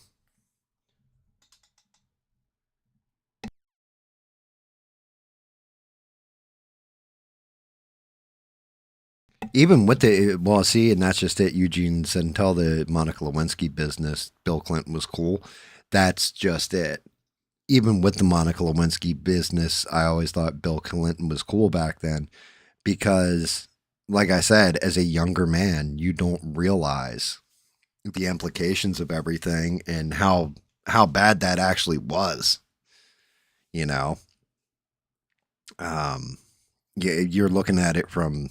I'm looking at it from what a 20-year-old's perspective or something like that, and I'm not even looking at it. I'm not even looking at it like I would now. Like now I'd be like, this motherfucker needs to be, thrown completely out of office, if not brought up on charges, for sexual harassment in the workplace, like all kinds of different stuff. And back then it was just like, oh yeah, well, who cares? It's between him and his wife. Well, it is between him and his wife and all that. But when you really break down the implications of the whole Lewinsky scandal in particular, and what's going on with it, like at that point in time, it is a different time.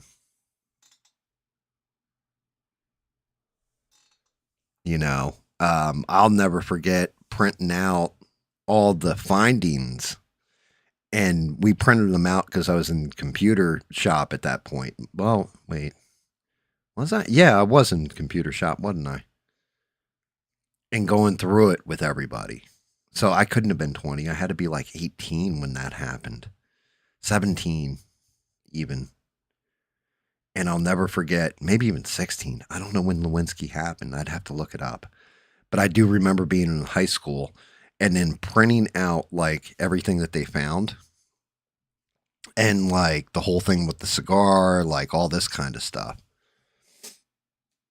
And we were all laughing about it, making jokes. Everybody had jokes about it for days, but again, like high school age, like I was a stupid kid. I didn't realize like the actual implications of everything that comes with the Oval Office, any of that stuff. And it just made, if anything, Bill Clinton cooler to us. But again, dumb kids in the 90s, life was a lot simpler. I guess. Like all this complicated shit we're listening to, I'm listening to from an adult's perspective, but listening to it from a kid's perspective, I would have either been bored out of my skull I wouldn't have understood the overreaching or overarching implications of the things being said. Like at all.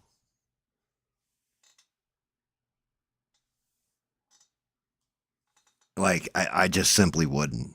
Like because I didn't give a shit. Like I said, that point in my life was work. Because I started working when I was 14 at the bar. So definitely already drinking. If I was 18, then I was definitely smoking too.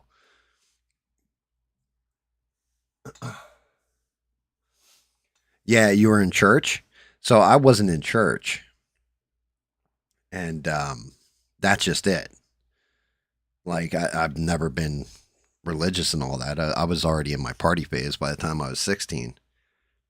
No, the time I was like 36. So like 20-year run's not bad for an old dude like me. But you forget, like, I mean, the economy was good back then too. Like looking back in hindsight, the fucking economy was amazing back then too.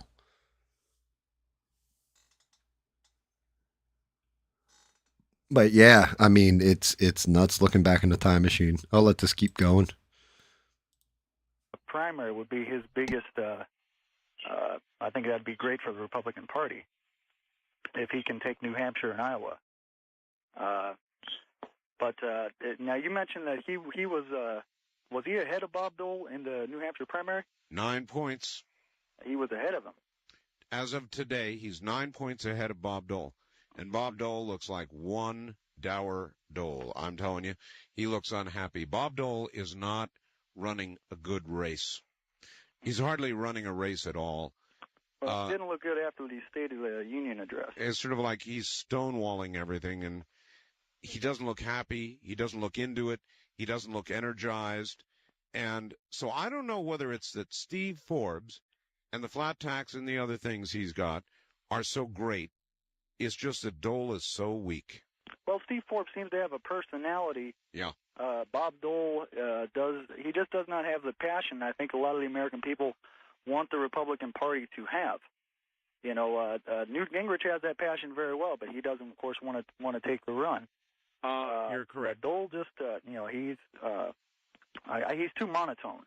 Well, so far, let me tell you what it really is.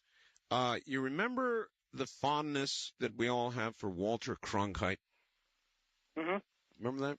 Yeah, oh yeah. It's kind of like Dad, right?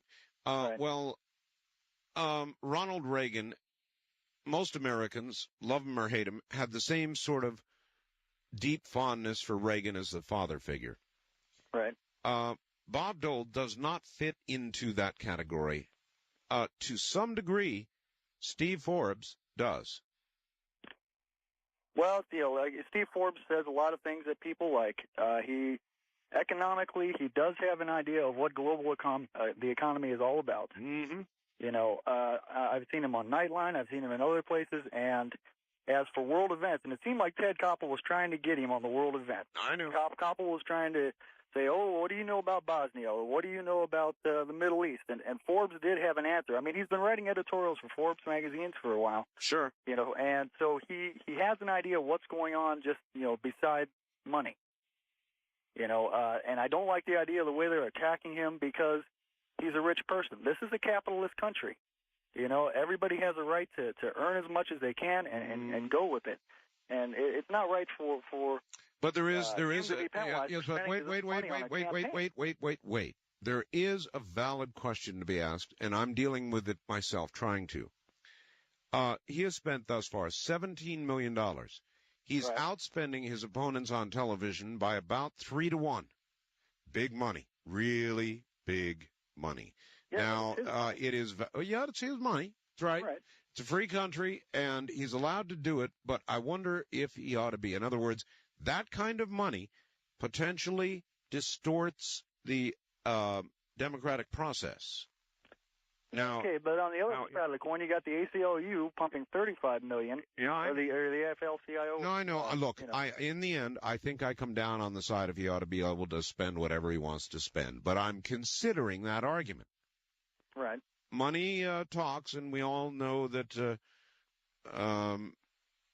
what walks. Well, yeah, that's true. All right. Well, I appreciate the call. Thank you. I do. I think he should be able to spend his own money. And this is the land of the free, home of the brave and the rich. And if they want to spend their money on ads, they can do it. Bill Graham has got a gigantic war chest. You could argue it doesn't seem to have helped him. He's down in the single. Yeah, I mean, look how it turned out for Bloomberg or Vivek Ramaswamy or a lot of these other rich people that threw their own money into political campaigns. It doesn't always work out for them. Usually it's the guy who gets the either the grassroots funding or I'm trying to think how to say this gently. Well, you guys know who funds like the bigger politicians, so I'll just leave it there. Digits. So it's not just the money. I don't think it's just the money. Steve Forbes has a personality. He's got a vision. He's got a message. He seems to exhibit leadership. And that's part of it. It's not just the money. Can a lot of money distort the democratic process? Yes, perhaps. But are we the land of the free? Yes. Should you be allowed to spend your money if you want to? Probably. First-time caller line, you're on the air. Hi. Hi, this is Roy from Idaho. Yes, hi. You had someone on there who was who had said something about the UN taking over or saying something about Yellowstone Park. You know what? It's true. Oh, yeah, I've got the deal right here. So do I. World Heritage Committee. No, I've got it from the Washington Times. How about that? Well, this is from our local paper, and it's telling about the World Heritage Committee were in Berlin, and they voted that Yellowstone, that the gold mine was a threat to Yellowstone Park. Right. And Bruce Babbitt and Al Gore brought them over at taxpayer expense, and I was really not amused. Right, and a lot of people are not. Listen to this. A UN delegation to Yellowstone National Park has spurred outrage among Westerners who accuse the international body of meddling in domestic policy. No kidding. After a 3-day evaluation by international experts, the World Heritage Committee, a bureau of the UN Environmental, Scientific, and Cultural Organization, declared Yellowstone a World Heritage Site in danger. Chief among the delegation's concerns was the proposed reopening of the New World Mine, a gold mine located near Yellowstone in Montana. But debate about the mine has all been but overshadowed by the uproar over the delegation itself. In areas of the West where the states' rights movement is flourishing and distrust of centralized government is at an all-time high, the arrival of a UN committee has been viewed as nothing less than an attempt to subvert U.S. sovereignty. It figured to be called the New World Mine. New World Mine.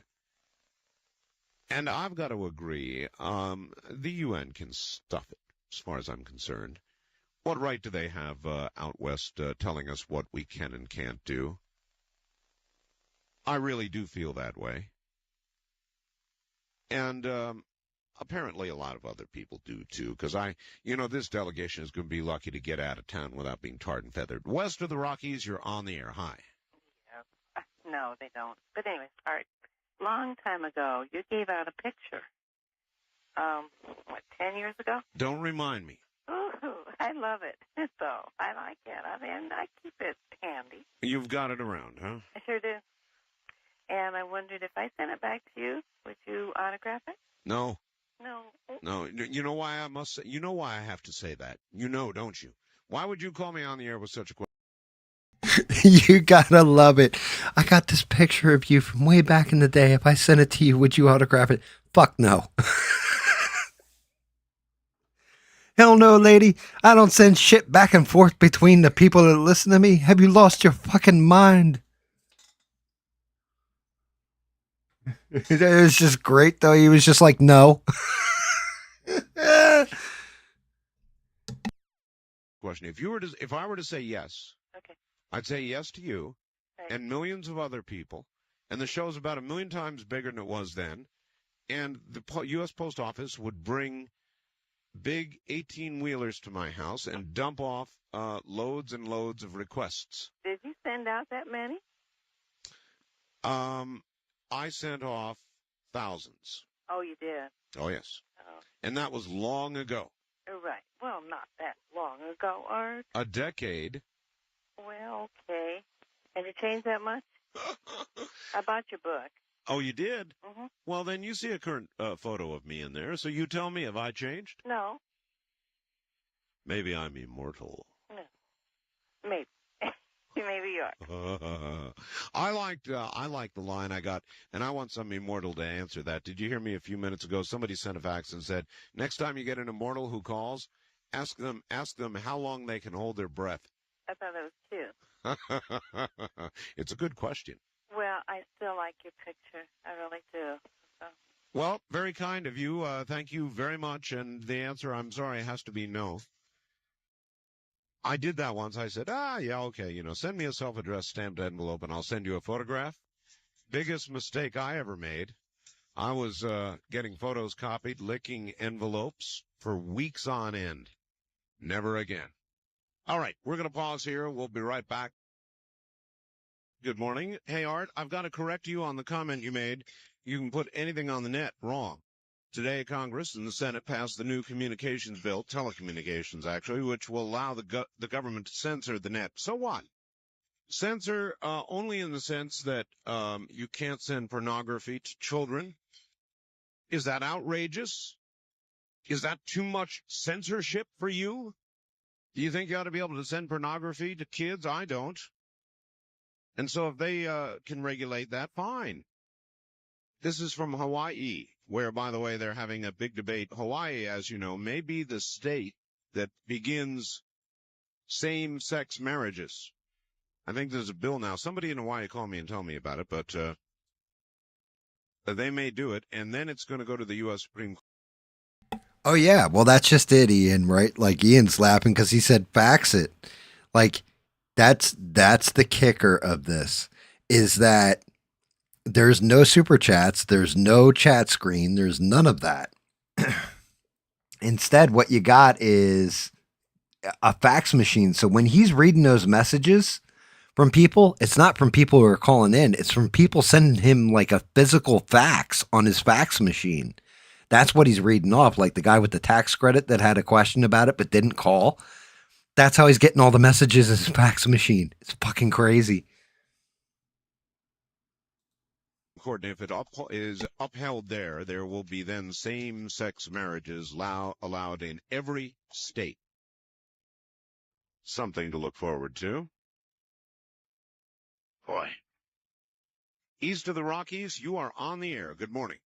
Good morning, said Mr. Bell. Yes. Mr. Bell, this is Dixon, Illinois. I'm listening to Sterling WSDR. WSDR, yes. We have 20 below zero without the wind chill factor. Oh, my gosh. Lucky you. 20 below zero. And you know what else is beginning to happen that's very threatening? I mean, electrical power is beginning to be threatened. And yes, our power is often on and out. On and off, huh? Yes. And it is so nice to talk to you. I tried for over a year to get you. A year? Yes, every night. Yeah. You really ought not say that. Why? Well, because it discourages people. No. I'm happy to talk to you. You're such an interesting man. Well, and thank you're you. right, we are quickening. Oh, yes, we are. I can feel my hair standing up in the back like you. Yes?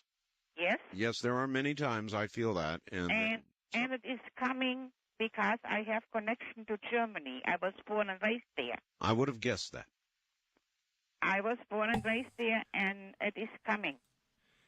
I was born and raised in Germany, Herr Bell.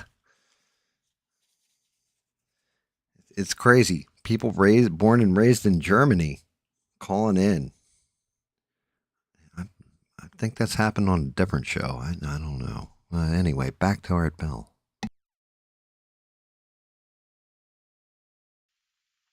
Yes, what is going on over there? You have no idea. I have connections over there. Well, I'm going to be in Germany here this summer, so I'm going to go. I'm going to go take a look. Yes, you better take a look because it's a beautiful country. Yes, it is. I've seen some photos, and I'm looking forward to it. It is a beautiful country, and it's so nice talking to you. You're an excellent entertainer, and please keep your program. All right. Please. Thank you. Well, I'd like that too. Thank you very much, and I am looking forward to visiting Germany. It's really going to be a good cruise. I hope you guys get the brochure and come along. It's going to be a lot of fun. And, needed after a while, I suppose. Much as I love doing this, every now and then I've got to be yanked away from it by the scruff of my neck for my own good, I suppose. West of the Rockies, you're on the... Yeah, Art. Yes. Yes, have you ever heard of the organization called 800 Fair Tax? No. Sounds like a phone number. It's a organization, you know? Yeah, that must be the phone number, though, right? F&A Ranger Xbox has just called in to Art Bell. Phone number is the same as the name of the organization. Yeah, I knew you got a sneaky way to get their phone number in. And have you heard about the company that's making cameras that photograph the aura? As a matter of fact, I have, yes. Yes. Yes, you have. Oh, good. Would you like their number? No. They have a toll-free number. No. Huh? No. Would be interesting. I mean, if you want to send it to me privately, fine, but I don't... You could interview them on your show. I see. Well, send it to me privately. And if you could interview the fair tax people on your show. Yeah. You know? Well, I could. Yeah, it's one. We really need it to change this country around. Well, how about a flat tax? That seems fair. It is definitely. It's the lowest flat tax yet. Well, you mean lower than 17%? Oh, definitely. Yeah. How can it be and be revenue neutral? It is. When I'm asking. No. I can. No, you do it. They've explained it to you so much that you're interested, so you explained it to me. How? It'll increase jobs. It'll give the Stop. Wait a minute. more jobs. Slow down. Yep. Slow down. Yeah. I said revenue neutral. If you're going to say flat tax, replace the current system, you've got to come up with a revenue neutral number. In other words, produce the same amount of money. Mm-hmm. So, not on a wish and a hope there'll be more jobs. You've got to actually prove it. 1% on everything. 1% on everything. Yeah, fair tax. No. The 800 Fair Tax organization. All right. Well, that's enough plugs. Thanks. I don't think 1% on everything would do much of anything. That's just my view. We've got a lot more than 1% on most everything now. And still we are falling behind. We have a deficit. Bill Clinton brags he's cut it in half. That means, if he's correct, and that's arguable, that we are going in debt at half as fast as we were the year before. Doesn't mean we're cutting down the debt. It means we're going into debt at half the speed. That seems to be something people don't get. Wildcard line, you're on the air. Hi. Art, one heck of a pleasure. Glad to have you. Where are you? Mission Hills, California. My name is Jim. Hi, Jim. I'm a CPA. And I actually ran some figures last night to figure out the flat tax. Right. I used $13,000 for a married couple or couple, and $5,000 per. $13,000 total income? No, 13 as a deduction. Oh, I see. All right. And as I think you suggested, and $5,000 per child. Right. I could get the figures, but it's a crooked deal. Well, unless you have the figures, I think it's unfair of you to say that. You said you're an. Yeah, Rebel's laughing because F&A Ranger Xbox. Like, I swear to God, there's going to be a time when he calls in. I won't be listening because, well, I don't watch that show anymore. But I can definitely tell you, there's going to be a time where somebody hops in here like, yo, Gam, probably Bob. It'll be Bob. I'll be like, "GAM, we got to talk." I'm hopping into the chat now. I'm 2 beers in. F&A Ranger Xbox just said live on ABL that he had sex with a goat twice. Like, and I'm not going to be shocked by this revelation. Like, there's just something about that dude. Like, he is, he's crazy. And he'll tell you he's an airline mechanic that got fired because he disagreed with the 2020 election results. And that's why they fired him. It had nothing to do with anything else. Right.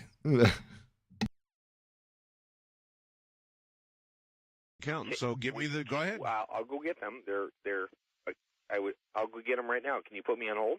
Yeah. Of course. I have some interesting figures. I'm putting you on hold now, and I will come back to you in a moment. Yeah, I mean, it seems very unfair, without coming back with the numbers, to simply come on and say crooked. At least that's my take. All right, we will take a quick break and give this guy a chance to get his numbers. Now, back to the man with the numbers. All right, I'm here. All right, go ahead, sir. I tried to get some kind of range out of the clients I had, from, call it, poor to rich. Yeah. From an unmarried woman with 1 child. Okay. AGI, adjusted gross income, $14,500. Yes. 2, a retired attorney with a currently adjusted gross income of about $95,000. Okay. Doesn't work. What doesn't work? He doesn't work. The retired attorney. What? Oh, he doesn't work. I'm trying to say the range. I see. Okay, I've got that. Yes. Okay. Yes. And what? And I've got about 6 people in between. Okay.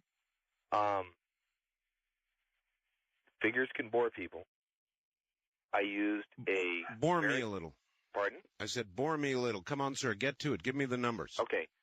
I used $13,000 as a deduction against adjusted gross income, how it's currently calculated. Yes. You understand that? Yes. Left $13,000 for a married couple and $5,000 per child. Yes. And if they were single, I just used $5,000. For a single person, they get a $5,000 deduction. How? I thought they would get a $13,000. Pardon? A single person would get $13,000, right? No, single deduction for themselves and 5 for the children. Isn't that what you just said? No, a married couple gets $13,000. Oh, I see. All right. 2 people.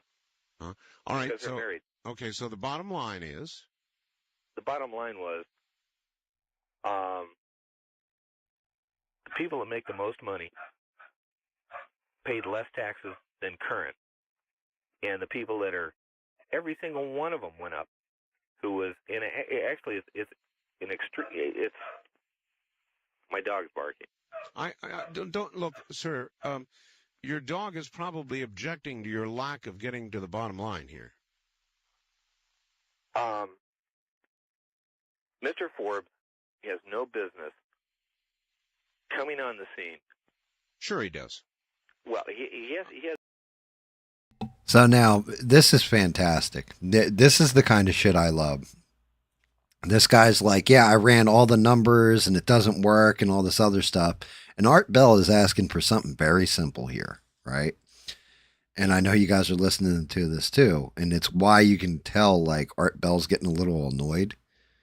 Because he even kept them on hold through a break so that he could go get these numbers that he crunched, because Art Bell wants the numbers. Okay, tell me what the difference is. Tell me the actual, data and these numbers that you ran and everything else. And then when he tells him to get to the bottom line, he switches it over to a political argument and he, never gives the actual numbers. It's like, okay, well, that's not helping anything. You got to love it. Has business coming on the scene. Yes, all right. Well, I've about had enough. Thank you. He was going to come back and give us real numbers, and we didn't get real numbers, and I don't believe you have them, sir, and I don't believe you went anywhere to get them, because you didn't give them to us. You gave us the typical anti-flat tax argument, not based on real numbers, and you didn't give us real numbers. You said, well, all the poor people lost and all the rich people did real well. Well, some of that's going to be true. I think everybody will benefit. I think the middle class will pay roughly the same amount. Poor people will pay much less. Rich people will pay much less. Now, that does bulge it, of course, into the middle class. Arguably, it does, but that is where all the money comes from anyway. And the bureaucracy and the size of the IRS and the collection agency and the whole mess, the whole range of deductions that allow the rich to skate anyway, all of that can be done away with, along with the bureaucracy. No, I'm a fan of the flat tax, and I have yet to have anybody prove to me it is a bad idea. And I've seen people taking shots at Forbes, but also without specific numbers saying it will not work. West of the Rockies, you're on the air. Hello. East of the Rockies, you're on the air. Good morning. Well, good morning, Art. This is Jeremiah from Evans, Colorado. Jeremiah. Yeah, I got three things to talk about. First, the flat tax, real quick. Yes. It doesn't work in SimCity, so I can't understand why it'd work anywhere else. Well, Jeremiah, you need to pull your head out of SimCity. I agree. Mm-hmm. On your video telephone thing, Yes. what happens if you reach an answering machine? Then you get an answering machine. I mean, could you If your video phone isn't on, then it isn't on. Oh, really? So you couldn't compress the signal onto a regular audio cassette, could you? No. Oh, that's too bad. Also, with environmentalists, maybe an environmentalist could call up and explain to me why it's, or actually... Wait a second. Wait a minute. I got to weigh in on that part that he just said. You couldn't compress that signal onto a regular audio cassette. Sir, digital and analog. You would need some kind of conversion there that will not be invented for another 10 years. I'm sorry, sir. You have failed at this whole call-in. Vegetarians, I guess. Why it's okay to eat fish, but it's not okay to eat a dolphin. So you could kill a fish, but you can't kill a cat or this or that, you know? Well, you can eat a dolphin. Oh, of course. I think they taste kind of nasty myself, but... Have you eaten... Jeremiah, Mm-hmm. you've had dolphin? Yeah. I'm shocked. You are? Yes. I don't know. I think they're repulsive. They're probably what gives tuna its flavor, though. Huh. I think there should be a constitutional convention. Why?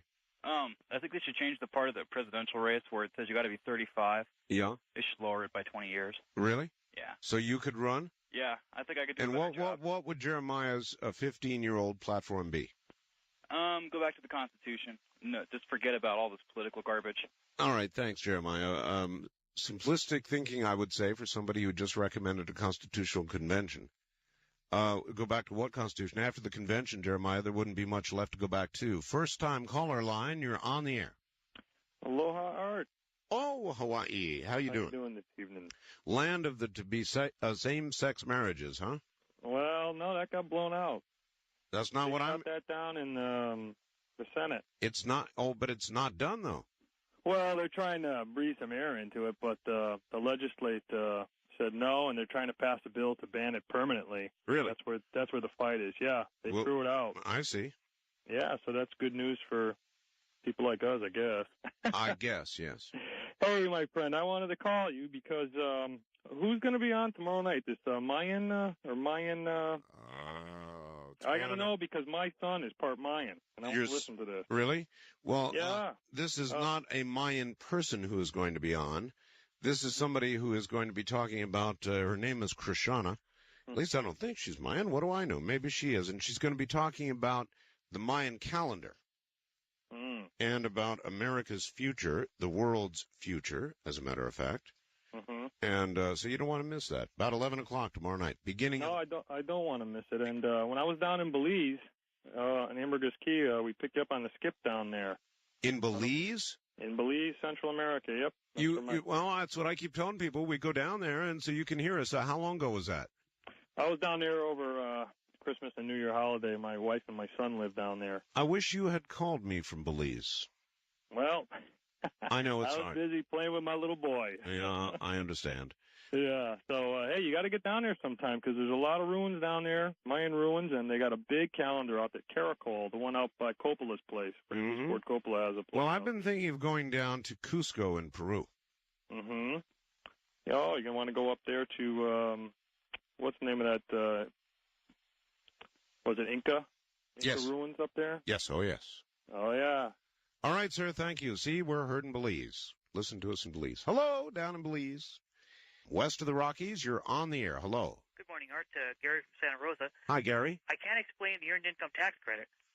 It's a credit that you get back from the government, but only if you work. All right, and the more you work up to a certain point, Right. the more you get back. Remember, poor people do pay taxes called Social Security tax, excise tax, gasoline tax.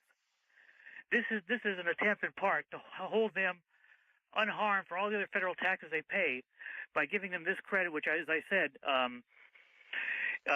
single people can get it, married people can get it. A family of four earning $29,000 a year can receive it. It peaks out somewhere around 22. Right.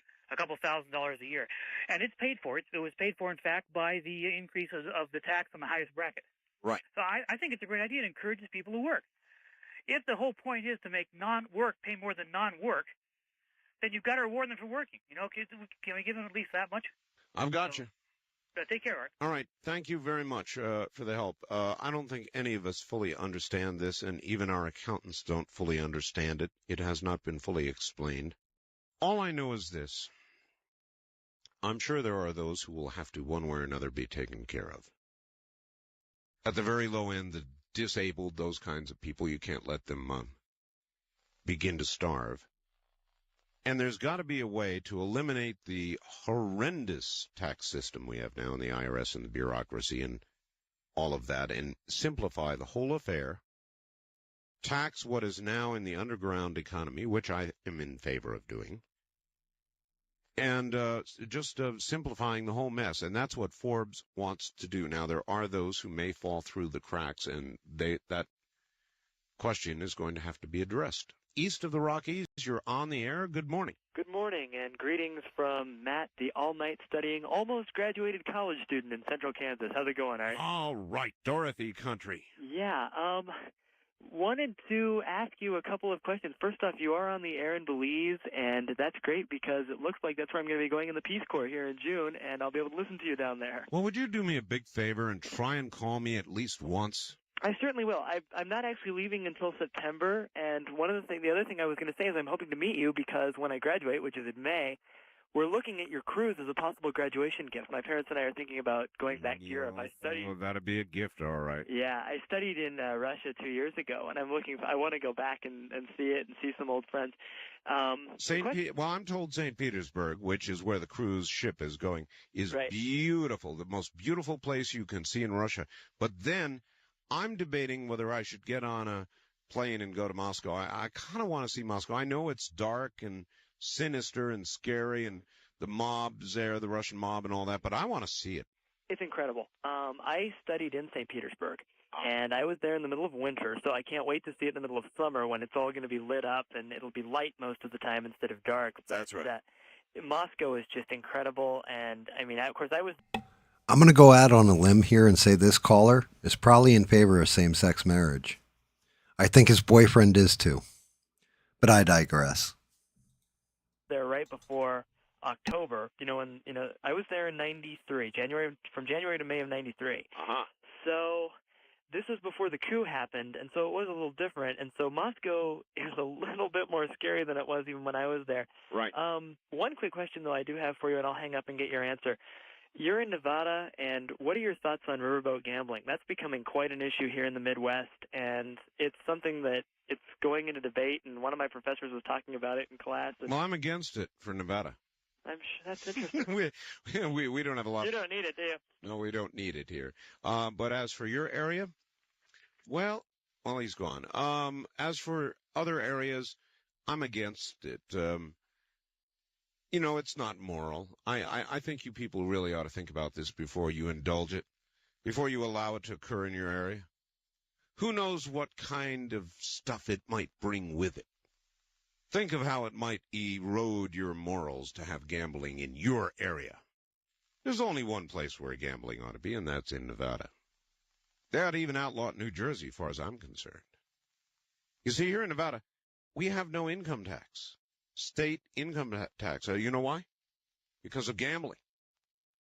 Because of all the Californians and all the rest of you that come into Nevada and leave with us sufficient revenue so the state does not have to reach into our pockets. And so as far as I'm concerned, in every other place but here, it's immoral and wrong and should be outlawed, shouldn't be on the rivers, shouldn't have it on the Native American reservations. I am against gambling anywhere in America but right here, where it works very well, thank you. You asked. We'll be back. It's good to be here. It's a fine morning in the desert. The rain has kind of cleared out. We're hoping to have a nice sunny day today. I was hoping for a little desert sun for my mom, who's here from the Northeast, which is preparing to get hit again. Thought before she goes, hopefully today and the weekend will be that. West of the Rockies, you're on the air. Hi. Hi, Art. This is Barb from Bellevue, Como Country. Hello, Barb. I haven't talked to you for about a year. About that long. Yeah, it's pretty cold up here, too. That's what I've heard. I saw on the news where 1 degree was the record in 1950. Wow. Well, that's 45 years ago or so now. Right. Well, anyway, are you tired of Forbes and gold, or do you want my comments? Hey, you talk about anything you want to talk about. Well, I'm sitting here looking at futures prices. Uh-huh. And so I'm looking at the whole array. And well, futures, of course, are very volatile, but what I'm watching carefully is gold. Okay, well, I have the cash prices, too, for all the, whether it's bullion production or whether it's jewelry or fabrication or whatever they want. Right, well, it's all, right now, gold is going up, and I'm trying to figure out why. Well, all right, here's an explanation in this morning's Wall Street if you want to pick it up. Yeah, sure. They're saying that the cost to producers of borrowing it to hedge or sell forward future production went up 3 months ago. And so that increased cost plus the lowered interest rates has caused gold to go up. Well, I look at it differently. I think really they've not been mining much because it didn't bring much. So now the supplies are down, and that's going to boost it up.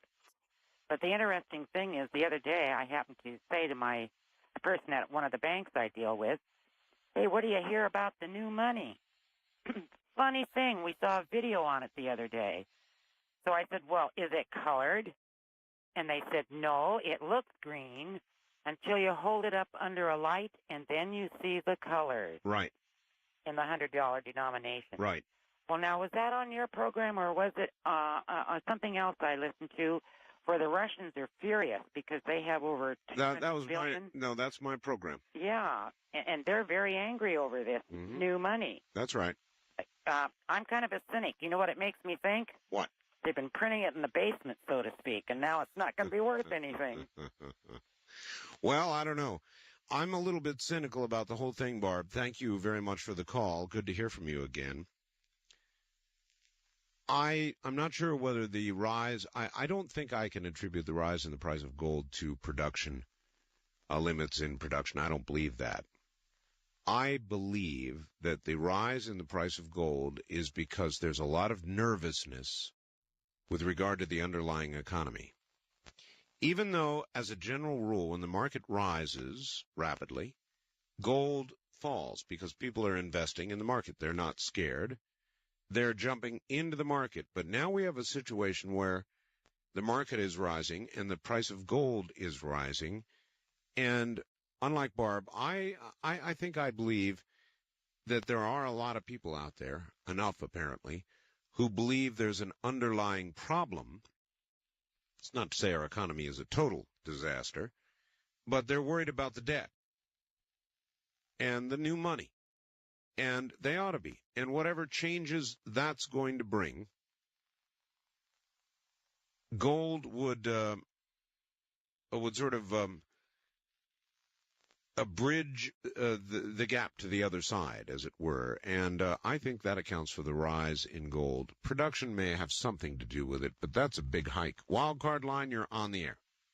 Yes. Good morning, Art. Good morning. On the Forbes, a couple of nights ago, I was listening to one of the talk shows on television, and they were talking with him, and he said that there's a $10,000 deduction for each parent and then a $5,000 deduction for each child.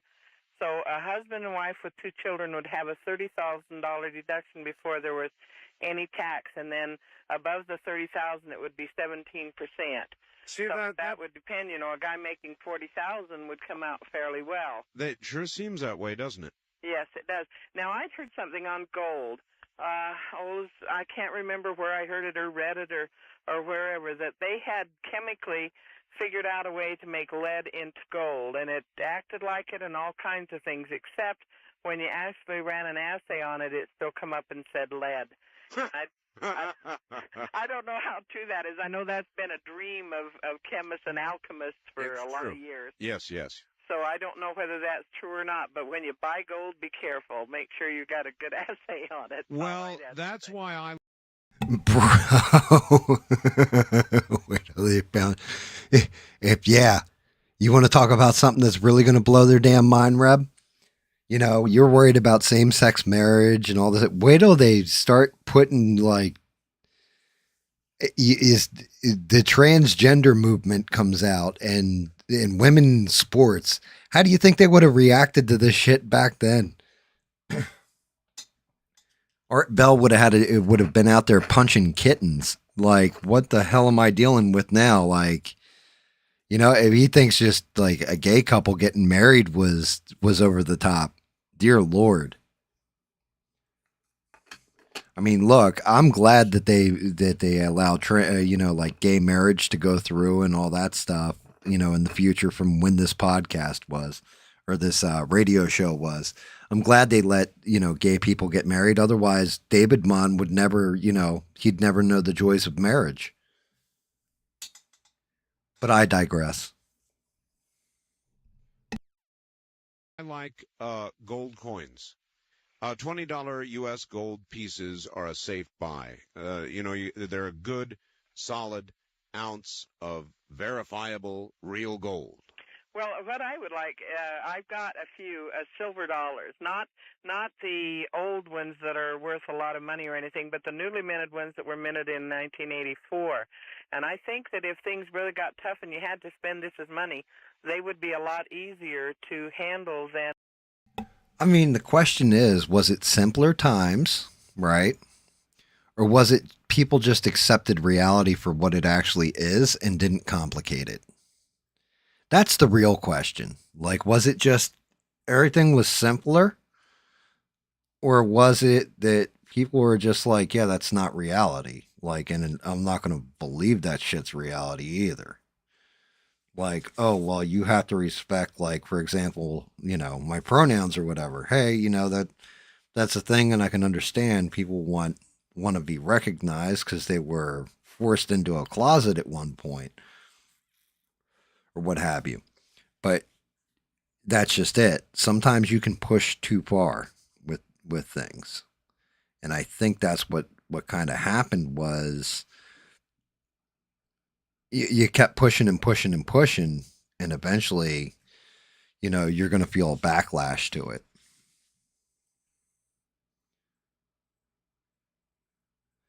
And I think that's the point we arrived at, where it was like, okay, yeah, now you pushed too far. Like, well, no, you have to respect. No, I don't. I'm an American citizen with free speech. And I get that you want to be called this, that, or the other, but yeah, I'm not, you don't define my reality to me. And, you know, again, I think people are allowed to be whoever they want to be, and that's fine. I'm not going to interfere with their life. You can view the world however you want to view it, but you're not going to force me to view the world. And if I disagree, you're not going to, you know, tell me, well, you're not allowed to disagree with this either. Like, you can kiss my ass at that point. Because I'm not telling you, you have to bend to my reality either. You can live in whatever little world you want to live in and believe whatever you want to believe. That's the brilliance of the American experiment of our freedoms. We can observe the world the way we each observe the world and still come together as a group, as a collective, respect each other, and just politely disagree.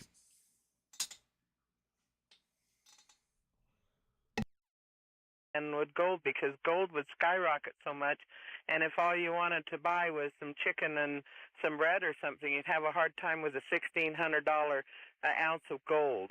So I would think that you need to have a little bit of silver that's a little less expensive and a little bit easier to stay. Well, I guess it couldn't hurt, but people seem to run to gold, and if you look at the price rise right now in silver compared to gold, it's barely moved. That's true. But I mean, you know, for availability to have something that you can see, you might want to have some silver around. No, that's right. I'm sure you do. Thank you very much. That's well said. First time caller line, you're on the air. Hi. Hi, Art. I had a plan for you there.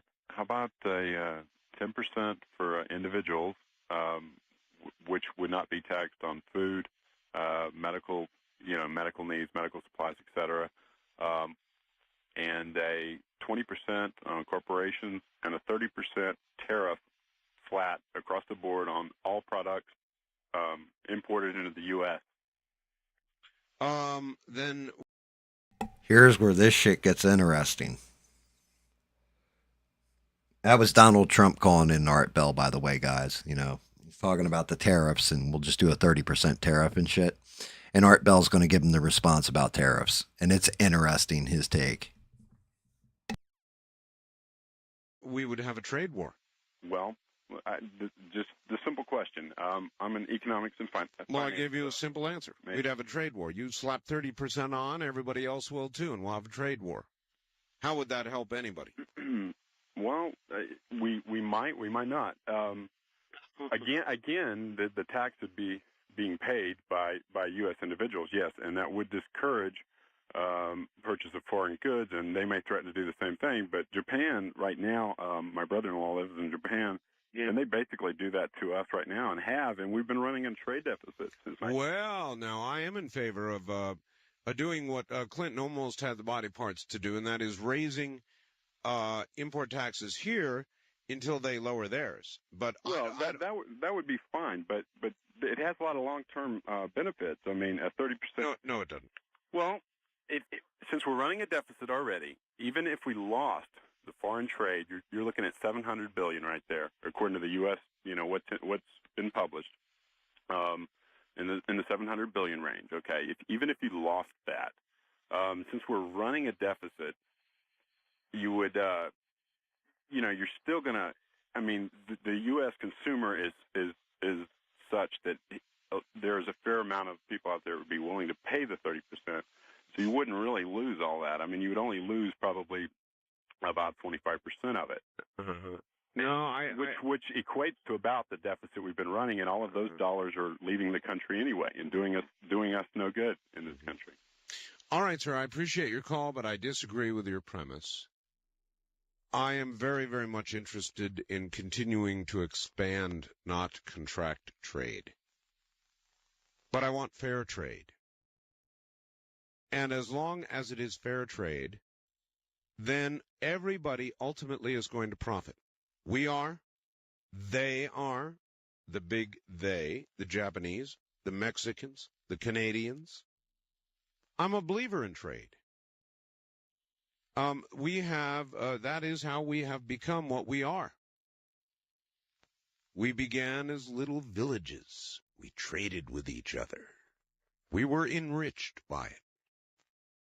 Then we became bigger villages and cities and traded with each other and became richer.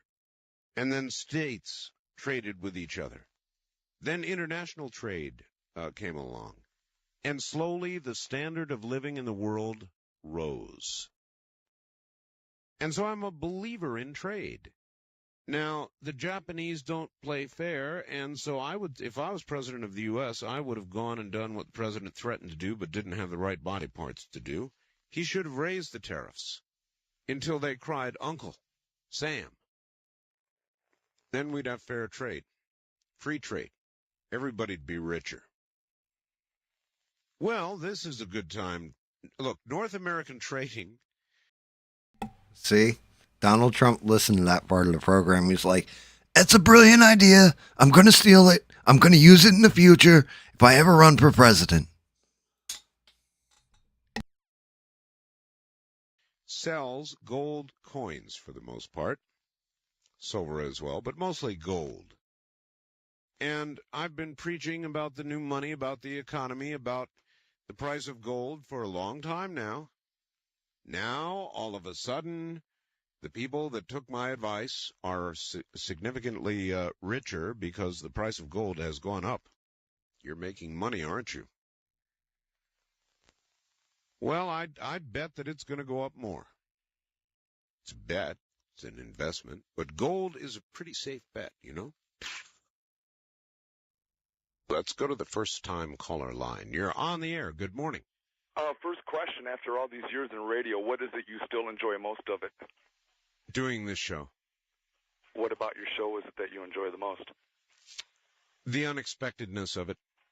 You know, if you've been listening for a long time, you know that that we rarely do the same thing night after night. It's a good question. Thank you. I'm glad you asked. And that is the answer. Really, that is the answer. What do I enjoy most about being in radio is doing this show, this particular program. I love it because it is never the same. Now, this morning we're in a broad discussion about the flat tax and Forbes and politics, but we as easily could be off onto something totally different, and it varies day to day to day, and I am absolutely more than ever convinced, particularly after this last round of surveys that have come in, that a broader scope in talk radio is being well received by the American public. Now, there are many times that it is appropriate to talk about the government, or to talk about tax, or to talk about the presidential race. But to do so day after day after day relentlessly, or to even be bashing the Clintons relentlessly day after day after day, is not only... Well, to me, it's boring. All right? If Bill Clinton does something that drives me up a tree, I'll come after him that day. If he does something I agree with, fairly rare, I'll say so. Otherwise, I'll leave it alone, and there are other things in life, some of them more important, frankly, than the machinations of the day's politics, and so I talk about them on this program. Hey, Art, 30 years in the future, I completely agree with that take. To a point that I'm actually going to do a show where I'm playing your words from 30 years in the past because I don't want to talk about the bullshit going on right now because I feel like I'm just railing and railing and railing over the same old fucking points. So shout out to you, Art, because I listened. And I didn't even realize I listened and had the same philosophy, but I do. So shout out to you, Art. And that's what I love about it. The fact that I've been able to do it and that it is being accepted and that hopefully it will drive other talk show hosts around the country to realize they don't have to be Rush Limbaugh bots and follow in his little footsteps, big footsteps, and talk about nothing but politics day after day after day. If there is anything, right now, talk radio is the #1 format in the nation. And if it doesn't change, it will not hold on to that mantle. It will lose it. And the change is, people became enlightened and said, my gosh, we can talk about these things on the air.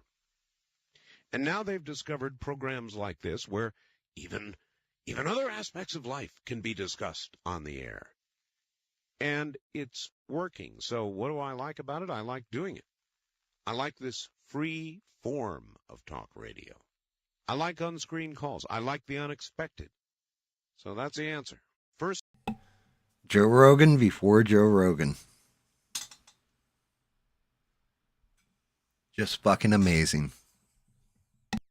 Time caller line, you're on the air. Yes, hi. Hi. I'm calling from Phoenix. My name's Ernie. Hi, Ernie. I'm kind of glad to get through. I was just calling to tell you, a few days ago on a local radio talk show here in Phoenix, there's a fellow by the name of Bob Mohan show. Oh, I know Bob. Yeah, he had a Bob K. MIT show? That it occurred to me, he had said one time in his show that he'd wanted to talk to you, but anyway, he had a guest on there who gave classes. He was a kind of a prevailing liberal kind of guy, and he gave classes to people who who called radio talk shows. You're kidding. No, you don't know, and I was calling you to tell you this because I've heard on your show this Charlie character a couple times. You think he's a graduate of the class of 70 or something? Well, I would bet money he's probably taking this class. So, and I thought of that, and it was just a few days ago. You might want to call him and get this guy's name or something. But that's funny. He actually how did Mohan treat him? Oh, real nice. He has people who disagree with him quite often on there. I know. Oh, I like Mohan. He's a nice guy. It's a good show, and he had this guy on there, and he was doing the same thing, and they're taught to raise their voices, and keep talking faster, and right, and exactly what this character call your show does. Yep. Wait a minute. So you're telling me that the power play, even back in the day, was for a Democrat to call into somebody who is more like on the conservative leaning side, talk really fast and overtalk the host when they're, making point to make their point. That's odd. Gee, that's peculiar. Charlie character, and I thought, I bet that guy's got a. And also, isn't there some sort of piece of equipment that these guys get that they can get into your show easier? No. There isn't? Well, I mean, you can get speed dialers, that kind of thing. Some sort of equipment that speed dials. There are some that will sit at phone banks and keep dialing on several lines until they get through. That sort of thing. Yeah, it's probably something like that. I don't know, maybe somebody finances that for him or something. But, well, I don't know. I could spend the whole night talking with you about different stuff. But well, I've never heard of what you just said, but it does make sense. Has anybody else heard about that? Oh, Bob Mohan had a guest, huh? Who teaches people how to be a liberal talk show caller? Yeah, I'd like to have that fellow on. That sounds like fun. He instructs them in the ways of liberal arguments on talk shows. Yeah, I can think of several probable graduates. West of the Rockies, you're on the air. Hi. Let me get the radio here. Yes, get the radio there. Okay. What I'm calling about is you're talking about censorship on the Internet and how That's you're right. for it. No. I do not think that preventing... Turn your radio off, please. Somebody have the radio on in the other room? Yeah, turn that damn radio in the other room off. And I hate to say it, but if it's not off soon, there's going to be censorship. You gotta learn. Yeah, turn that radio over in the other room. Here, because I can't stay on the line with that radio on. Okay, got the radio. All right. Okay, what my concern is, as I'm an internet provider in Seattle. Okay. Okay. Here's the basic problem. The bill is calling for forms of censorship that are technologically impossible to implement. I understand the desire to keep this material out of children, and I don't think that's an unreasonable desire. But the Internet was developed for many years when it was just available to government and academia and the military. Right. There was no need to have mechanisms in it to censor, and now the technology isn't there yet. And I am in a position now of either having to... All right, then they will not be able to enforce it. Now, let us assume that you as a provider, all right, that somebody passes pornography through your server. All right, I don't think the feds are going to come knocking down your door.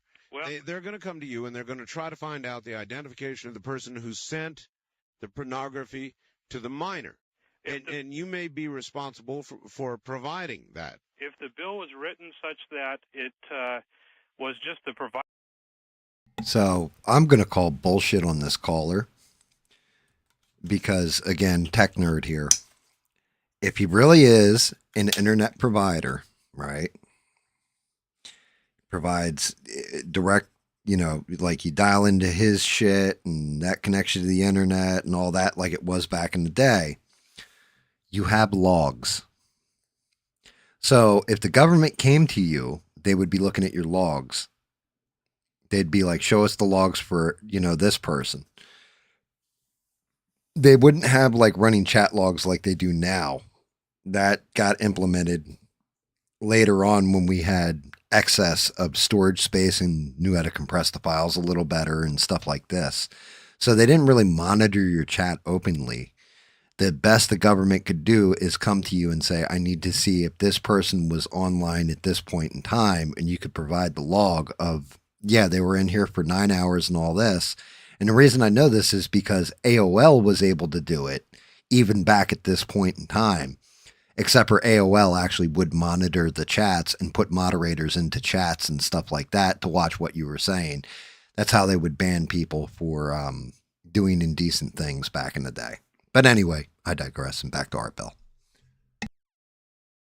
Provider of information, then I wouldn't have a problem with it, but in fact it's not. It very specifically puts the burden of censoring on the carrier, and there's things like IRC, Internet Relay Chat, you're aware of that. They have a channel dedicated to you. Yes, sir, but as you pointed out, it's technologically impossible. Exactly, so they cannot, no, you're not at risk.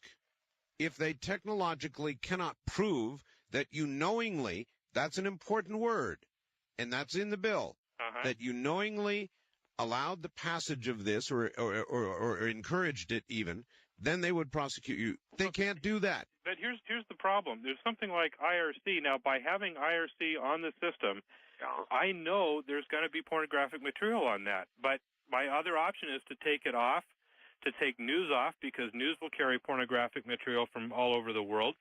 So I have no USET news, no IRC. Is it just me, or when did the news actually put pornographic material on it? I don't remember watching porn on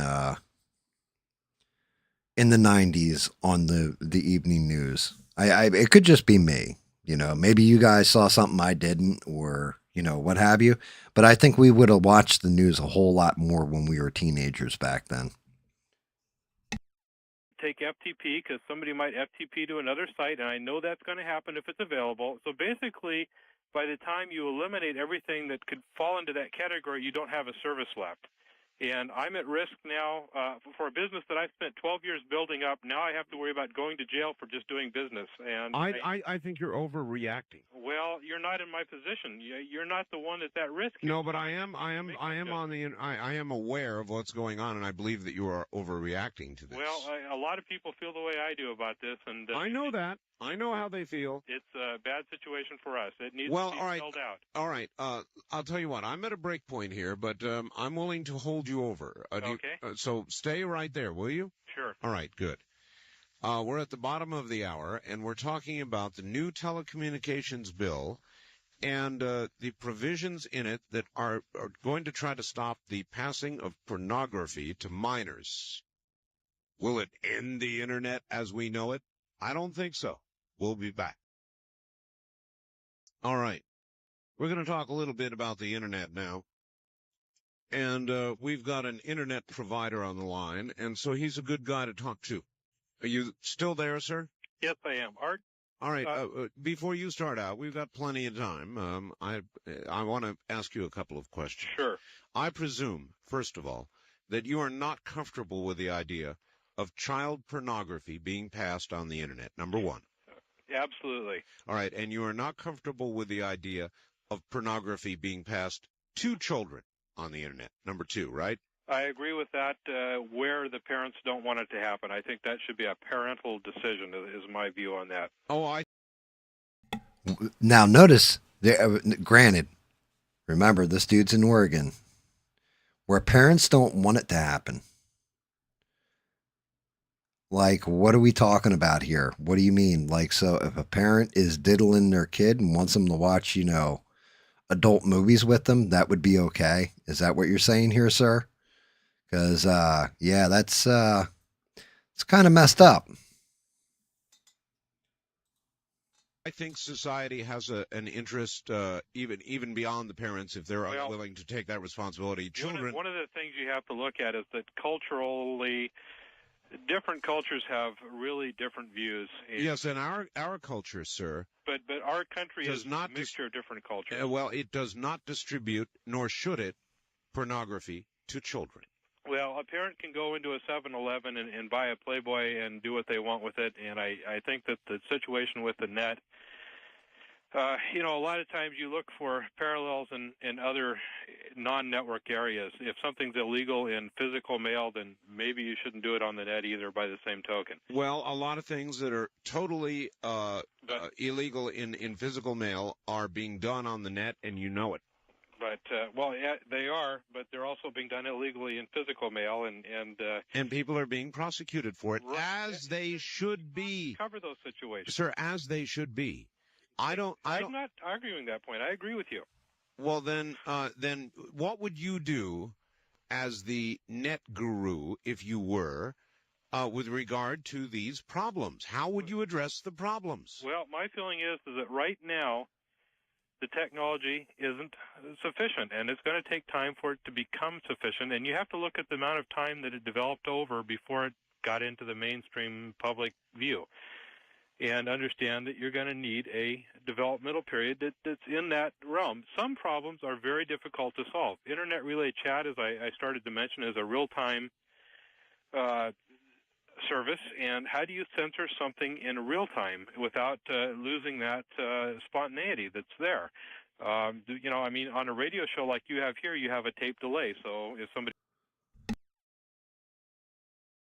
So again, let's talk from future versions, but also, past version of GAM. The whole thing is, yes, it may be happening in real time, right? On a Merc channel, we used to call it, MIRC.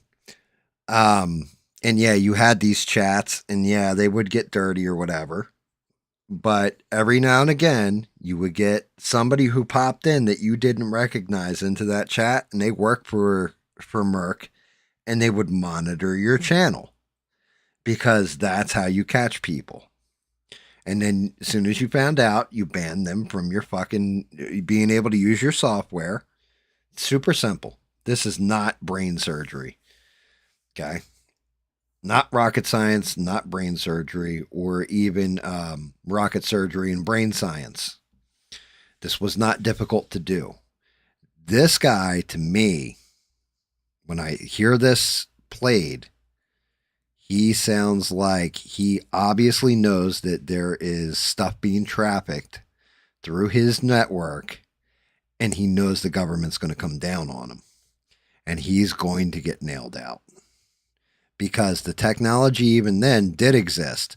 It would mean that instead of just being able to set up his little protocol website and his digibox in his house that people dialed into and paying for a T1 line at that point in time, he would have to actually go in and start working and monitoring his chats. That's what it sounds like to me. And he knows some fucked up shit's going on his service provider that he's running. And he's just like, but he's letting it fly anyway. Somebody says a bad word, you can hit a button. That's right. That's right. But in IRC, you don't... Shout out to Rebel, by the way. Art, I need to tell you about a game called Roblox. You're not going to believe this shit. Yep. Yeah, 1,000%. You're not going to believe this.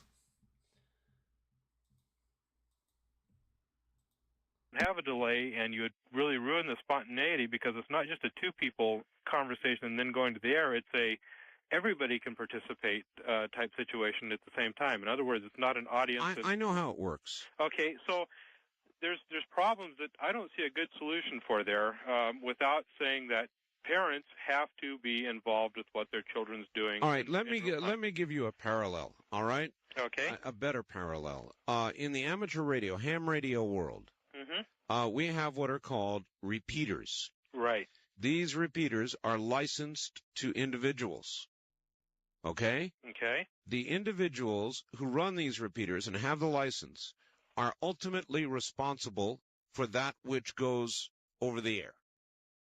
And if somebody gets on there abusing, swearing, cussing, doing whatever, the licensee is potentially in trouble, and the licensee is required to monitor as best they're able. And the Federal Communications Commission is not arbitrary. They don't come charging after people if the S word or the F word gets said occasionally. But if it is an ongoing, real problem, the Federal Communications Commission moves in, and the guy might lose the license or get fined. Okay, here's the problem, though, that's different in the Internet, okay? The Internet has become the people's voice, the ability for people to talk to the masses, and it's become a method for people to form grassroots associations and there's a lot of politics that happen on the net. Now, well, nobody will censor that. Now, hang on. So therefore, we should allow, kiddie adult films on the internet, is this guy's argument, apparently. And Art Bell is even arguing exactly what I was arguing. You just got to monitor shit. And you know what I mean? It kick people off if they're doing this. But this guy's just like I said, there's something real shady with this dude. Now, you say that, but if you've got a situation where the laws are ambiguous, in other words, they say the carrier can be held for this, liable for this.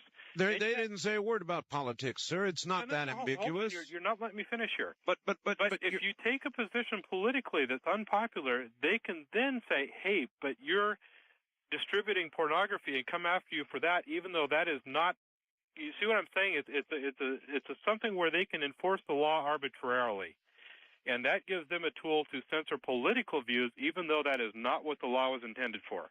I think that unless there is an aggravated, conscious effort to allow the passage of pornography, they're not going to come after you because they dislike you politically. Well, see, So now, I hate to tell you this one, Art, they're not going to use some kind of guise to come after you, right?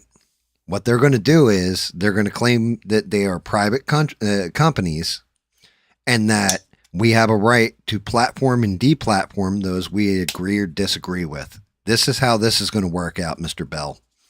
And this is 30 years in the future, and I can tell you we watched it happen right up until in one of the most popular social media platforms, right up until a man named Elon Musk purchased it. Just going to let you know, it actually does happen, but they don't use it under the guise of using something like, kiddie adult films to go after you. No, they're just going to say, well, you said no words. And they're going to knock you off their platform, and they're going to be able to do it because they are a private entity. And this, to be honest with you, listening to this conversation, both sides of these arguments, makes me wonder if this wasn't the precursor to that kind of shit. Like, this was the argument that they had with the federal government, and the government's just like, yep, well, under us, you need to do this, or else we're going to investigate you. And they're like, whoa, okay. And so we'll just silence the voices we don't agree with. Plus, you had ideologues who got hired into places that censored you for your political takes based on their politics. But it's the private company still doing it. It's not the government doing it to you. You can take that. I mean, after all, sir, look, if somebody disliked you politically, they could come after you with the IRS, the FBI. Exactly, Rebel. If a real-time traveler called into Art Bell, he would have been like, yeah, there's no fucking way. Wait, you're telling me Donald Trump is the president of the United States? Wait, and then let me get this straight.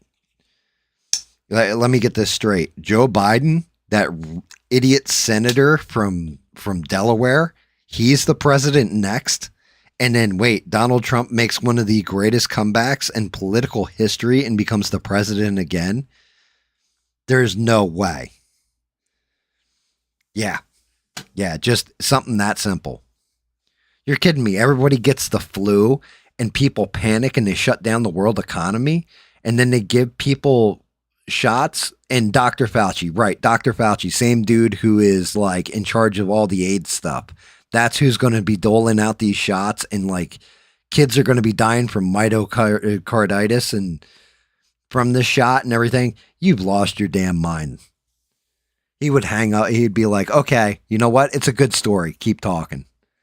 Because that's one of my favorite aspects of Art Bell is he knew people were bullshitting him a lot of times. But if the story was good, he would let the person keep telling the story.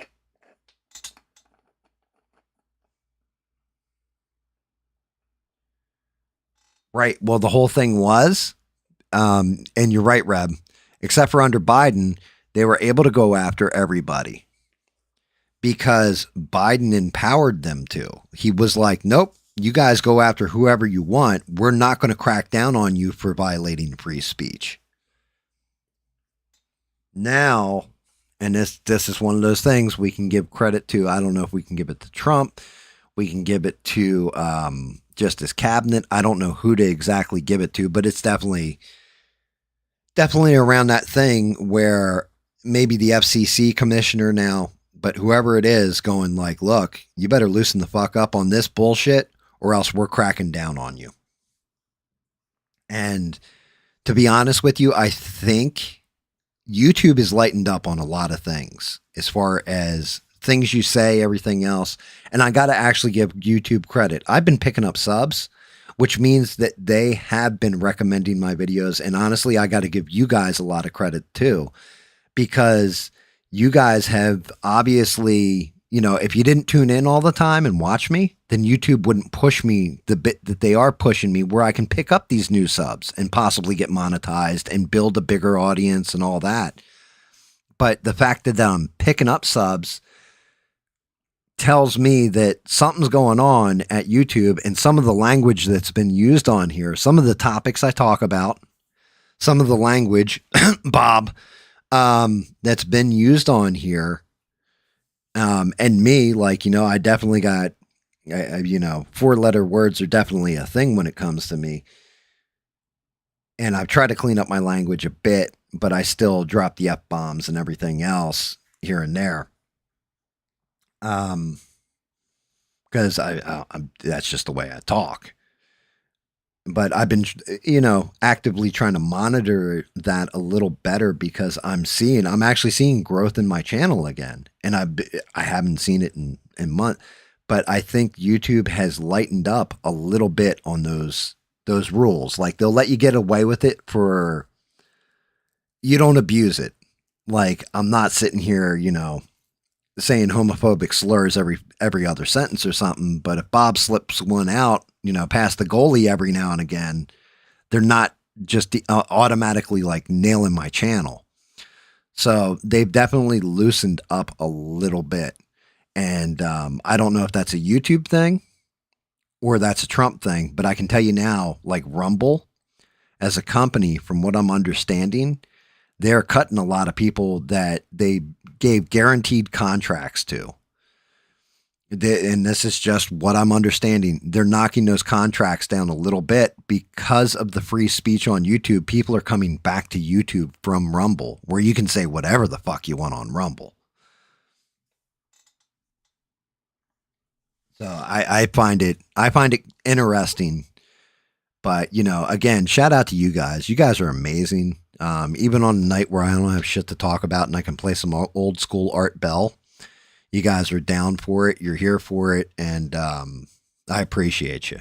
Even when I do a bad show, and I do bad shows all the time, you know, or I piss somebody off or whatever. Like, shout out to Beans for this one. Like, I know I annoyed her the other night. Like, I could tell because she jumped out of chat, right? But I kept seeing the hearts in the bottom of the screen. And what that told me was that she was still listening anyway. So I appreciate that. And just want to let you guys know, I do appreciate every last one of you. All right, let's get back to Art Bell. I'm going to pee real quick while he's playing. The ATF and a million other agencies. Yeah, but with the IRS, I know that my taxes, I don't cheat on my taxes. I have records. I have an accountant that takes care of this stuff for me. I know that they can audit me But I got to find anything wrong. Answer, as an internet provider, you can show that you did due diligence in trying to prevent the passage of pornography. You did the best you could, and under those circumstances, they are not going to prosecute you. And I believe that's a lot harder to prove and a lot less cleaner of a situation than with paper numbered tax records. All right. All right. Thank you. We've got to leave it there. I sympathize with your position, but I don't agree with you. I think that in America we do have certain moral standards, and one of them happens to be that we do not pass child pornography. It is against the law to do so through the mails, and should be against the law to do so over the Internet. We do not pass pornography to children, and I think it ought to be against the law to do so. I don't have a problem with it. Now, I realize a lot of people on the Internet are very libertarian-minded.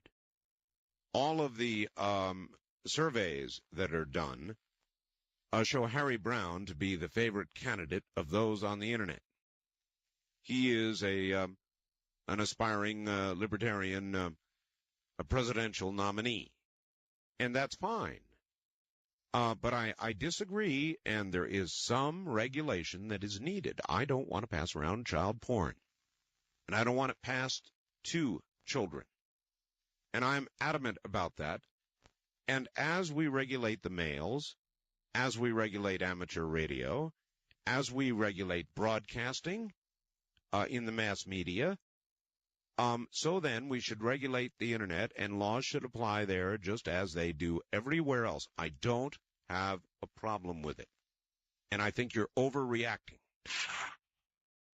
Wildcard line, you're on the air. Hello, Art. This is Mark here from KHVH in Honolulu. Hi, Mark. How you doing tonight? Okay. I think, most everybody I've talked to on the net and through the IRC and other places with the Internet, they pretty much feel that way as well. I think the argument about distribution of pornography to minors has to do with a lot of them think that there should be more parental input into it, and there is software available that can lock out any place within the Internet to minors. I think that's totally agreed upon. But I was reading a really interesting article in one of the magazines the other day about the Electronic Freedom Foundation. That would require some kind of identification. If you can use pseudonames and handles, how can you identify a minor from an adult? Well, the adult, what the program does, this particular software, what it does is that the parent loads it into the system. Wait a minute, hold it. Whoa, slow up right there. Yeah. The parent loads it into the system. So in other words, it requires parental intervention. Yeah, the parent, and there are some kids. Kids learn so much about computers in schools nowadays and everything. Exactly. All right. Why do we have a movie rating system? Why do we not allow children to go into X-rated movies? Well, it's the same reason why we wouldn't want them getting passed on to either arbitrarily going into one of the areas on the net that has it. So if they know how to download it, exactly, it just comes up arbitrarily. Or the other problem that they're having, which I have a real problem with as well, is people who distribute it knowingly on the net are actually interfacing through areas and finding out that it is a minor and then getting it loaded onto their email. Ian, you're awesome. I appreciate you, brother. It's going to keep playing. Well, to be honest with you, we got like 9 minutes left, and then this is the end of the Art Bell part of the episode too. Like it's gone on for a minute now. And then, granted, I've been interrupting it here and there, and just dropping 2 cents in and everything else. And then I'll be back on mic bullshit and everything. Just a heads up on that one. But I appreciate you in either way. Thank you for tuning in, brother, and hanging in there with me. I do appreciate you. And that's really disturbing as well. But The thing with the software is one way that it can be done. I agree that there can be regulation so that's as against the law as it is with sending it through the mail or any other way. Sure. And it causes a big problem with us on the internet because the majority of the net are really responsible net citizens and community citizens. That's right. Almost on every place that I've been on. Well, these responsible net citizens will have nothing to fear from a law that prevents the passage of porn to children. Yeah, I agree with that. And the thing about it, though, is and wait a minute, it goes beyond that, sir. It is a conscious distribution of porn to children, or intentional. That's right. That means you know what you're doing. That's right.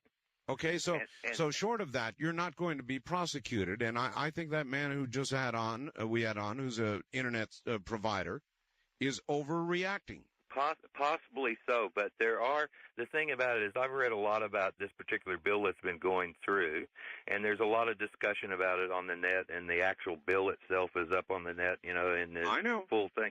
But one of the things is that there are other aspects to that particular bill that do cause problems with ISP, the service providers, and also they've set it up now so that they can survey in any locality 1,000 telephone or data links at any given time from a remote area. Right. And so what? They do that on telephone now. Well, I know. I heard you talking about that the other day. But the thing about it is that most of the people on the net, what they really look at this as is a further erosion of privacy, and for not really a good reason, because there's only been in the last 10 years something like about 85 successfully prosecuted cases against people who've actually been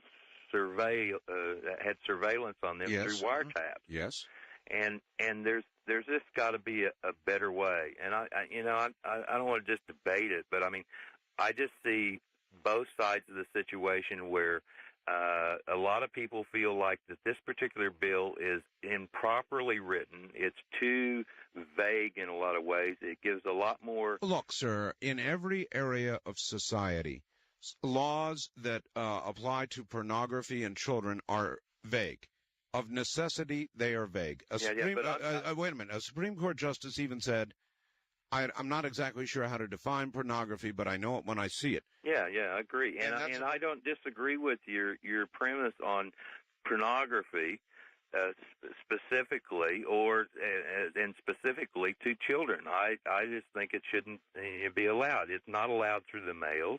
It's not allowed to be openly sold over a counter, even if it's a specialty shop or anything like that. But it's some of the other writing that's actually in this law that give me a specific objection. Well, one of the things is that the U.S. government has made in this deal a deal with the telecommunications companies to give them $1 billion of taxpayers' money to be able to go back through their systems, because all telephony now is really computerized. Yes. Mm-hmm. So they've given them that money. They're going to give them that money. They haven't done it yet because it hasn't been appropriated yet. The money hasn't. But they are setting it up so that they would have to go back at the average citizen's expense to be able to put the programming into their computerized telephony systems, to be able to have all of these wiretap systems, which includes the whole of the internet, because it is connections of computers and servers. All right, well, yes, but it is merely, all right, thank you. It is merely an extension of, for example, what the Federal Communications Commission does now with broadcasting. They monitor broadcasting. Telephones are monitored for certain things, and of necessity, eventually, digital communications are going to have to be monitored for certain things. We don't want people planning bombs and planning crimes on the internet. You know, let us go back to the original definition of freedom, all right? Freedom means that you are free within certain limits, and there are limits. Like everything else, there are limits to freedom. You are free to do this and or that, but you're not free to distribute child pornography. You're not free to plan or conspire a crime. And so the Internet is going to have to be watched as telephones are watched, as the mails are watched, to the degree that things that we as a society do not want to go on, don't go on. Or if they do, they're stopped. So it is logical to me, and I understand that the law is of necessity kind of vague, and that ends up scaring a lot of people. But I don't think the Internet police are going to be closing in on some poor little guy running a server or running a Internet access, and something slips through. It's like every now and then, even on this program, I've had a word over the years, the S word, probably the F word, although I don't think so. I think I've caught them. But, every now and then it happens. And the commission looks at that. They went after Howard Stern. Why? Because it was a daily diet of objectionable material, what a lot of people consider to be objectionable material. Day after day after day. Intentional, repetitive, and to many people who wrote in and complained, so they went after him. And it's going to be kind of that way on the Internet. If an occasional word slips, they're not going to come tearing into your house. But if you are a provider which specializes in the passing of pornography, well, then yes, they might come after you if you're distributing knowingly to children or distributing child pornography to adults. I don't think that encompasses freedom. First time caller line, you're on the air. Yeah, it's not what I wanted to talk about, but I believe what the Internet provider was concerned about is possibly that another area like the seizure laws, where they can... I understand that they would somehow be politically unhappy with him, so they would wait and they would lurk and wait until one piece of porn came across his server and come in and get him, right? Yeah, well, the seizure laws, they don't even have to convict you. They can just go take things, and you have to prove your innocence. But anyway, what I wanted to talk about was the currency. And all they're doing with the currency is providing us with something that's not easily counterfeitable. Well, that is, of course, what they say. Sir, we're so short on time here, I'm going to try and grab one more quick call. Wildcard line, you're on the air with very little time. Hello. Good morning, Mr. Bell. This is Jess in San Diego on Kogo. Yes, sir. The mighty KOGO 600 San Diego. Hot talk. Yes, sir.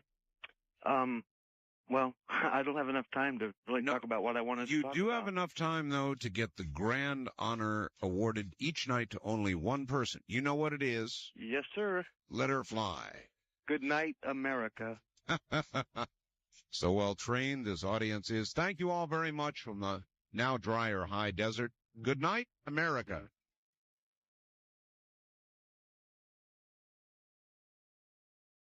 And that was Art Bell.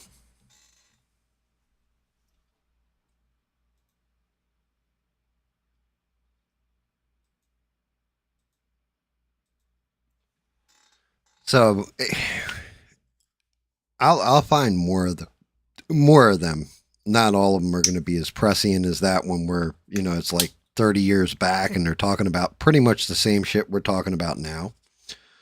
But I will look at old school Art Bell episodes if you guys like that, and do that whenever I don't have shit to talk about like tonight. I didn't really have like a whole list of topics. I wanted to watch a movie and review it or something, and wasn't unable to find it to watch, that kind of thing. But I don't know if you guys enjoyed that, if you thought it was stupid, you guys got to let me know, because 1000% this shit runs off of you. Doesn't run off of Duncan, it runs off you.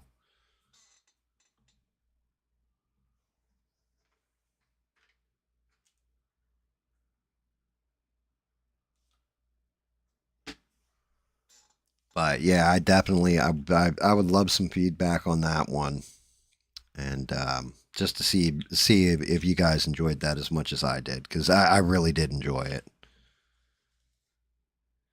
Like I've listened to that episode twice now, and like I said, even on the replay for me, I was like, damn, that shit is fucking just. It's unreal that even back then we were discussing all these same things.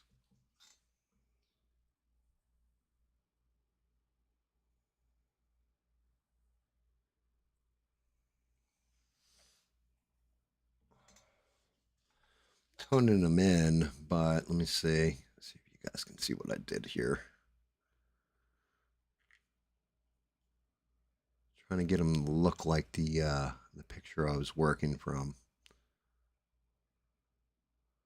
Kept that little bit of magenta flowing into the tail too. I got to get into his eyes and his face and everything, but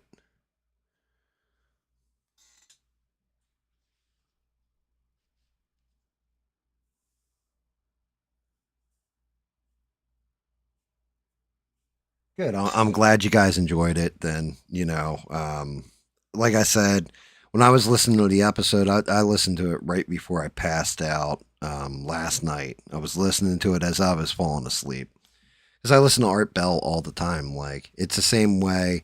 This one I know I can't get away with, but I would love to do them. I would have to do the experimental test run and do it, and then possibly have to go and cut it out because I think I would get a hard copyright strike. But there's Twilight Zone radio episodes too. And that would be an interesting one to do. But like I'll listen to that before while I'm passing out and going to sleep and what have you. And I was listening to that the other night as I was passing out, and I'm just like, holy shit, he's like talking about the same way that we're talking nowadays. But like the political parties are flipped. All the problems are all pretty much the damn same, just the names have changed.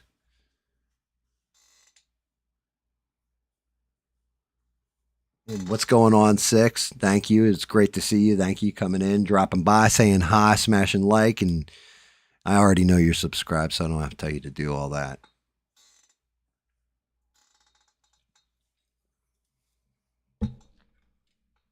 But yeah, I mean, I've actually got to I got to give YouTube a bit of credit here. For some reason, the channel is actually starting to show a little bit of growth. I'm sure it'll show shrinkage too, because I do have a tendency, because I'm always running my mouth, to piss people off in one way or another. So, but I'm grateful. Like, we picked up a bunch of subscribers, like new people. And I don't know if it's the art. I don't know if it's the talk. I don't know if it's the game. I don't know what it is. But it's something in there. Like, I'm doing something right for a change, I guess.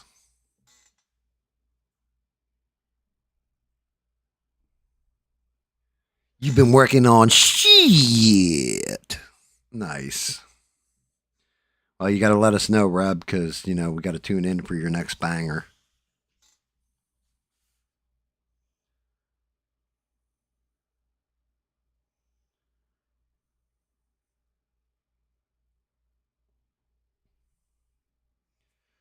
But yeah, I mean, the whole thing is, the one thing that I've always got to express to you guys is my gratitude. Like, I always got to tell you guys thank you, because without you guys, there's no show.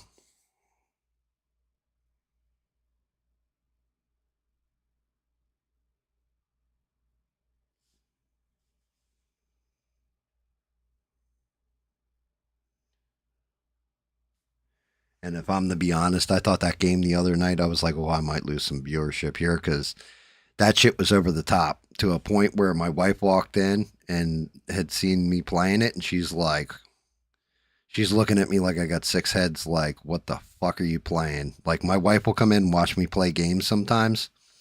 She walked in, saw that game, she's like, yep, nope, fuck this game, I'm out. She's like, hey, it's just way too sacrilege, way too dark.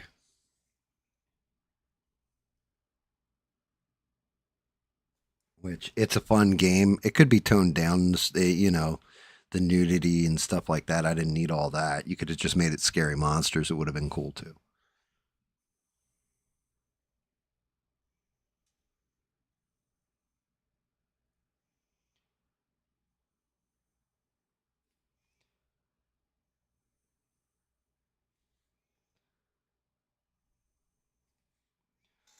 I have to hit this again with that overclock blue. I just really wanted to get in some heavy shadowing on this guy's face.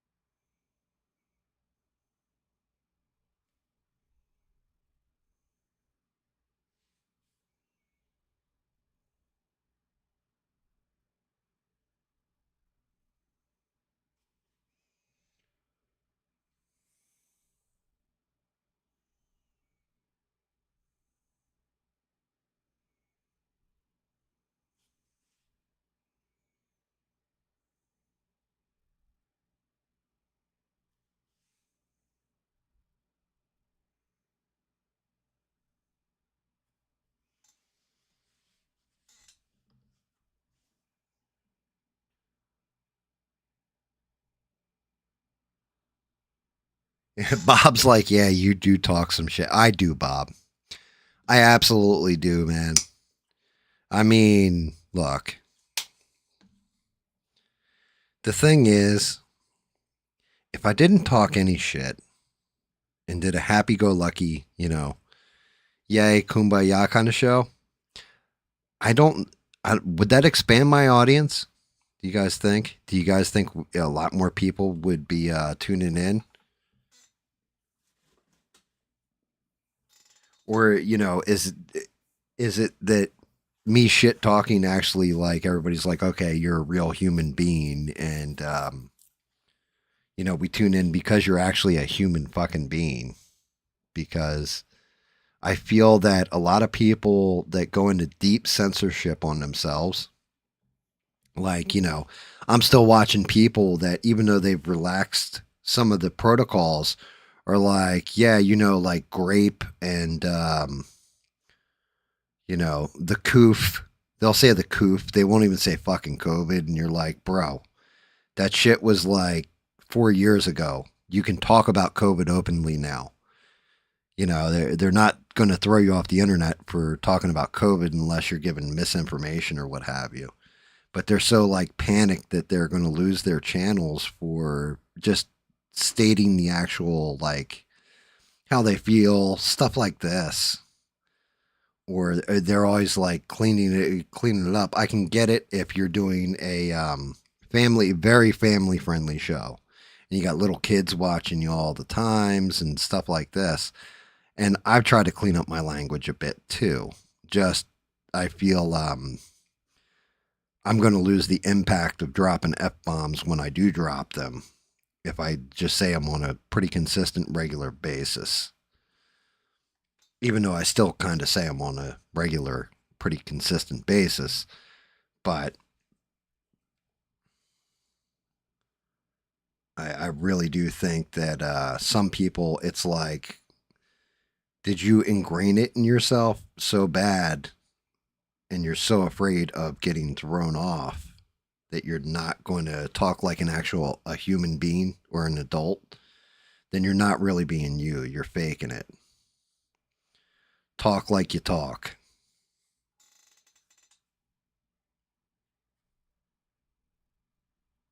It's part of the reason why when, Bob tells you exactly what he wants, what he really, really wants, or says something about,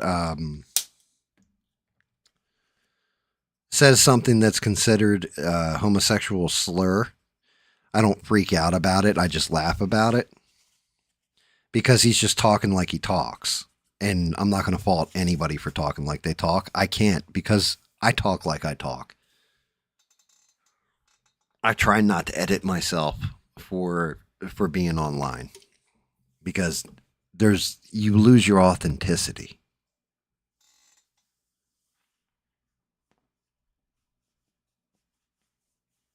You know?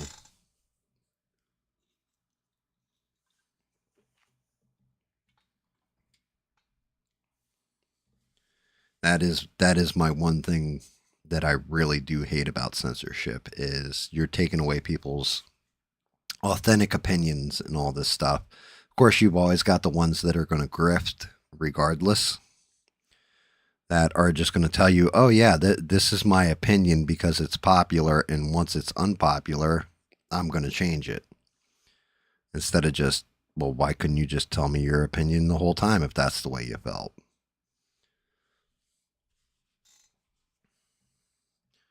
Like, be authentic.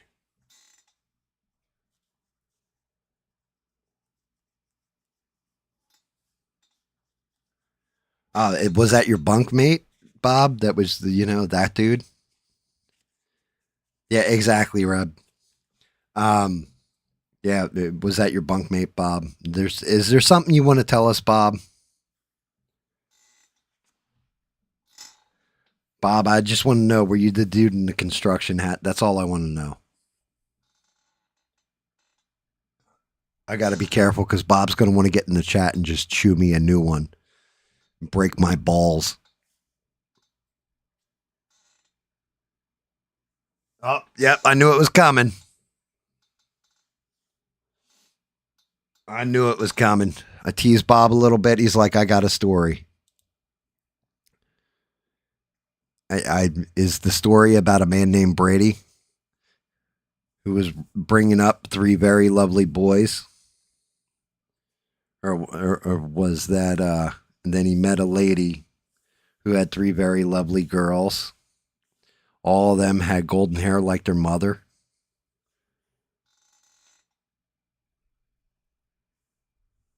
Come on, Bob. I got you. You know how to do this. Hop in general. I'll pull you in. Catch the Bob story.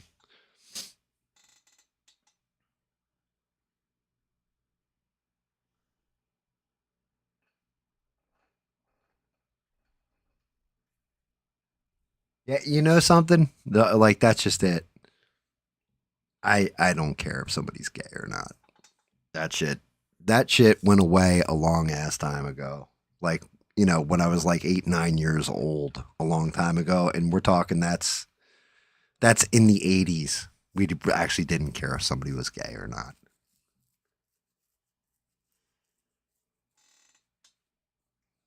I'm waiting, guys. I'm in the Discord. I got it all fired up and ready to pull Bob in as soon as the moment I see him jump in that general chat.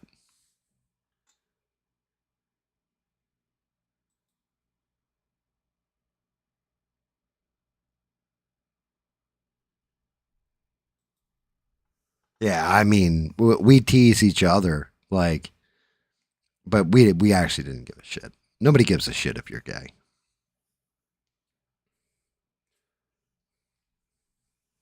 Like, it's the same way somebody will tell me they're trans or whatever, and I'm just like, okay, that's cool, whatever. You do you, man. As long as you're happy, I don't care. As long as you're not telling me that I got to you want to transition like 2-year-olds or some shit. I'm good with you. Ladies and gentlemen, boys and girls, children of all ages, everybody, hide your wife, hide your kids, because he's coming. What's going on, Bob?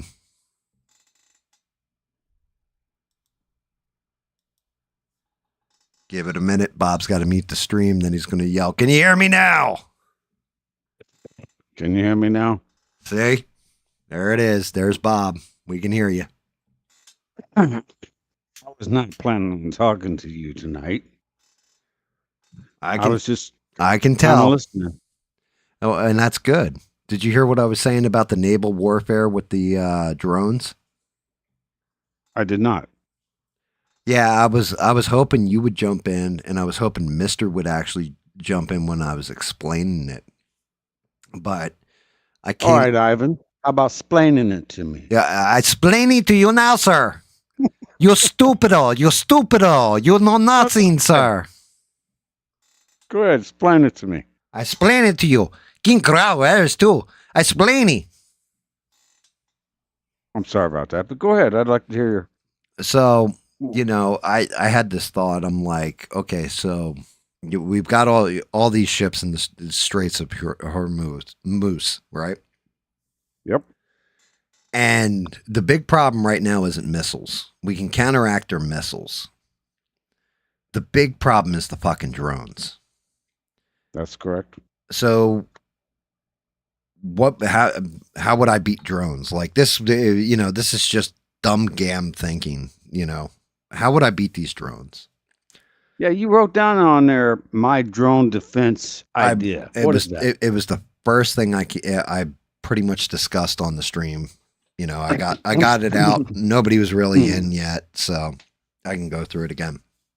But I started to think about it, and I'm like, the whole thing is the ones in Ukraine. I think I've explained this. They are wire guided by fiber optic cable, right? So they're actually being controlled. They're on a wire and they're guided. The ones that Iran our are Mark 48 torpedoes the same way. Right. And so are tow missiles on like land vehicles. Same thing. The tow rockets. But the ones that Iran's using aren't wire guided. They're just programmed and sent off. So at that point, it's, well, how do you disable those drones? Because they're just auto fire. Like here's where it's going and everything else. And then I started thinking about it. Basically, you're running off a radio frequency in that drone. Each chip's running off the radio frequency. So you have to disrupt the frequency.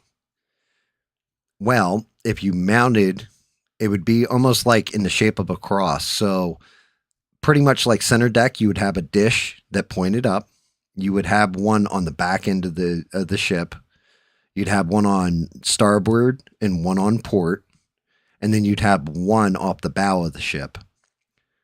And it would just legitimately go through all the frequencies rapidly, transmit out within, 100, 150 yard radius. That's all it would have to do. And just interrupt the signal. And the drone is going to defect and fall. Because you're shutting down the frequency. And then I thought about it more and I'm like, the only problem I have with this defense is one, how, you're going to need a power booster. And that's where I was like, Bob's going to have to come in on this. Our carriers, stuff like this, are they nuclear powered or is it just our submarines? No, all of our carriers are nuclear powered. All of our submarines are nuclear powered. Right. Okay. So it is the carriers as well. Battleships, you could do a small reactor on there, and that's all it does is power the array.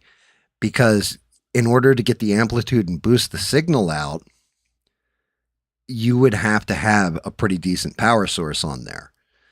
So you put like a small reactor on the front of it. Hell, you could even build just like a small boat that does just this. That's all it's for. But it would basically build a shell around the boat of this frequency blocker. And then the problem I came up with outside of the power problem, because that's what I came to was, well, if you did it on a carrier, I think they're nuclear powered. So you would have more than enough power to boost range on these things. But, like Battleship or something, I don't think you do. I think that's powered in a different way. We don't have any more. We don't have any more battleships in the fleet. They're all museums now. Okay, so that's even better. So then what you would do, right? I'm like, okay, so my second problem is with a carrier, you have all these communications going on. You have our planes landing on the deck. They've got to get clearance and everything. Otherwise, you're going to have accidents, but you're blocking all frequency. So then how do you allow them to land? And then I realized it. I'm like, well, then you pick 3 frequencies, ultra high frequency. Those are the 3 frequencies that you're not blocking. So your communications go through. and then you alternate those frequencies every hour, every 2 hours, and you just have it done automatically. So the carrier stays in sync, so you still have communication with everything, and the plane stays in sync. Wouldn't be that hard to do. Pretty easy defense, and even if it disrupted the drones at 100 yards where they're just hovering, you can shoot them down with small arms. Okay, I know information that you don't. Okay, Mm-hmm. and I can tell you that our planes and our intership communications are capable of operating pretty much regardless of what jamming devices you put out there. Okay. Gotcha. And so that makes it even better because that means that you could go to all frequencies, the drones would still be blocked and everything else. Now you ready for part 2 of the drone defense? Go ahead. This is my electronic geek background. Do you know how a cathode ray tube, a CRT, works? Like an old school TV. Yes, I do actually, because I'm that old. Right. Well, so am I, where I've had to repair them. How you have the electron guns in them. You got 3 different ones. One produces green, one produces red, one produces blue. And then, as I explained it before, the way it works, guys, that, aren't old fucks like me and Bob here, it does a line. And then it comes back and does the next line across, does the next line across, does the next line across, all the way down the screen, goes back to the top, starts over again. But it's doing it so rapidly and so quickly and so fast that that's how you get your image on the screen. Like, you're not really seeing it, but it's also why back in the day, you would be able to see, like, if you took a camera and looked at a TV through like a video camera, an old VHS camcorder, you would be able to see the line go down this. Right. You would see the line go down the TV. It would just alternate down the TV, kind of like fan blades spinning. Well, if you did these dishes with you're blocking them out now for frequency, you then took directed energy weapons, small ones. They don't have to be huge, just small ones. You mount 2 on the top, 2 on the bottom, 2 on each side. So 8 in each of these arrays. So that would be 40 altogether. But you set them to just do exactly what that shit did on a CRT. It might give you a 50-yard range off a nuclear charge, right? You wouldn't keep it active at all times, but you just turned it on. It would legit just be, it would be an energy shield to an extent around the ship that would melt anything coming in within that range. You're not far off, but maybe you don't understand, or maybe y'all don't quite get how much power you have to produce in order to fire a regular laser. Just one laser. Right. But the thing is, at what range? That's the question, Bob. Lasers don't have a range. They do because you have basically just like signals in cables.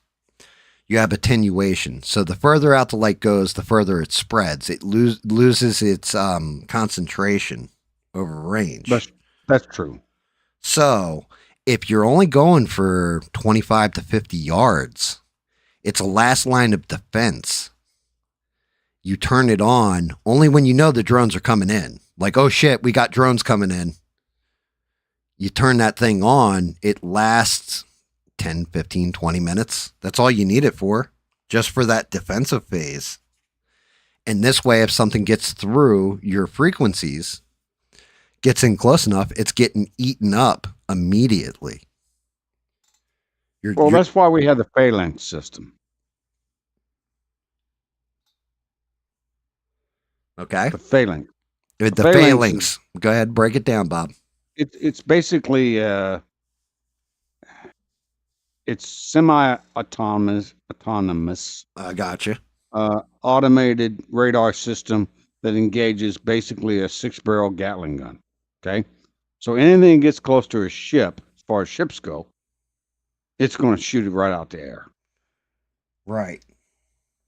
So what you're talking about is sort of already covered, only not with only if lasers. You're doing it with energy, and you're doing it in the way I'm saying, where it oscillates. So the two on the top would do to a certain point. The two on the bottom would go from the bottom to the certain point to the middle. And then you took the ones on the side and they bounce towards the center.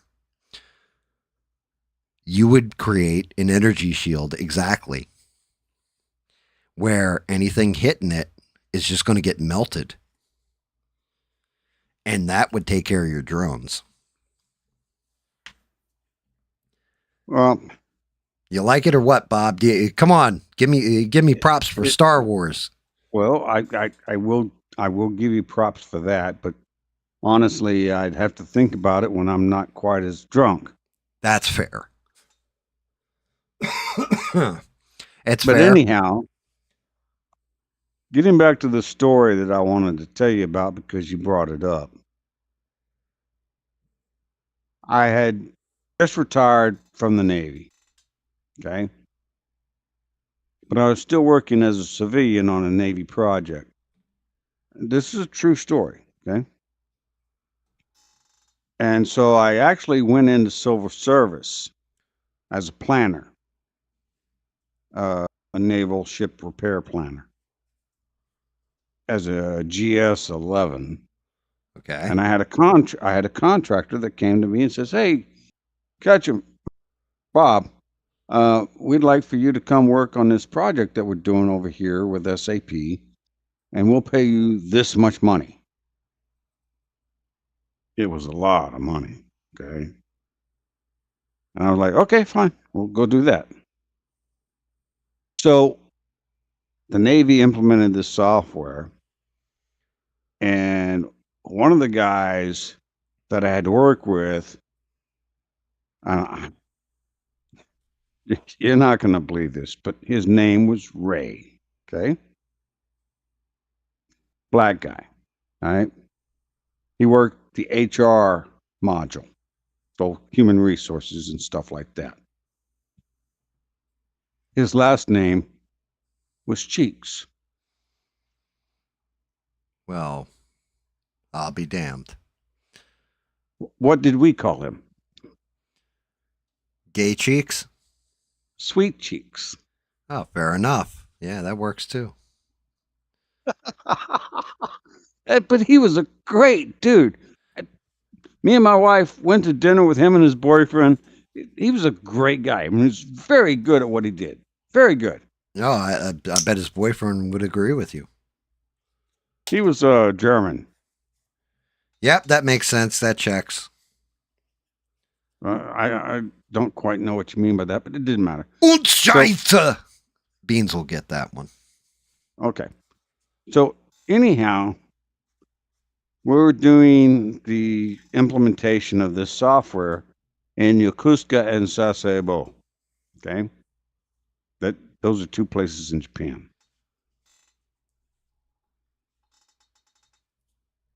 And our project manager, his name was Steve. He was actually a lieutenant commander in the Navy who did the same thing that I did. He retired and went to work on the project.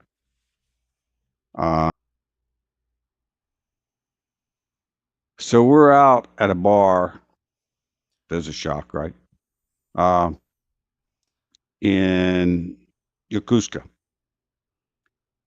And Ray's doing Ray.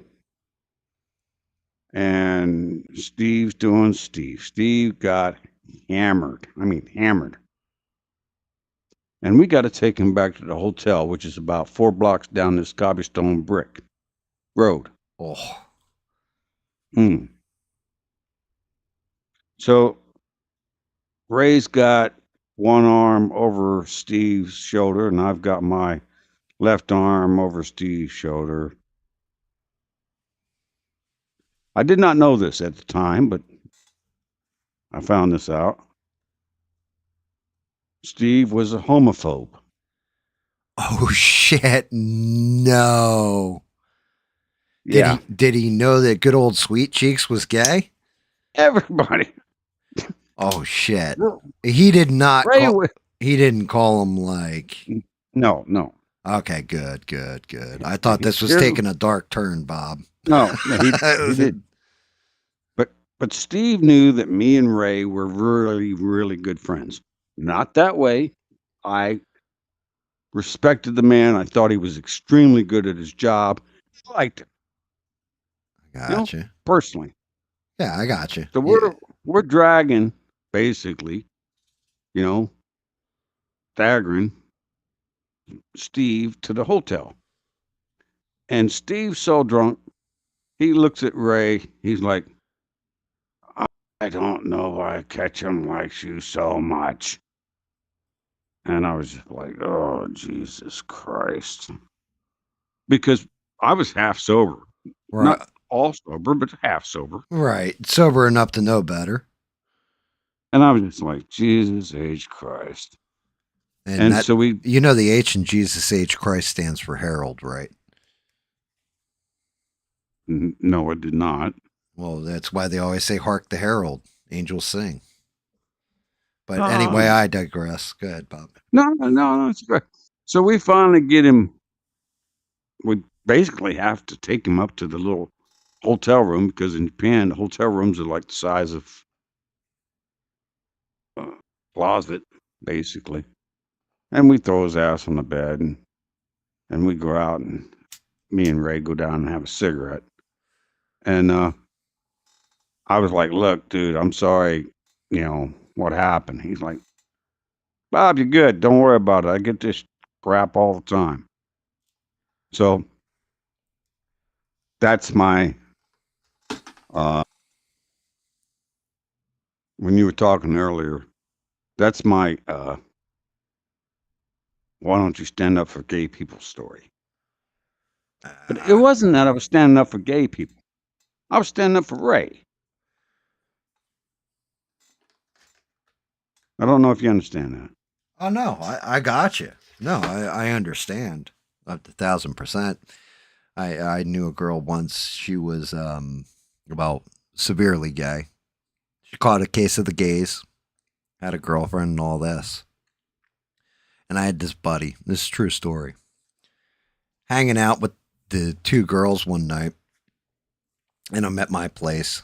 We're kicking back and watching movies and stuff. And my one buddy came over and he's half shot in the ass.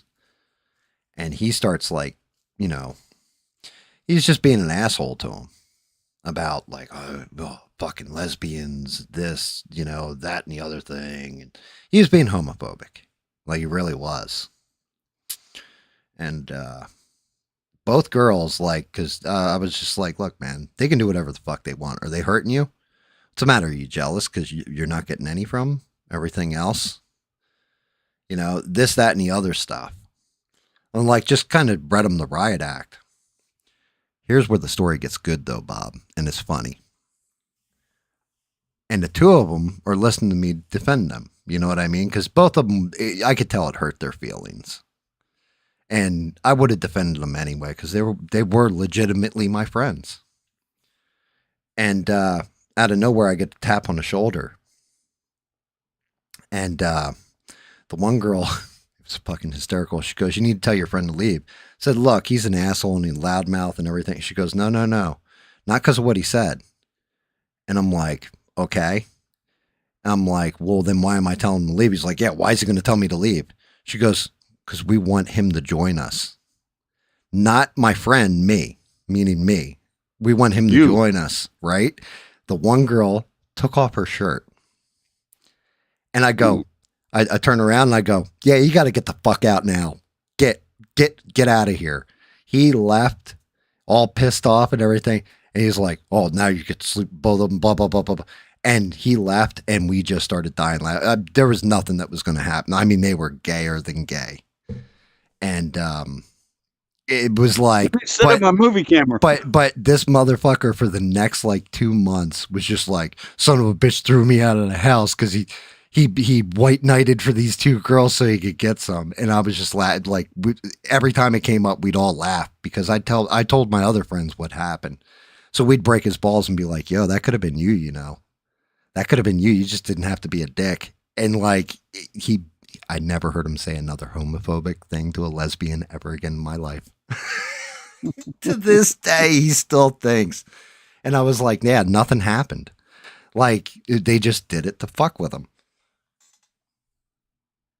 Yeah, well, Steve ended up being the vice president of a company that I basically quit because I didn't want to deal with him no more. I mean, he was a really good friend of mine. He really was. But I kind of got tired of his views. And to be honest with you, I was being offered a hell of a lot more money to go work in the private sector. Yeah. Well, I mean, and that's just it. Like, I don't know. People can do whatever the fuck they want, you know? Like the privacy of your own bedroom or whatever. And like for me, I didn't give a fuck. Like what the hell do I care? Because they would tell me stuff about girls that, you know, like me and stuff like this. Be like, oh yeah, that girl's really into you. How can you tell? Well, the way she's looking at you, this, that, and the other. Because we're guys, we're stupid. We don't understand completely how a female mind works. You know what I mean? No. And those girls gave me such insight into different things with females that I still put into practice this way to this day. When my wife's mad at me, for example, I'll, you know what I mean? Like that shit resonated in my brain because they were telling me the fucking truth. I've been on this earth a long time, and to this and married for a very long time, and to this day, I still have no idea what the hell's going on in the middle of a female brain. Now, I got a dude figured out in 5 seconds. I know where he stands. He knows where I stand. That's the way it is. But women, I just kind of shrug my shoulders and go, whatever.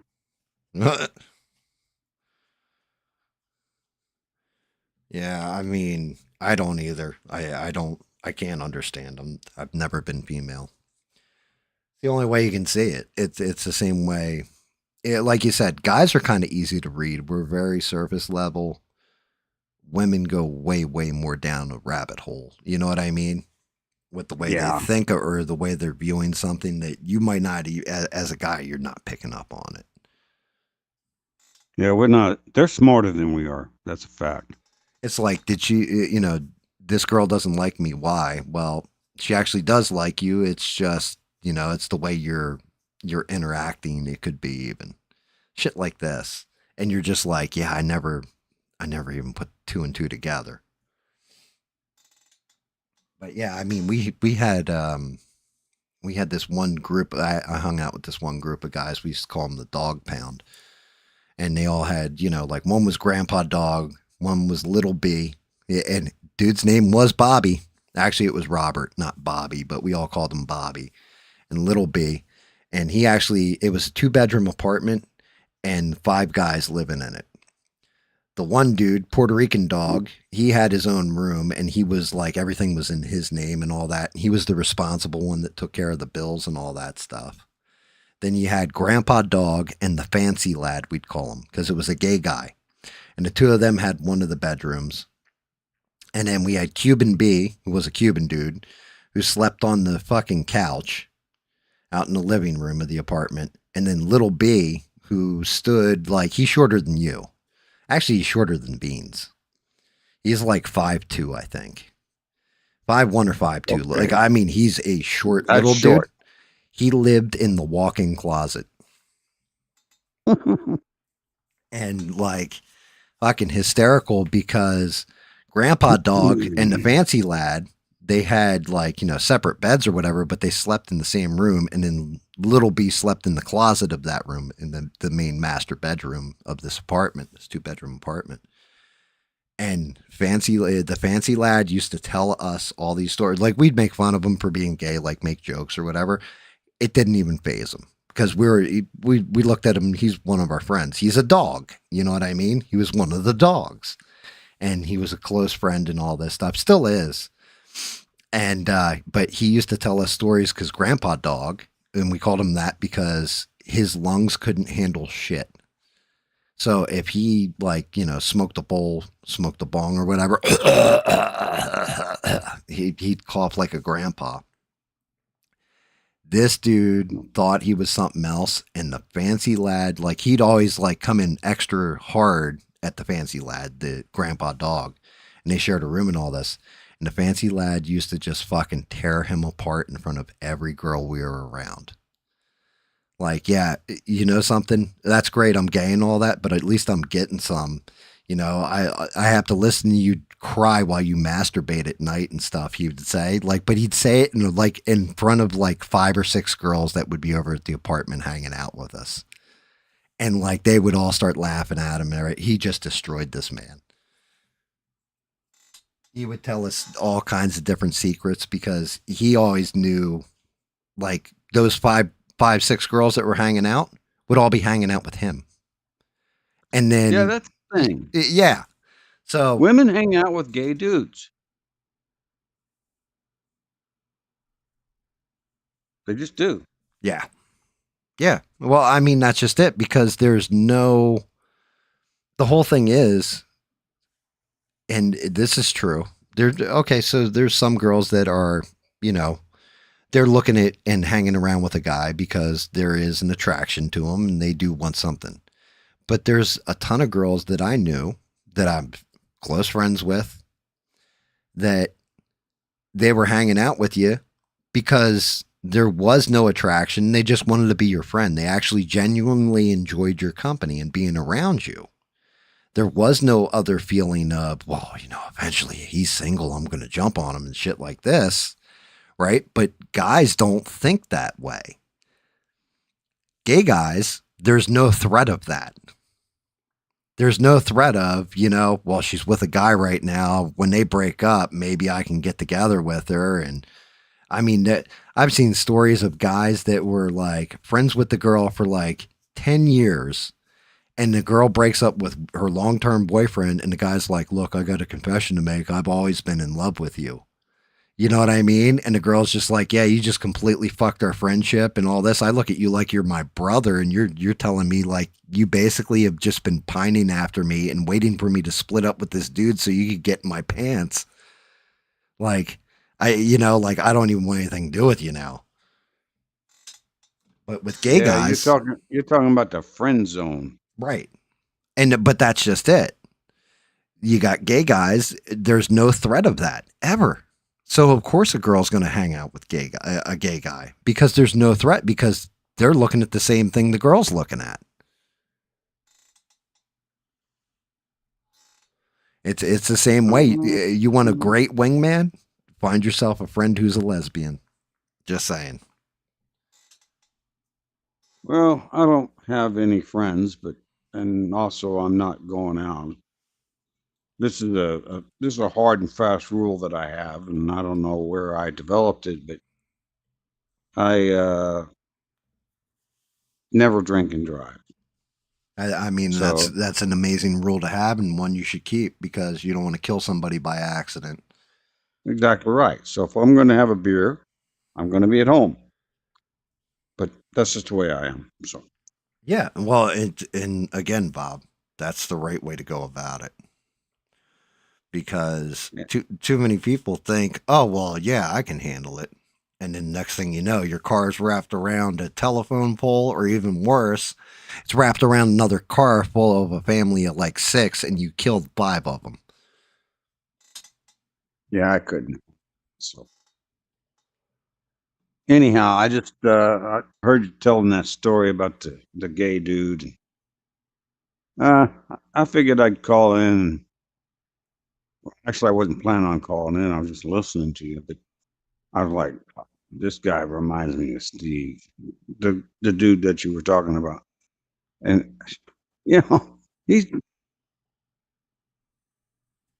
judging this guy because of who he sleeps with, whereas I judged the guy because who he was. Because he's a good dude, right? Well, and he was smart because he was teaching HR. Okay, so we had to go over to the base, and there's, I don't know, 200 people in this classroom, big classroom, and he's teaching the HR part of the software, and all those people in there knew me when I was active duty. Okay, and Ray gets up and he's pointing at back in the day, they had these projectors, you had the little slide things, the plastic things that you put on a projector and pointed up there at the screen. And he's saying, click here and click there and click here and click there. And, he's doing it very flamboyantly. Yeah, I got you. Because that's the way he was. All 200 of those people in that room, because I was standing in the back, and they all knew who I was. And without a doubt, every single one of them turned around and looked at me. And I knew exactly what they were thinking. And I said, because just, I don't know, 6 weeks before, I was all their bosses. I was the boss of all of them. I said, shut up, listen to the man. He knows what he's talking about. And they did. But that was really weird, watching all these heads turn around and look straight at me like, this is your dude? Hey, that's just it. Like, can he teach the class? Is he smart? Like, that's one of those things that kill me is, and I think this is one of the big fuck ups, if we're to be honest, about DEI. You stop. DEI? Yeah. Right? Was the guy good at his job? Did he know what he was talking about? Yes, he was. And he had knowledge, and he was smarter than everybody else in it, and all this. So you're going to hire that guy, right? Like, if you had a choice between him and somebody else that didn't know as much and everything, but checked the box, would you go with him or would you go with the other guy? I'd go with the smart guy, the one who knew what he was doing. Right. And this is where I'm saying DEI is kind of fucked up, because the whole thing is, I wouldn't care if that guy's gay. I wouldn't care if he's black. He checks those two boxes, right? He's smarter than everybody else. He deserves the fucking job because he's smarter than everybody else and better at the job. With DEI, he would have gotten the job because he was gay and black. That's where the fuck up is. You're going by somebody's skin tone and who they're sleeping with in their bedroom versus what actually is up in that brain of theirs that you need. Their work ethic. How they are as a person. That's all I cared about. Right. And that's all I ever gave a shit about when I hired people too and trained them. I didn't care about anything else. Can you get the fucking job done is what I gave a shit about. But that's part of the problem with DEI, and what ended up happening wasn't who was the best at the job. There were women that I hired that were smarter than everybody else and better at the job than everybody else. And I hired them and promoted them. There were guys that came in that were straight off the street, like, I'll shoot you in the head for, pissing me off sideways, but could do the job and were better at the job than, the white guy that came in with the whole checklist under his belt. They got, that black dude got hired and promoted above them. You know what I mean? It's one of those things where I always said, like, DEI, it's not good. you think it would be fair and balanced. Well, that's only if you're assuming that the people that are hiring you are racist scumbags or sexist scumbags or homophobic scumbags, which do exist, but not as often as you'd think. Every now and again you get them, but not as often as you think. Well, fortunately, I've intentionally made sure that I'm not in a position to hire anybody because actually I don't want that responsibility. Really? And well, yes, and I was actually a partner at a company.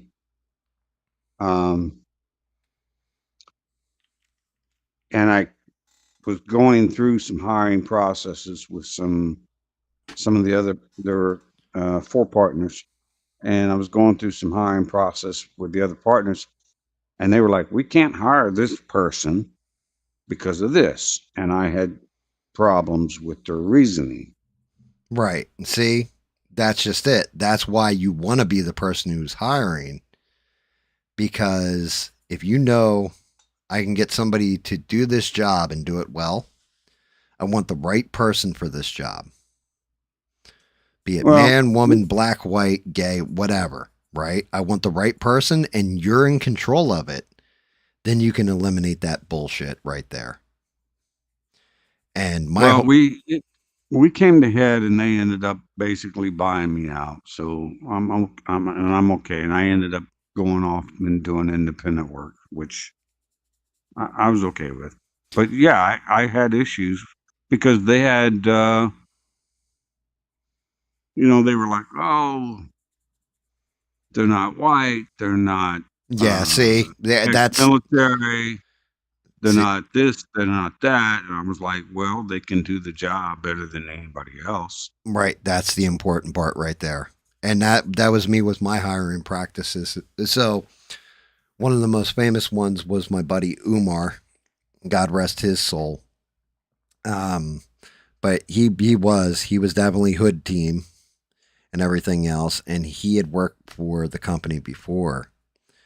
And he worked over in one of the mall stores. Now, granted, I was working on the one that was on the edge of Camden at this point in time. And he worked one of the mall stores, and he actually was being trained to be a key holder because he had better numbers than everybody else. And the district manager wanted him trained.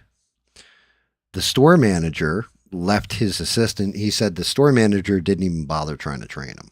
Like, was kind of like exactly what you're saying. Like, oh, well, he's a black guy. He shouldn't even have keys in his hand. This isn't my promotion. The district manager actually sees something in him and wants to promote him up. So he left his assistant to train. So the assistant takes him through closing. He closes down the store, everything else. The next day, he wakes up to a phone call from the store manager.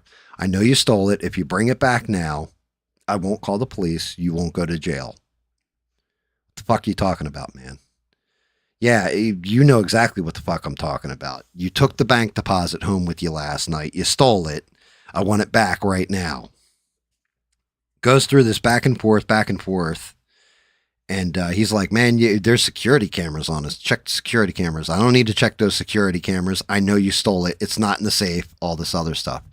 Here, when they were closing out, the girl was distracted. The female assistant manager that was training him was distracted. Instead of putting the deposit in the safe, she dropped it in like the top drawer that's in between the two registers.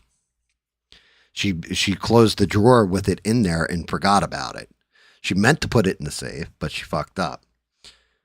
And the store manager found it after calling his district manager.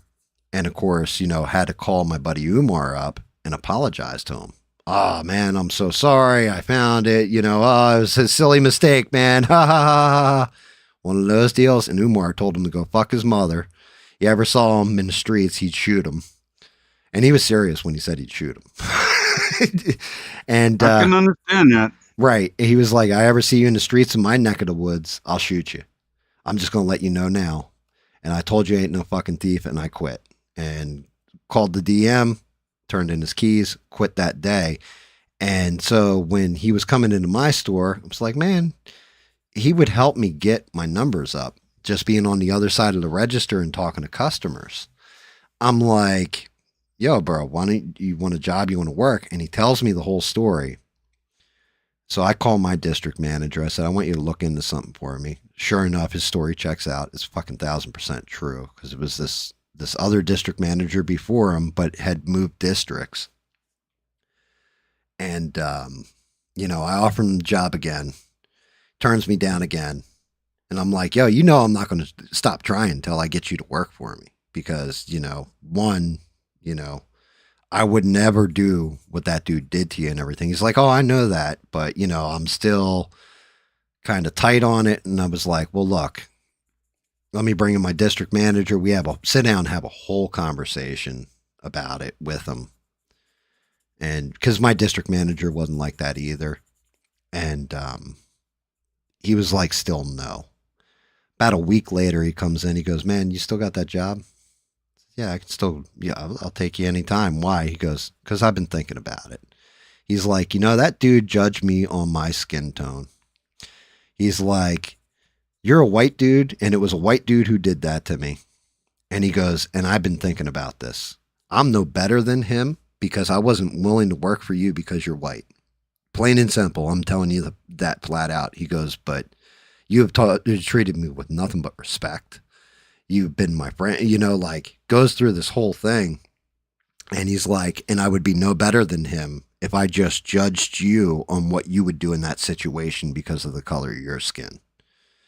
And so, yeah, he became one of my heavy hitters as far as my numbers went and everything else. Worked for me for, God, like 3-4 years.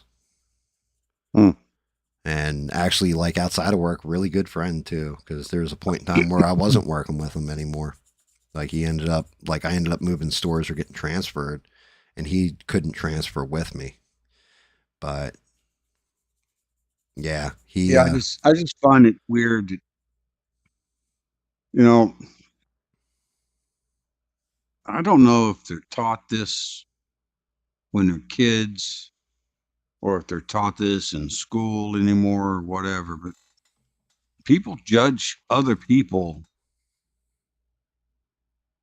for different reasons, okay? And maybe I'm just stupid, but I've never actually judged anybody until I know who they are. Oh, fuck that. I judge people all the time.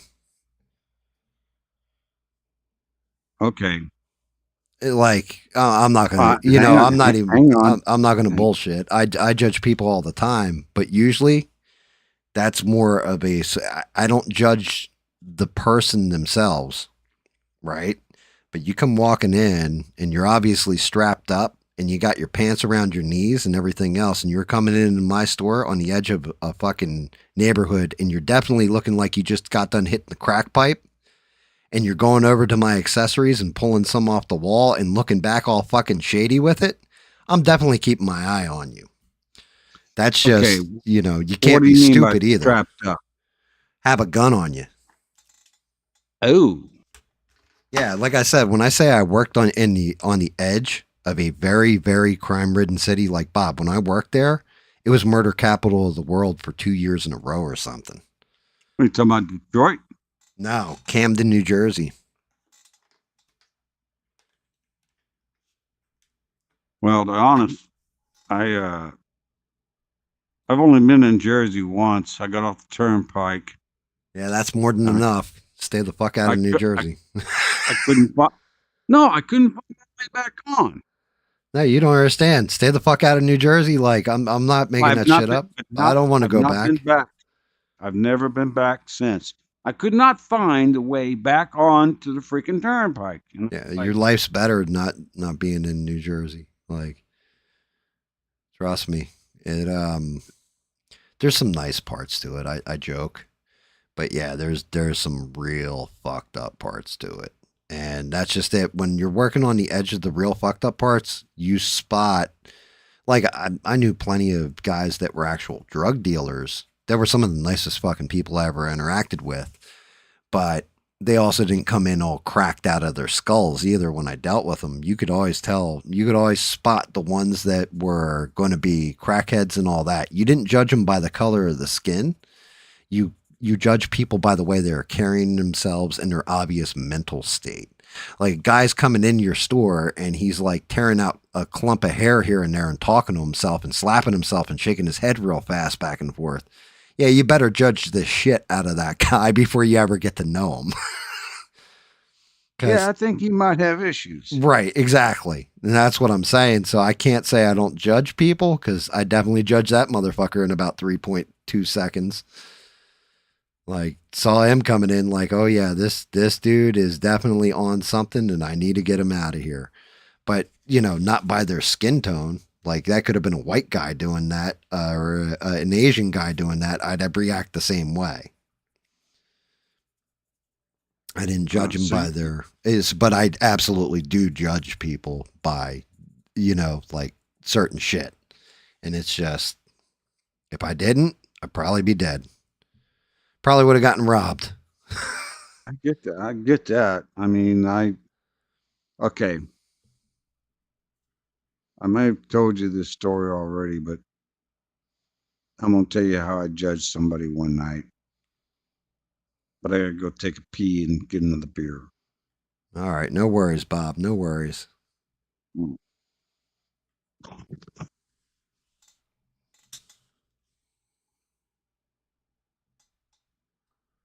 Everybody out there in Funland having a good time. Everybody chilling, just listening to stories and relaxing, building toolboxes. I'll show you my toolbox, said Rebel.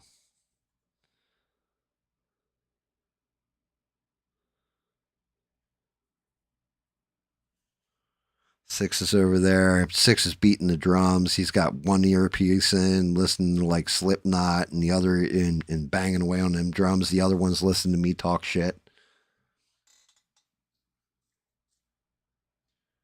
Beans is brewing up some coffee, getting ready to put a different coat of paint on each wall. Just going to draw some shit right on them.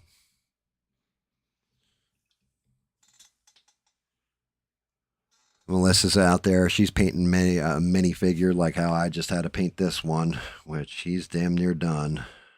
Just got to finish off base graying repainting the base gray.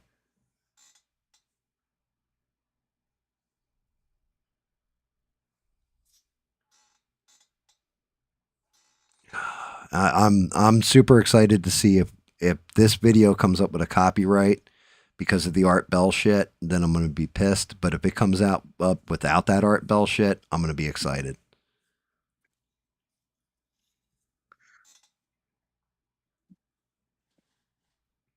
So I heard who Art Bell was. I didn't know that guy existed before I heard this earlier. Really? Yeah, I had no idea who Art Bell was. Art Bell, I'm Art Bell from, he is the precursor to, I said it earlier, he's pretty much a precursor to like a Joe Rogan. Like, he was doing call-in radio and was huge with it. He does a lot of, and granted, the one I played tonight was more like, I thought it was interesting because going back all that time ago and listening to what was going on 30 years ago and realizing we're going through the same shit. The more shit changes, the more it stays the same. It was like, whoa, it like blew my mind because you forget a lot of stuff. Like I've forgotten stuff from when I started paying attention to politics.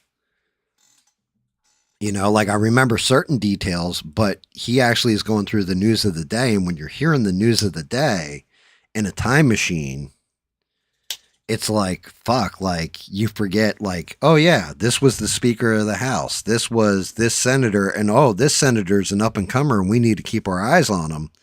And that guy ends up being nobody, but back then he was important. Like right now we're like, oh yeah, Mike Johnson, Speaker of the House, or Marco Rubio. And like if they fall short in the next election cycle, maybe those people are just like farts in the wind. They're lost to history. They're not important. But for us in this time, it's important. So he kind of has like a running record of all that. But his show wasn't always just politics. A lot of times what he has on, Bob, is guys that'll be like, he'll go, okay, if you work for the government at Area 51, call in on this line. Everybody else call on this line, and then new callers call on this line. And he'll give out like 3 phone numbers. And you'll get people to call up and be like, yeah, I work for the government at Area 51. This is what I've seen. Half the time, well, I'm going to say 95% of the time, the person calling in is full of shit. But there's this 5% that's like, that's fucking interesting. And the whole thing is Art Bell's philosophy was never let the truth get in the way of a good story. So if a caller calls in and they're telling a yarn, it's an obvious bullshit story, but it's a good one. He'll ask little questions here and there, but let the person tell the story. And then leave it up to the listeners to be like, I think that guy, they'll call in all of a sudden, like, I think that guy was bullshit who just called in or whatever. And there's a couple of them that are like, that's possible that could have been real, you know? But for the most part, you're like, yeah, it's bullshit. But they're fun. He's fun to listen to. And the way he went about it was smart. Just ahead of his time in every way, shape, or and form. So, like, if I can find it, there's one guy who called in 3 or 4 times, and his name's Mad Mike Mardigan. And Art Bell actually did find records of where this guy got arrested because he did a whole thing where he said he built a time machine, and he's going through how he built it, and he went and stole like transformers from, like, they were putting up new telephone poles, and he stole the transformers that they were supposed to put up on the telephone pole. And it was so he could boost the signal so he could travel through time. And here Art Bell actually did find where he got arrested for stealing these transformers and shit. So there was actual truth to his story, but that one's a fun story to follow. Stuff like this. You get, because he's more Republican leaning, like for the time, especially for the time, he was more on the conservative end, but like a moderate conservative. And this one dude, Charlie, like I was saying earlier tonight, he's basically his version of Ivan, calls in all the time and just is a dick to him. Mm. And he argues with him, and they go back and forth, and it's funny. But yeah, there's all kinds of interesting yarns. And if it doesn't get copyright struck tonight, then I'll play more of Art Bell in the future, especially on nights like tonight where I didn't have anything to talk about really. Talked about that drone defense idea. And like I said, you weren't in here yet, so I couldn't bounce it off you. There's a lot of people that I couldn't bounce it off of. You know, like Mr. would have been another one. He would have told me about amplitude and frequency that you would need to do something like that and the amount of power, for example, because Mr. is a brilliant man when it comes to that kind of thing. Yeah, you're definitely going to need a lot of power, but actually, it's weird because I was never into politics ever. Okay. Until I turned on my my radio in my 2001 Ford Ranger, which I still have, on my way home from the naval base to the house, and we would always get stuck in traffic. And I used to listen to, like, Rush Limbaugh. Originally it was not Rush, but originally it was like, radio stations and playing rock and roll. And then I flipped over, maybe by accident, I don't even know, but I heard Rush Limbaugh. You're exactly correct. And he's talking, and I'm just like, got my window cracked down. So he's making too much sense while you're listening to him. You're just like, this dude makes sense. That's exactly what happened. And I was like, that is the time in which I first actually started paying attention. So that was what? I don't know, 35 years ago, something like that. Yeah. I paid attention here and there. What made me really, really start paying attention to politics, though, like I said, I'd listen here and there. What really did it was my wife, and we're going back like 14 years ago, pretty much, like coming close to my anniversary with her, so 14 years ago. But my wife and I got in an argument over Obamacare because I thought it was a good idea. Jesus Christ. Go ahead. No. My wife was like, you think it's a good fucking idea. Okay. So here, there, everywhere, and she starts citing stuff out of it.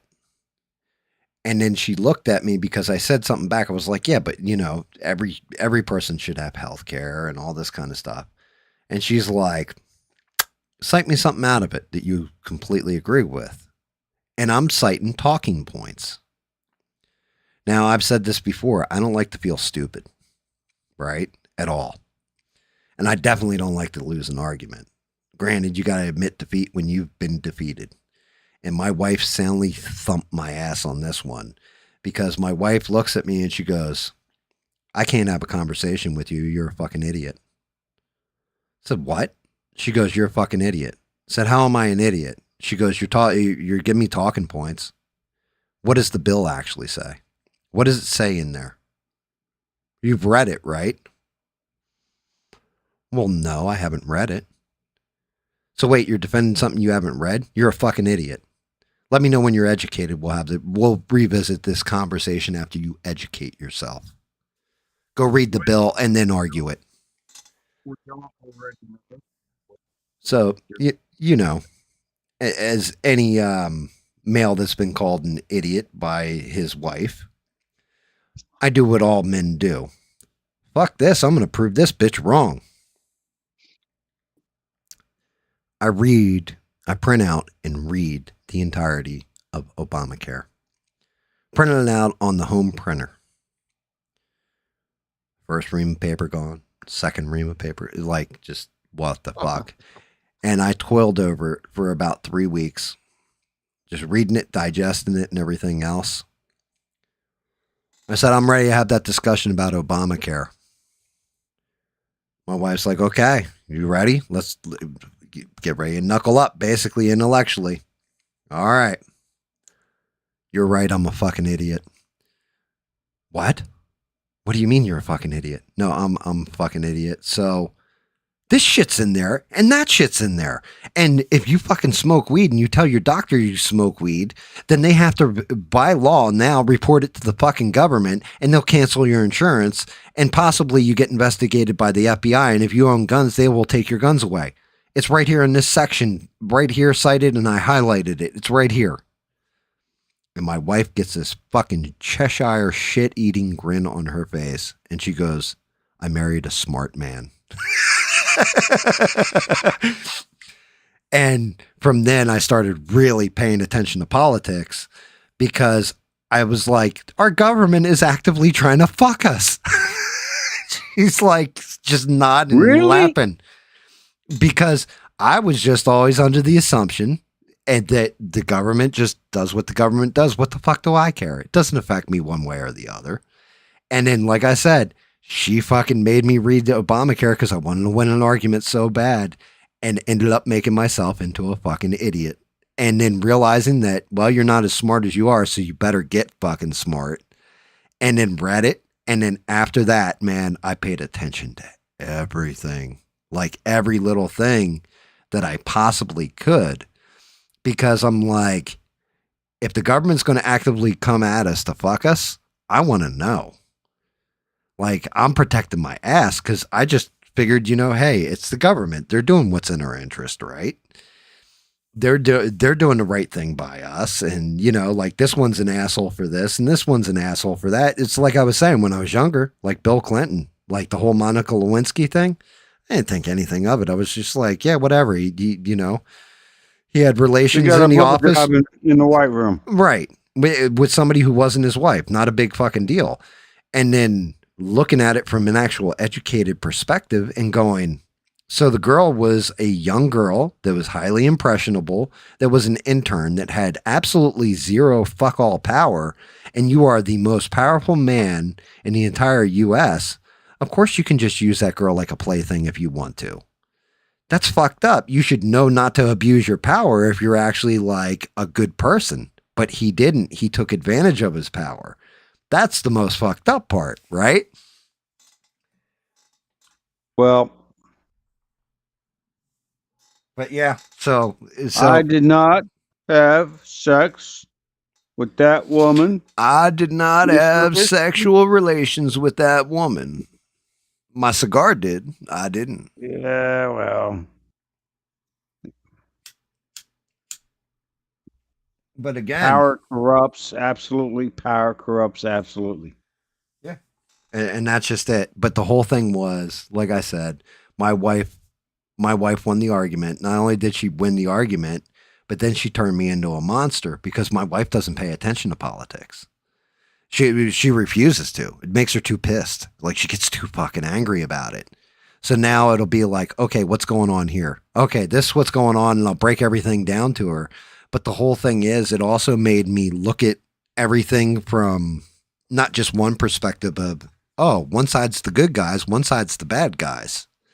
It made me look at everything from a perspective of the government is actively trying to fuck its citizens. They tax the shit out of us and deliver absolutely fuck all to us.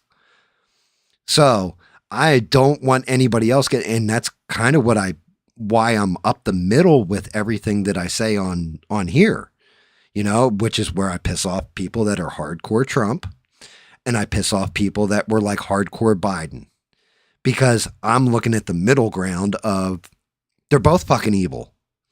They both can do good things, but both of them can do really fucked up things. It's like with Trump right now. I'm not mad. I'm disappointed because I expected a lot more. Like I wanted him to go in there and be the Molotov and burn the system to the earth, expose all those fucking dirty secrets, just clean it out, refresh us and restart us. You know what I mean? Where, okay, now the FBI, we can trust everything, maybe not everything they say. We still want to check and balance on it, but all those dirty secrets, the JFK files, the RFK files, Martin Luther King, Epstein, all this stuff is cleaned out of that closet. And now we have a fresh, brand new, okay, look, we fucked up, but we fixed it. And instead I got more cover up. And that's where I'm disappointed. And it's like, the thing is, I looked at Trump like I did too. Like he actually is one of our last best hopes at fixing this. And that's not to say there won't be another one. And it's not to say that Trump is like a fucking, oh, he's the worst president of all time and he's a terrible human being and all this. It's just whenever he fucks up, I'm going to call it. If he does amazing stuff like shutting down the entire border, I'm going to call that too. Yeah, I've got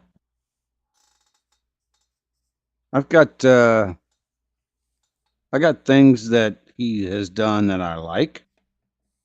And I got things that he's doing right now that, to be honest, I don't like. Right.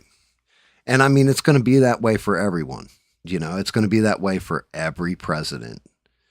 I mean, now granted, some of them, like Joe Biden, that man fucked everything up.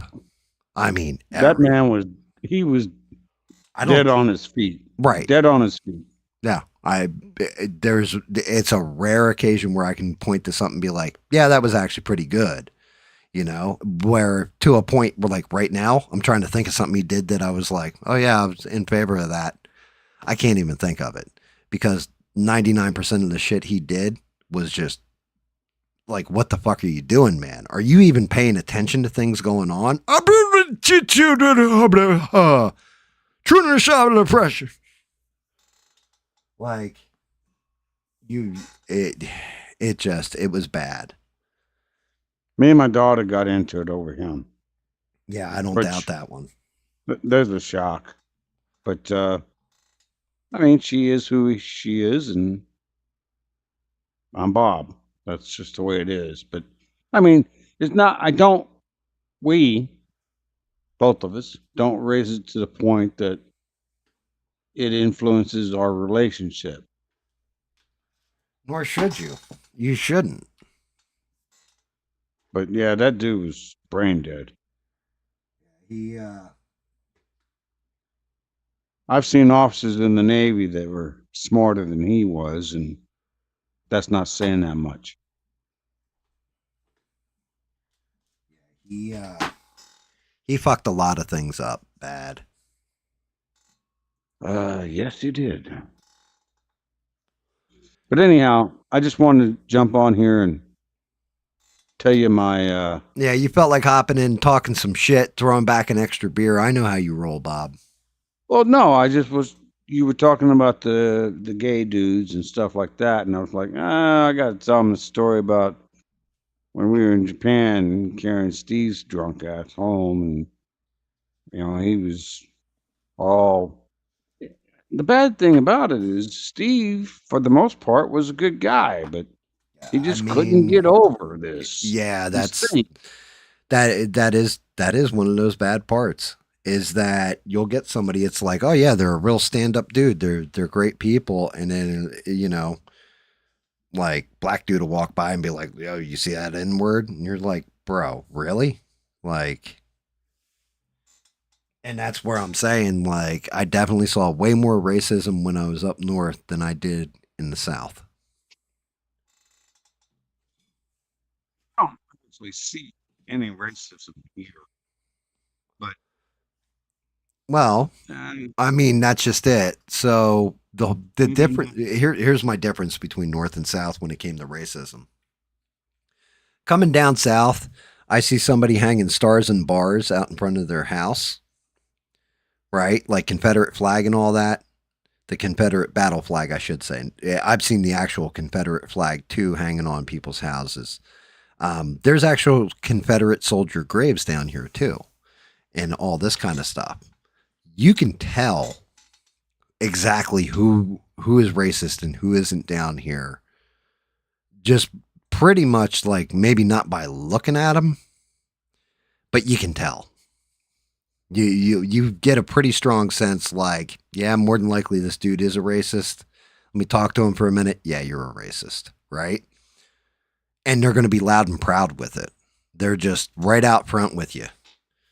Up north, you would have, like, my buddy Umar. True story. It happened one time. I was at a party with him. He's like, oh, my buddy's, like, he's a white dude too, blah, blah, blah. He invited me to this party and everything else. Umar was there. I was there with Umar, and I was getting together with this girl while we were at the party. And U's like, all right, man, I'm out. You come? And I'm like, nah, I'm going to hang out with her, I'll catch up with you later. The moment Umar left that house party, man, there was like 6 of them that just started popping off at the mouth about him.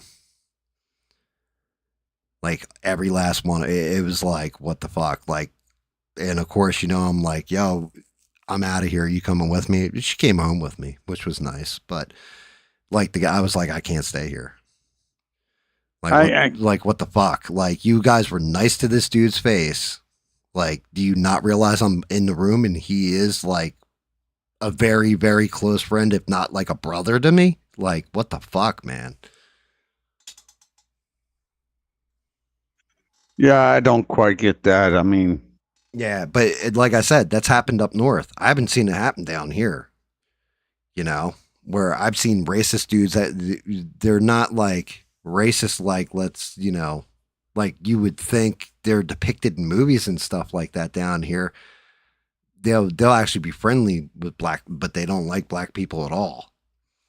Like, and they will just judge them by the color of their skin before ever like having a conversation with them, kind of shit.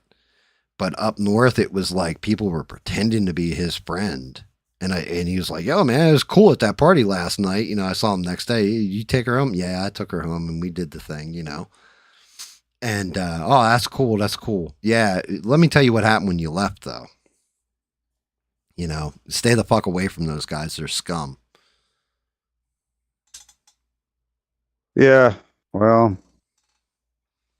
I can't, tell other people what to do or what not to do, but I'm just, I meet you, I talk to you, I get a sense of who you are. That's who you are. I don't really give a crap about. I actually don't even care about your political leanings. I mean, I don't either, as long as you're not trying to force me to, like take a knee. You know what I mean? Like, that's the one thing. My wife even tells people this. They'll be like, "Oh, well, you're his wife. You can tell him to do that, this, that, and the other thing." The fuck I can. No more than he can tell me exactly how I should behave, or, like, no, that's not who I married. I married somebody who's independent and can think for them fucking selves.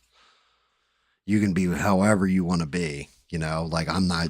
You try telling that man he's going to lock down and he's going to do the opposite 10 times harder just because you told him he couldn't, or he shouldn't, or he needs to think a certain way and act a certain way.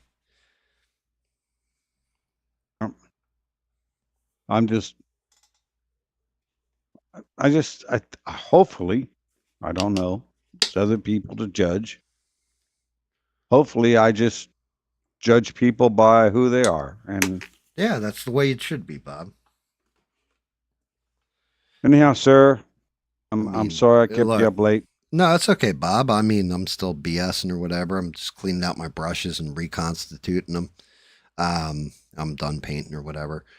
Yeah, I mean, I don't care if you're gay, Bob. It's all right, man. We accept you anyway. We love you, Bob.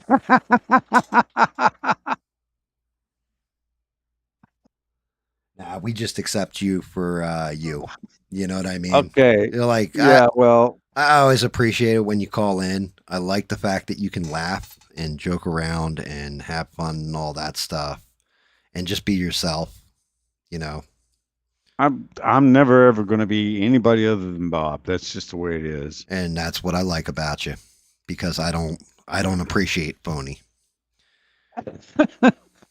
There's plenty of that shit going around in the world today where I don't. Too much of it. Yeah, I don't need that stuff myself. Like, I'm an asshole. I tell everybody I'm an asshole, but I'm not a fucking asshole. So, well, it's real simple. I've got a real simple philosophy. You be level with me, I'll be level with you.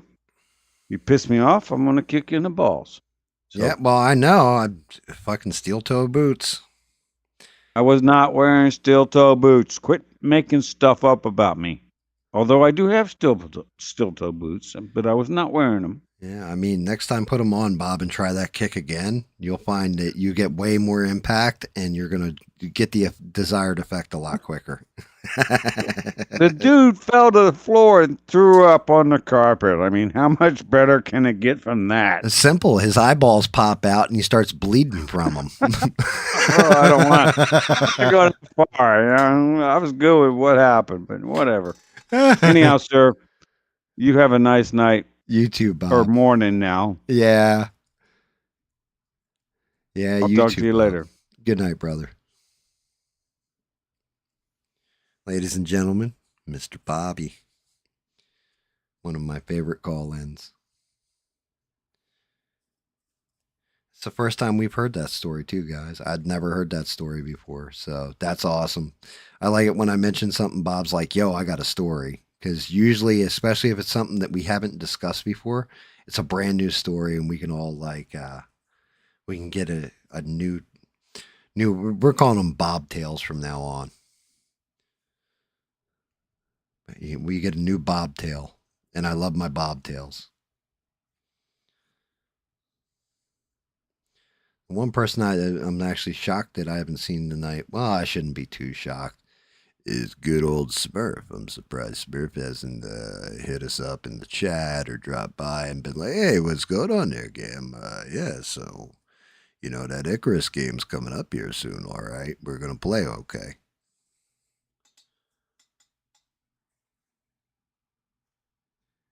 Bubba says we need blood, Bob.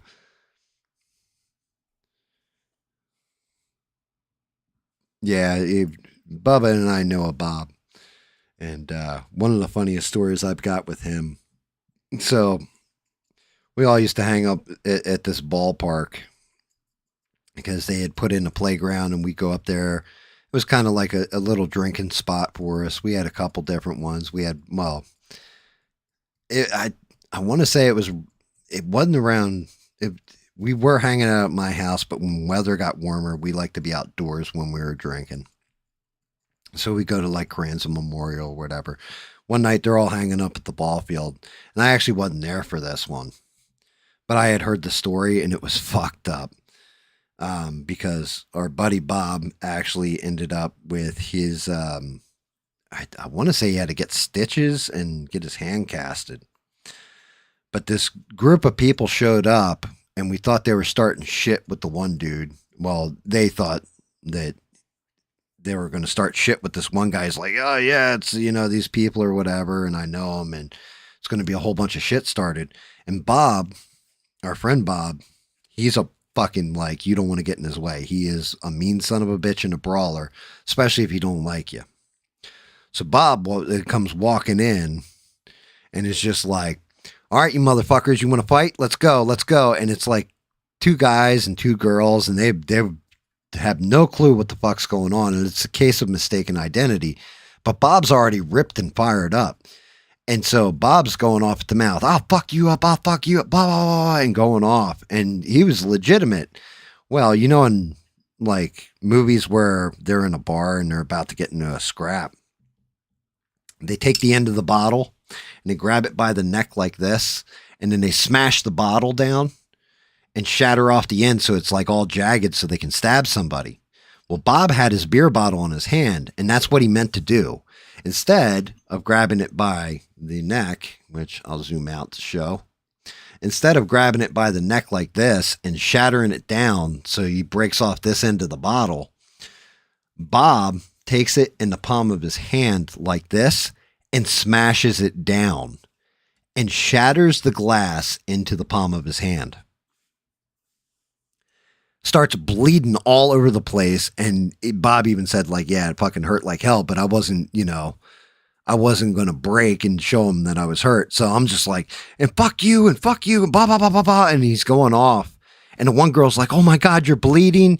Somebody get a towel out of the car or whatever. And he's like, fuck you, bitch, you shut the fuck up. And he's still going off and everything. And then they realize his mistaken identity. He's like, yeah, somebody get me to the fucking hospital.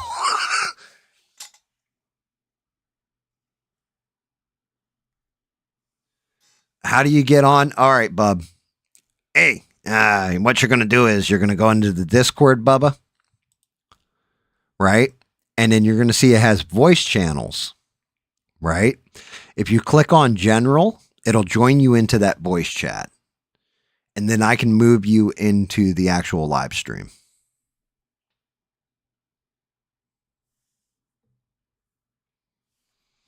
That's how you can come on. If you actually want to tell the real story, because you were there for it.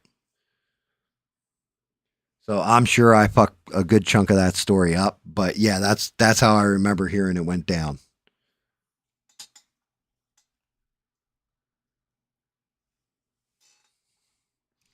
Might have Bubba come on for the first time ever. Yeah, if you look on the left-hand side, you'll have like general chat, all that stuff. But if you look down, you'll see one that says voice channels, and then it'll have general and GAM live. And that's how you hop into that. And then you go to general, you click on general, and then I can just move you in.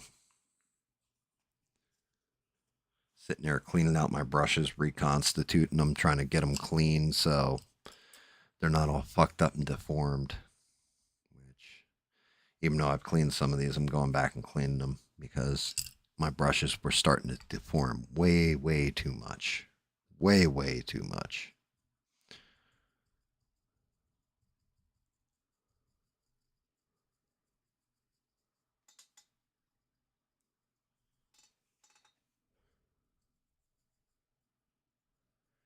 You hear Bubba get into the chat, and all you're going to hear is, what's going on? What's going on, motherfucker? It's good to talk to you.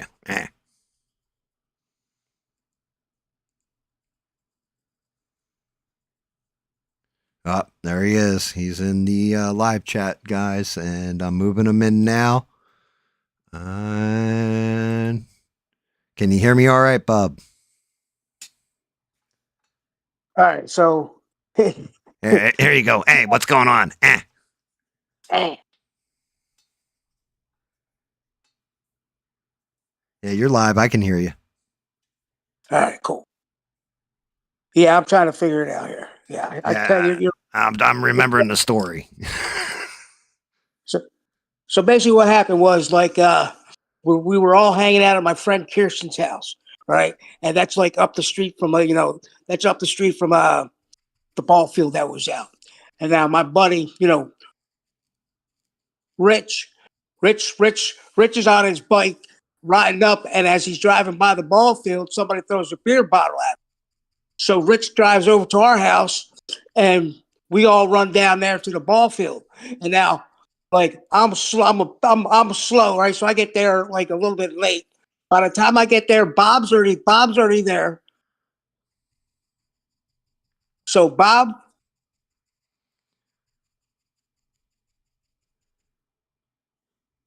Oh, I'll give you the well, shit, you cut out there, Bub. But okay, so like Bub's saying, basically what started it was our buddy Rich had lost his license to a DUI. He's riding his bicycle up to basically over to their friend Kirsten's house. He's riding past the ball field, and somebody drives past him and throws a beer bottle as they drive past him. And then everybody kind of emptied from that house because everybody was partying at the house that night, and goes flying up to the ball field. And Bubba, who has, Bubba's a dwarf, technically on paper. He's got, he's fast in short sprints, but not for very long. So Bubba was late getting there, and there you go, Bubs. Go ahead. So Bob's there, right? He smashes the beer bottles, gets in the dude's face and shit, right? And the four people got scared, right? And like if it turns out that the guys knew Rich, they were just throwing a beer bottle at him to get his attention. Oh shit! So they were like, Right. "Hey, buddy, what's up?" Yeah. So basically, yeah. So like by the time I get up there, Bob's bleeding shit. Right. I'm just like, I get up there like I'm like all fucking angry. I'm like, who the fuck threw the bottle? Who the fuck? I was about ready to fucking kick everybody's ass.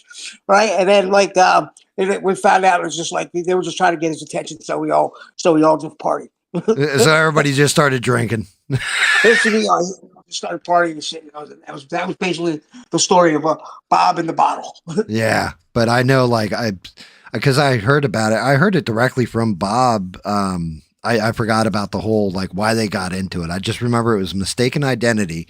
But I remember Bob telling the story, and Bob's going like, and I'm like, you motherfucker, you this, that, and the other thing, because his hand was all bandaged up. And it was like, what happened to your hand? He's like, oh shit, yeah. Yeah. Because well, tell them the story. Tell them the story about Bob in the bathroom. What, when we're in high school? Yeah. Okay, yeah, that actually is a fun story. So Bubba and I, like, for one, I've known Bubba he is my brother. Like, sorry, I've known the man for 33 years? About that, yeah. Yeah, I actually know more like 35 years now that I'm thinking about it, because I was 15 going on. It was about 91. Right.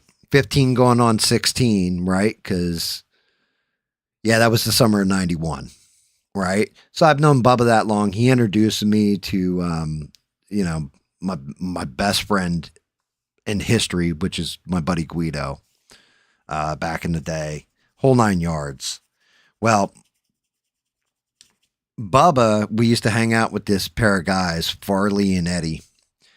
And they would tell Bubba this story all the time about, because Farley, Eddie, and myself all went to the same high school together, which was a vocational school, a VOTEC school.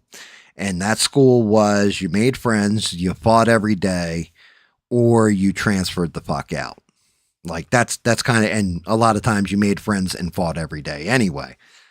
But it was definitely like one of those schools that you had to like fight, basically. And they used to do this thing where you would turn the lights out in the locker room. The upperclassmen would do it to freshmen or new kids, and they would turn out the lights, and depending on what shop class you were in, they would jump you. And the whole thing was those lights went out. If you knew what was going to happen to you, you just started throwing punches. Didn't matter who you were punching. You threw punches. It didn't matter if it was somebody who wasn't even trying to punch you. You just threw punches because you knew you were going to get lumped up otherwise, and it was all about damage control. And it was definitely one of those things the upperclassmen wanted to test the underclassmen and the new kids. So that was great because I was in computer shop, so it wasn't, it wasn't all that big a deal, even though I was like 85 pounds soaking wet with bricks in my pockets at that time, bub. Yeah, pretty much. Right. Like a little skinny bastard, with a mouth. But definitely I had no fear. I'd just throw hands. And anyway, they did it to my buddy Bob. He was in auto mechanics, and it was actually one of the harder shops where you're going to catch a pretty good beat down. And Bob's in the bathroom or whatever. The two upperclassmen, I think it was 2 or 3 of them, went in there, and they went to go jump him, basically, because he had transferred in. He had gotten thrown out of whatever high school he was at before that and had to transfer in. And they went to go jump him. He got thrown out of a couple. Bob, the moment they tried to get him, started just whacking the fuck out of these guys. Just beating their asses, and then turned around and grabbed the sink and tore it out of the wall and threw it at them. Ended up getting thrown out of the Votech school too, because he destroyed the school property and all this, right? So this story was told a whole bunch and was told to Bubba a whole bunch. But Bubba was always like, yeah, whatever. That's a cool story, bro. That's a cool story. Until I started hanging out, and it was the first time I had met Bob, and he's like, oh yeah, I used to go to that school too. And I was like, really, what shop? And he was like, oh, auto mechanics. I got thrown out because I tore the sink out of the wall. I'm like, holy shit, that was you. And Bubba's like, wait, that story's true? I'm like, if the story is this, and I tell the story, and Bubba's like, yep, that's the story. And it turned out that, you know what I mean? Well, I was like, I always thought it was just kind of a legendary tale, but it turned out it was absolutely the fucking truth. And like, yeah, I've known, when I met you, I knew Bob for about 5 years. So I always heard the story for 5 years, and I was always just like, yeah. You ripped the sick out of the bag. Yeah, you fucked it. And then it was you, Eddie, and Farley that was that told the story. Yeah. That's like, yeah, that really happened. Yeah, it really fucking happened. He really did that. And shit. that was when he was scrawny. Yeah. And like now Bob, like I said, Bob's a good man. I've always liked Bob. And the whole thing with Bob is like, if he likes you, you're good. If he don't like you, you better stay the fuck away from him. Like, yeah, pretty much. That's pretty much it. Yeah. And like the whole thing was, I always said to Bubba, I don't know if he likes me or not. And then Bubba told me one time, he's like, yeah, well, you know what? He invited you over to his house to lift weights with us. And I was like, yeah, that's right. And Bubba's like, he doesn't invite people over to his house if he thinks they're like scumbags or he don't like them. So I always took a little solace in it. Yeah.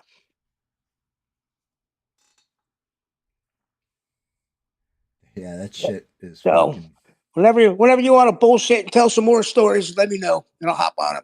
We can go through the stories. There you go. Here's a story. You can tell this story too, Bubs. I'm going to let you tell this story because it's a GAM-centric story. I'm not going to tell them about the time you fucking dropped the knee on my head and almost caved my skull in. We'll skip that one for now because I've told that one. But tell them the story about the time we were headed back to Cranston Memorial and Chucky Buttfucky flipped that car full of guys off. Oh God. So, and I'll preface it, right? I'll lead us into it. I talk a whole bunch of shit, guys. I don't know if you knew this about me or not out there, but I talk a whole lot of shit. And I had told Bubba and the other dude we're talking about, Rich, that, oh yeah, I don't care if there's 5 guys on me, like 5 guys. If I'm going to fight with 5 guys, don't jump in unless a 6 jumps in. And, I was talking all this tough shit. Now, granted, I would have prayed to God that they jumped in if there was more than 2 on me, right? But I had to talk this shit because I wanted to portray I was tougher than I was. I'm a little 16-year-old scrawny bastard with, like I said, soaking wet with bricks in my pockets. But I told him, like, yeah, I'll throw it down. I don't give a fuck. I'm not afraid to fight. And, Bubba was always kind of like, all right, well, I'm going to hold you to that. I'm going to hold you to that. And we're all in a car and we're headed back to Carranza Memorial for a night of drinking. And like I said, this car, we passed it. They pass us. And as they're going past us, Chucky Buttfucky is in the back seat with us and he flips them the bird. And then, of course, Rich rips past them. Go ahead, Bob. You take it from there. Yeah, so we fly up to the Carranza Memorial where we hang out, and we stop. We get out the car, right? Everybody's getting ready to go hands, and Adam goes running into the woods. And I'm like, "What the fuck?" I was like, "You goddamn pussy!" He's like, "What the fuck you running over there?" Like, Jesus Christ, we're gonna get in a fucking fight, and Adam fucking runs into the goddamn fucking woods. Runs like a fucking pussy, right? So then we're all getting ready, and all of a sudden we just hear, "Snap!" Like, what the fuck is that? Right? This motherfucker comes out with a goddamn fucking tree, breaking off fucking branches. He's like, I'm a scrawny guy. I need a fucking weapon. He's coming out with, he's got a fucking tree. And he's fucking like, he turns it into a staff. We're just like, I like this kid. And they never found us or anything, so we didn't fight anything. So we just sat back there and drank. Yeah. That's just cracking me up. He's just like, you fucking pussy. And then crack. I knew it. You're talking all that shit, you pussy. Like, oh shit, he's got a tree. And I just remember, I'll never forget, I came walking. Yeah. That was fucking great. That was great. God, that's the fucking good old days. Yeah, it really was. I mean, like I said, I think I was 16 at that time. I had to be about. That was real. Yeah, that was 16. real early. That was probably about summer of '91. Yeah, that sounds like summer of '91 shit. Yeah, summer of '91. Yeah, and then I've told the tales about the white thing and all that in the woods. Yeah, gotcha.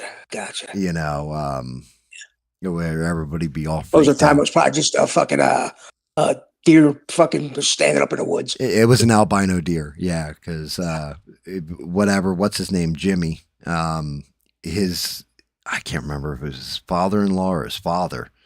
Used to have it come into his backyard, it turned out.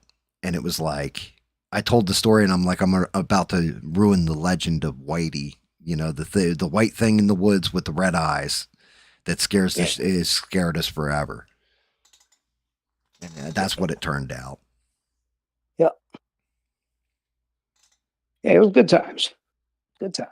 Yeah, it's always good times, man. Like, we were just crazy back in the day, We were just young, dumb, and had something to prove. Yeah, pretty much. That was pretty much it. Young, dumb, full cum. That was it, pretty much. So. But yeah, I mean, good stuff. What time we at? We're at 2:38 in the morning. It's a good time to wrap it, I think. I think I'm gonna wrap here, bub. Yeah. Yeah, I think I'm gonna play Ark Raiders. Oh, Ark Raiders. I thought you meant Ark, like, dinosaur game. I was like, dear Lord, you did not. No, I'm skeptical about getting that. Bro, if you're playing it solo, it's not terrible. Do not play with other people. It's toxic. I like Ark. It's like I don't shoot people, and like I get in very friendly lobbies. Yeah, there you go. That's the best way of doing it. Yeah, because I suck at fucking shooting. So, but I'm learning. Yeah, I mean, practice makes perfect. You got that's pretty much it. Yeah. All right. I'll talk to everybody later. All right, bye. All right, later, bub. I love you, bub. Good night. All right, love you, man. Have a good one. Bubba. Gotta love Bubs. He actually is real. Yeah, I think I got him pretty much where I wanted him. He looks like the picture. That'll work.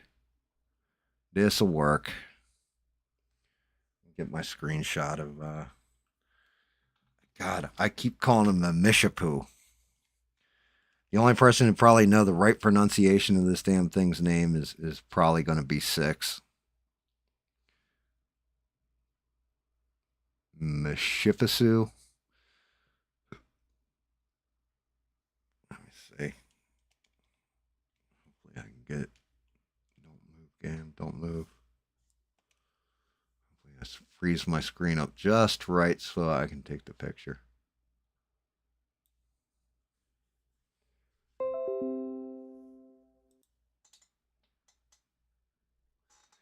Crazy, crazy. Well, does anybody else got anything for me? Anything exciting? Anything I need to know? Anything I won't bore you guys to death?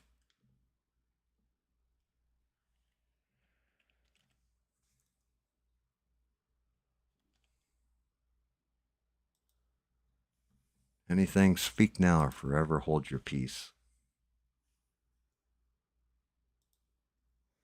Because unfortunately, I got nothing. Nothing super exciting. Nothing crazy.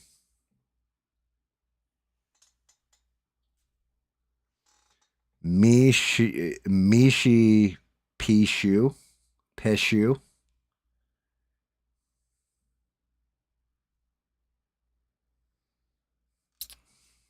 Thank you. Thank you. Because phonetically, like, yeah, I can break that down. I'm still going to call it Mishu Pupakaka. I think I used aquamarine makes kind of sense. Probably should have gone in there with a little bit more of a copper to it, but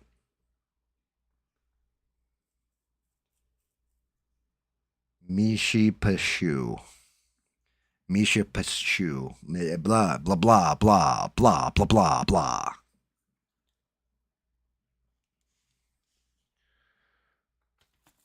Yeah, I can talk.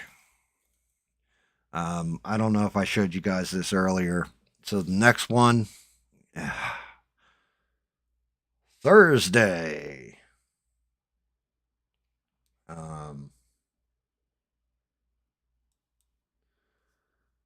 Thursday will be the 100th painting stream.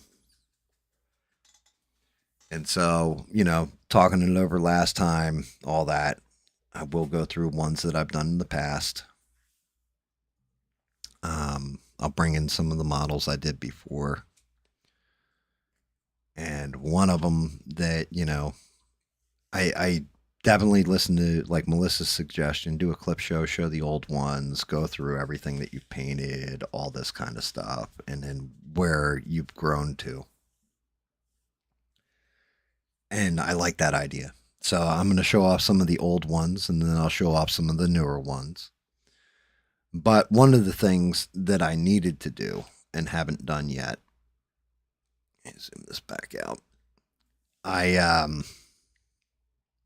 went in and I told my wife, I'm like, I don't know what the fuck I'm going to do for my 100th. Like, it's my 100th one of these painting streams. What should I do? And I was like, here's the suggestions, everything else. And she started looking around at the one. She goes, well, yeah, I mean, the progression of the stuff that you did. You know, you did this one really good. This one's okay. This one was all right. Everything else. And David had suggested, he's like, well, why don't you do Flatwoods Monster? I'm like, I already did that one. She's like, yeah, and you nailed it. It's exactly how the Flatwoods Monster is supposed to be painted and look and everything else, as far as like the folklore of it. So I'm like, yeah, I don't know. I don't know what I'm going to do. I was like, you know, David said, maybe do one that you did originally. I'm like, the problem is my daughter has it because it was a Pikachu for her. And I'm like, Pikachu isn't really going to show any change in skill. Wife's looking through the models. She goes, well, let's look at the first models you gave me. Right? Let's look at the first things that you printed out, painted, and all that stuff.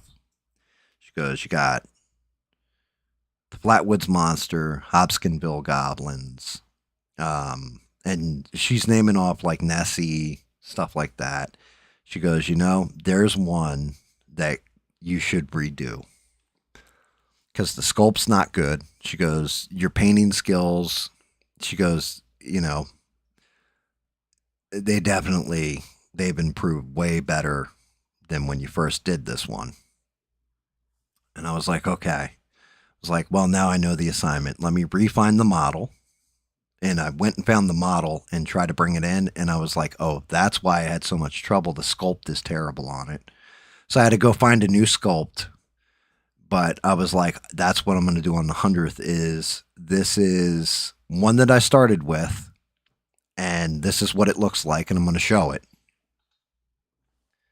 And this is the replacement for it. My wife's still like, I want to keep the old one because it does show your progress. But yeah, the one cryptid that I had fucked up, like not even just fucked up, but it's like just one solid stage of brown and then the face and everything, is this guy right here. I found a better sculpt of him. He's nice and clean, but it's Bigfoot. So I will be doing this Bigfoot next time. Got to get primed. I'm going to take the old one. I'll have the old one here. And then I'm going to do the new one. We're going to see how much my skills improved, see how much better I can get the application of paint, see how much better he looks, and actually make him look correct.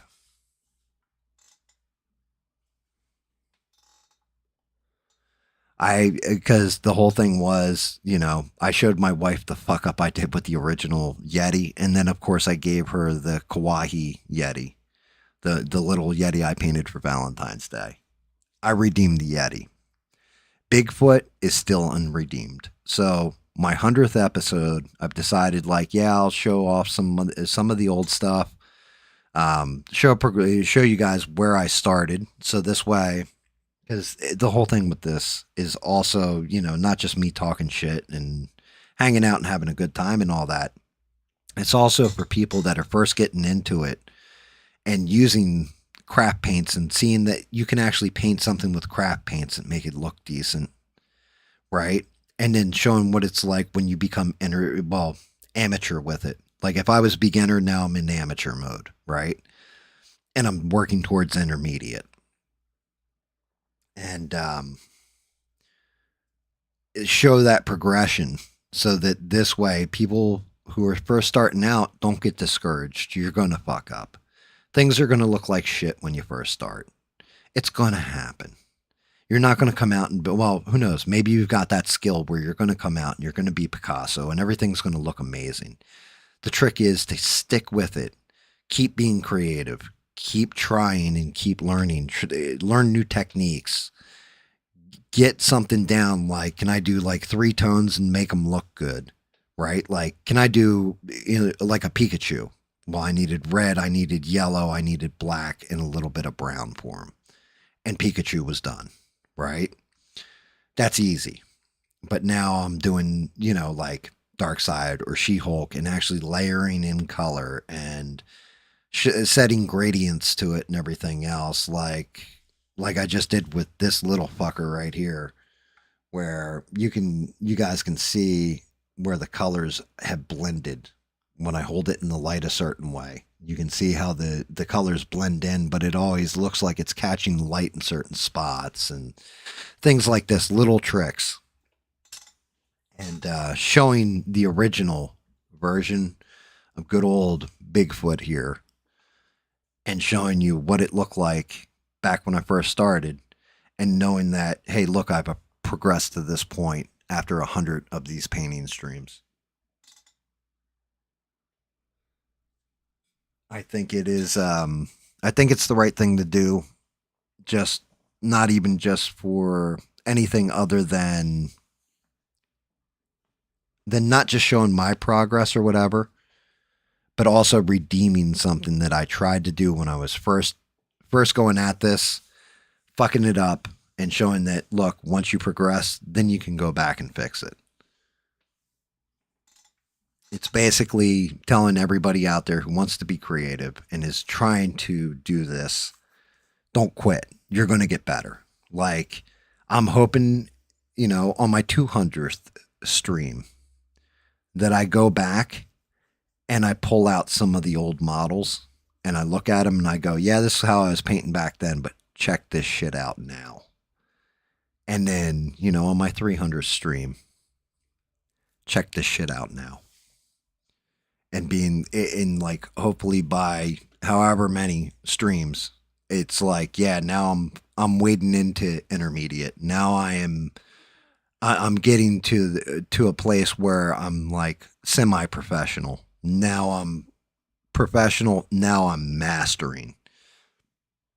But showing that improvement and showing that build where not just for my own person, my own personal, but also showing you guys like, look, you stuck with me when it was shit, or it was beginner level shit.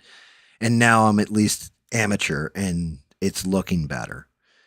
And, it's all about the journey. It's never about just one story. It's about a whole bunch of stories that make up that journey.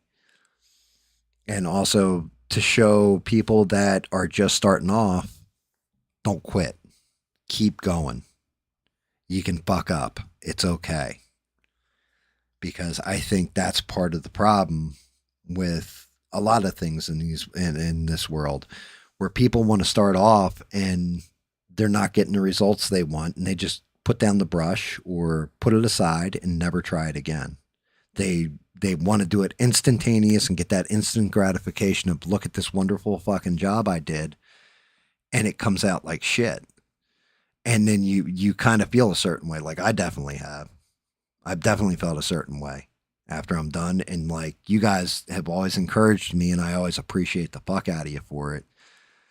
Where you'll be like, nah, it looks decent, man. It looks good, or whatever. And like, you've given me that encouragement to stick with it. And if I can pass that, pay it forward to other people that are getting into it and want to do it, I think that is the best thing I can do. I think that is actually what should happen when it comes to art. You're not going to start off knocking it out of the park. You got to build.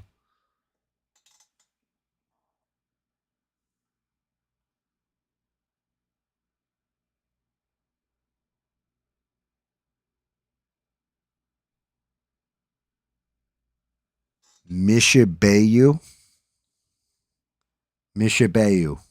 is how it's pronounced.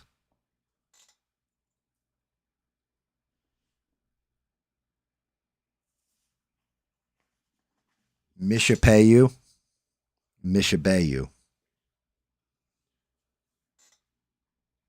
Or Mishipeshu or Mishipeshu.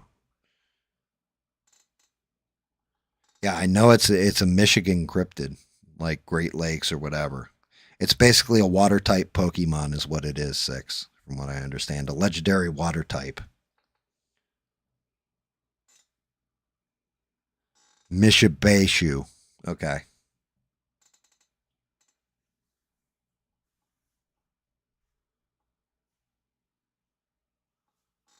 Mishipeshu. So that's what I painted tonight. I don't know. I should have it right, because if I hand it to the wife and I call it the wrong name, she'll slap me and I'll cry.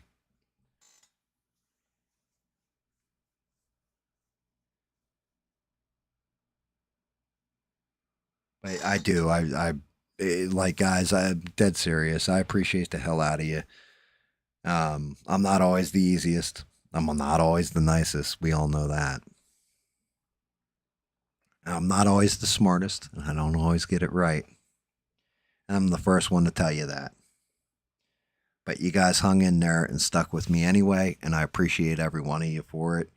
And for the new people that have signed up and jumped on board and subbed and all that and tune in and watch and everything else, I appreciate the hell out of you too. Even if you're just coming on this little journey and hanging out and having fun and chilling and all that, you've got really, really good people in here that legitimately support each other. They'll argue like siblings too sometimes. but everybody does in general support each other. And yeah, you meet some really, really fucking great people on the internet. You meet some real assholes on the internet, but you meet some really, really great people too. And fortunately, I got really great people in my community.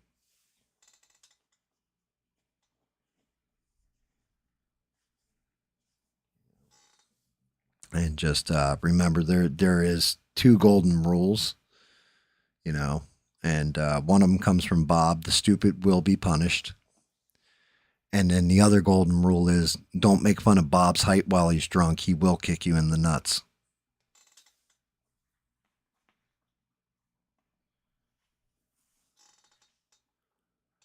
You know, those are some golden rules right there.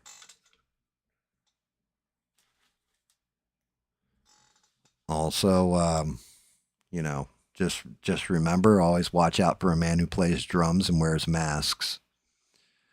They have a pair of sticks in their hand, and they'll play your head like you're a tom or a snare drum.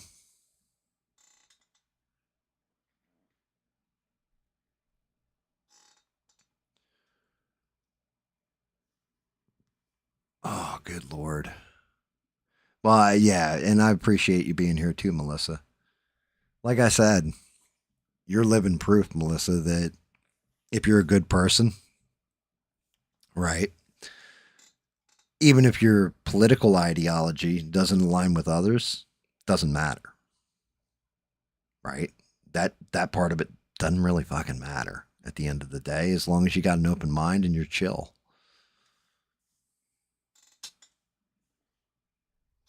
And that's a good thing. This bridges the gap. We need to bridge.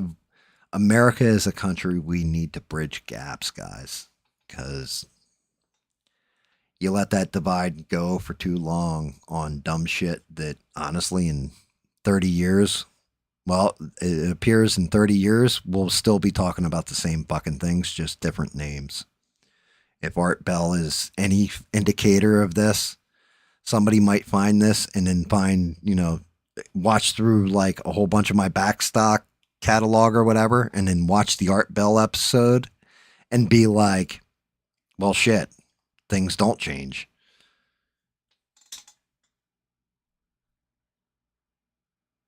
So they have definitely, you know, it's crazy looking back now and looking at that and listening to that this has been going on for a good chunk of our lives, and I never even recognized it.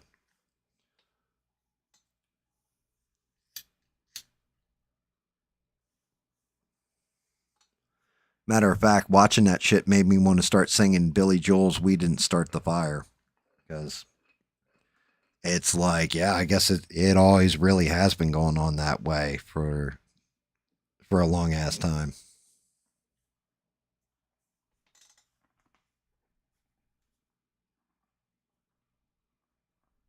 New liver, same Eagles, nice. All right, guys, we are pushing 3 a.m. I'll be back on Thursday, 8 p.m. Eastern Standard. We're going to do the Sasquatch. We'll do the clip show. We'll do show number 100. I appreciate all of you. Thank you. Always. Beans, thank you for always tossing the coin to the Witcher. And also thank you for the support from day one. There's a lot of you guys that have been with me since day one. And yeah, we've come a long way. Well, not a super long way, but a pretty decent long way. And I thank each and every one of you. I appreciate you. I hope to see you on Thursday. Shout out to Bob jumping in, giving us a Bob story. Shout out to Bubba for correcting me on the our friend Bob story. And I guess that's it for tonight. I'll see you guys on Thursday, 8 p.m. Eastern Standard. Always be creative. And don't take shit from anyone. Thank you guys and have a great week. I'll see you Thursday. Thank you, thank you, thank you.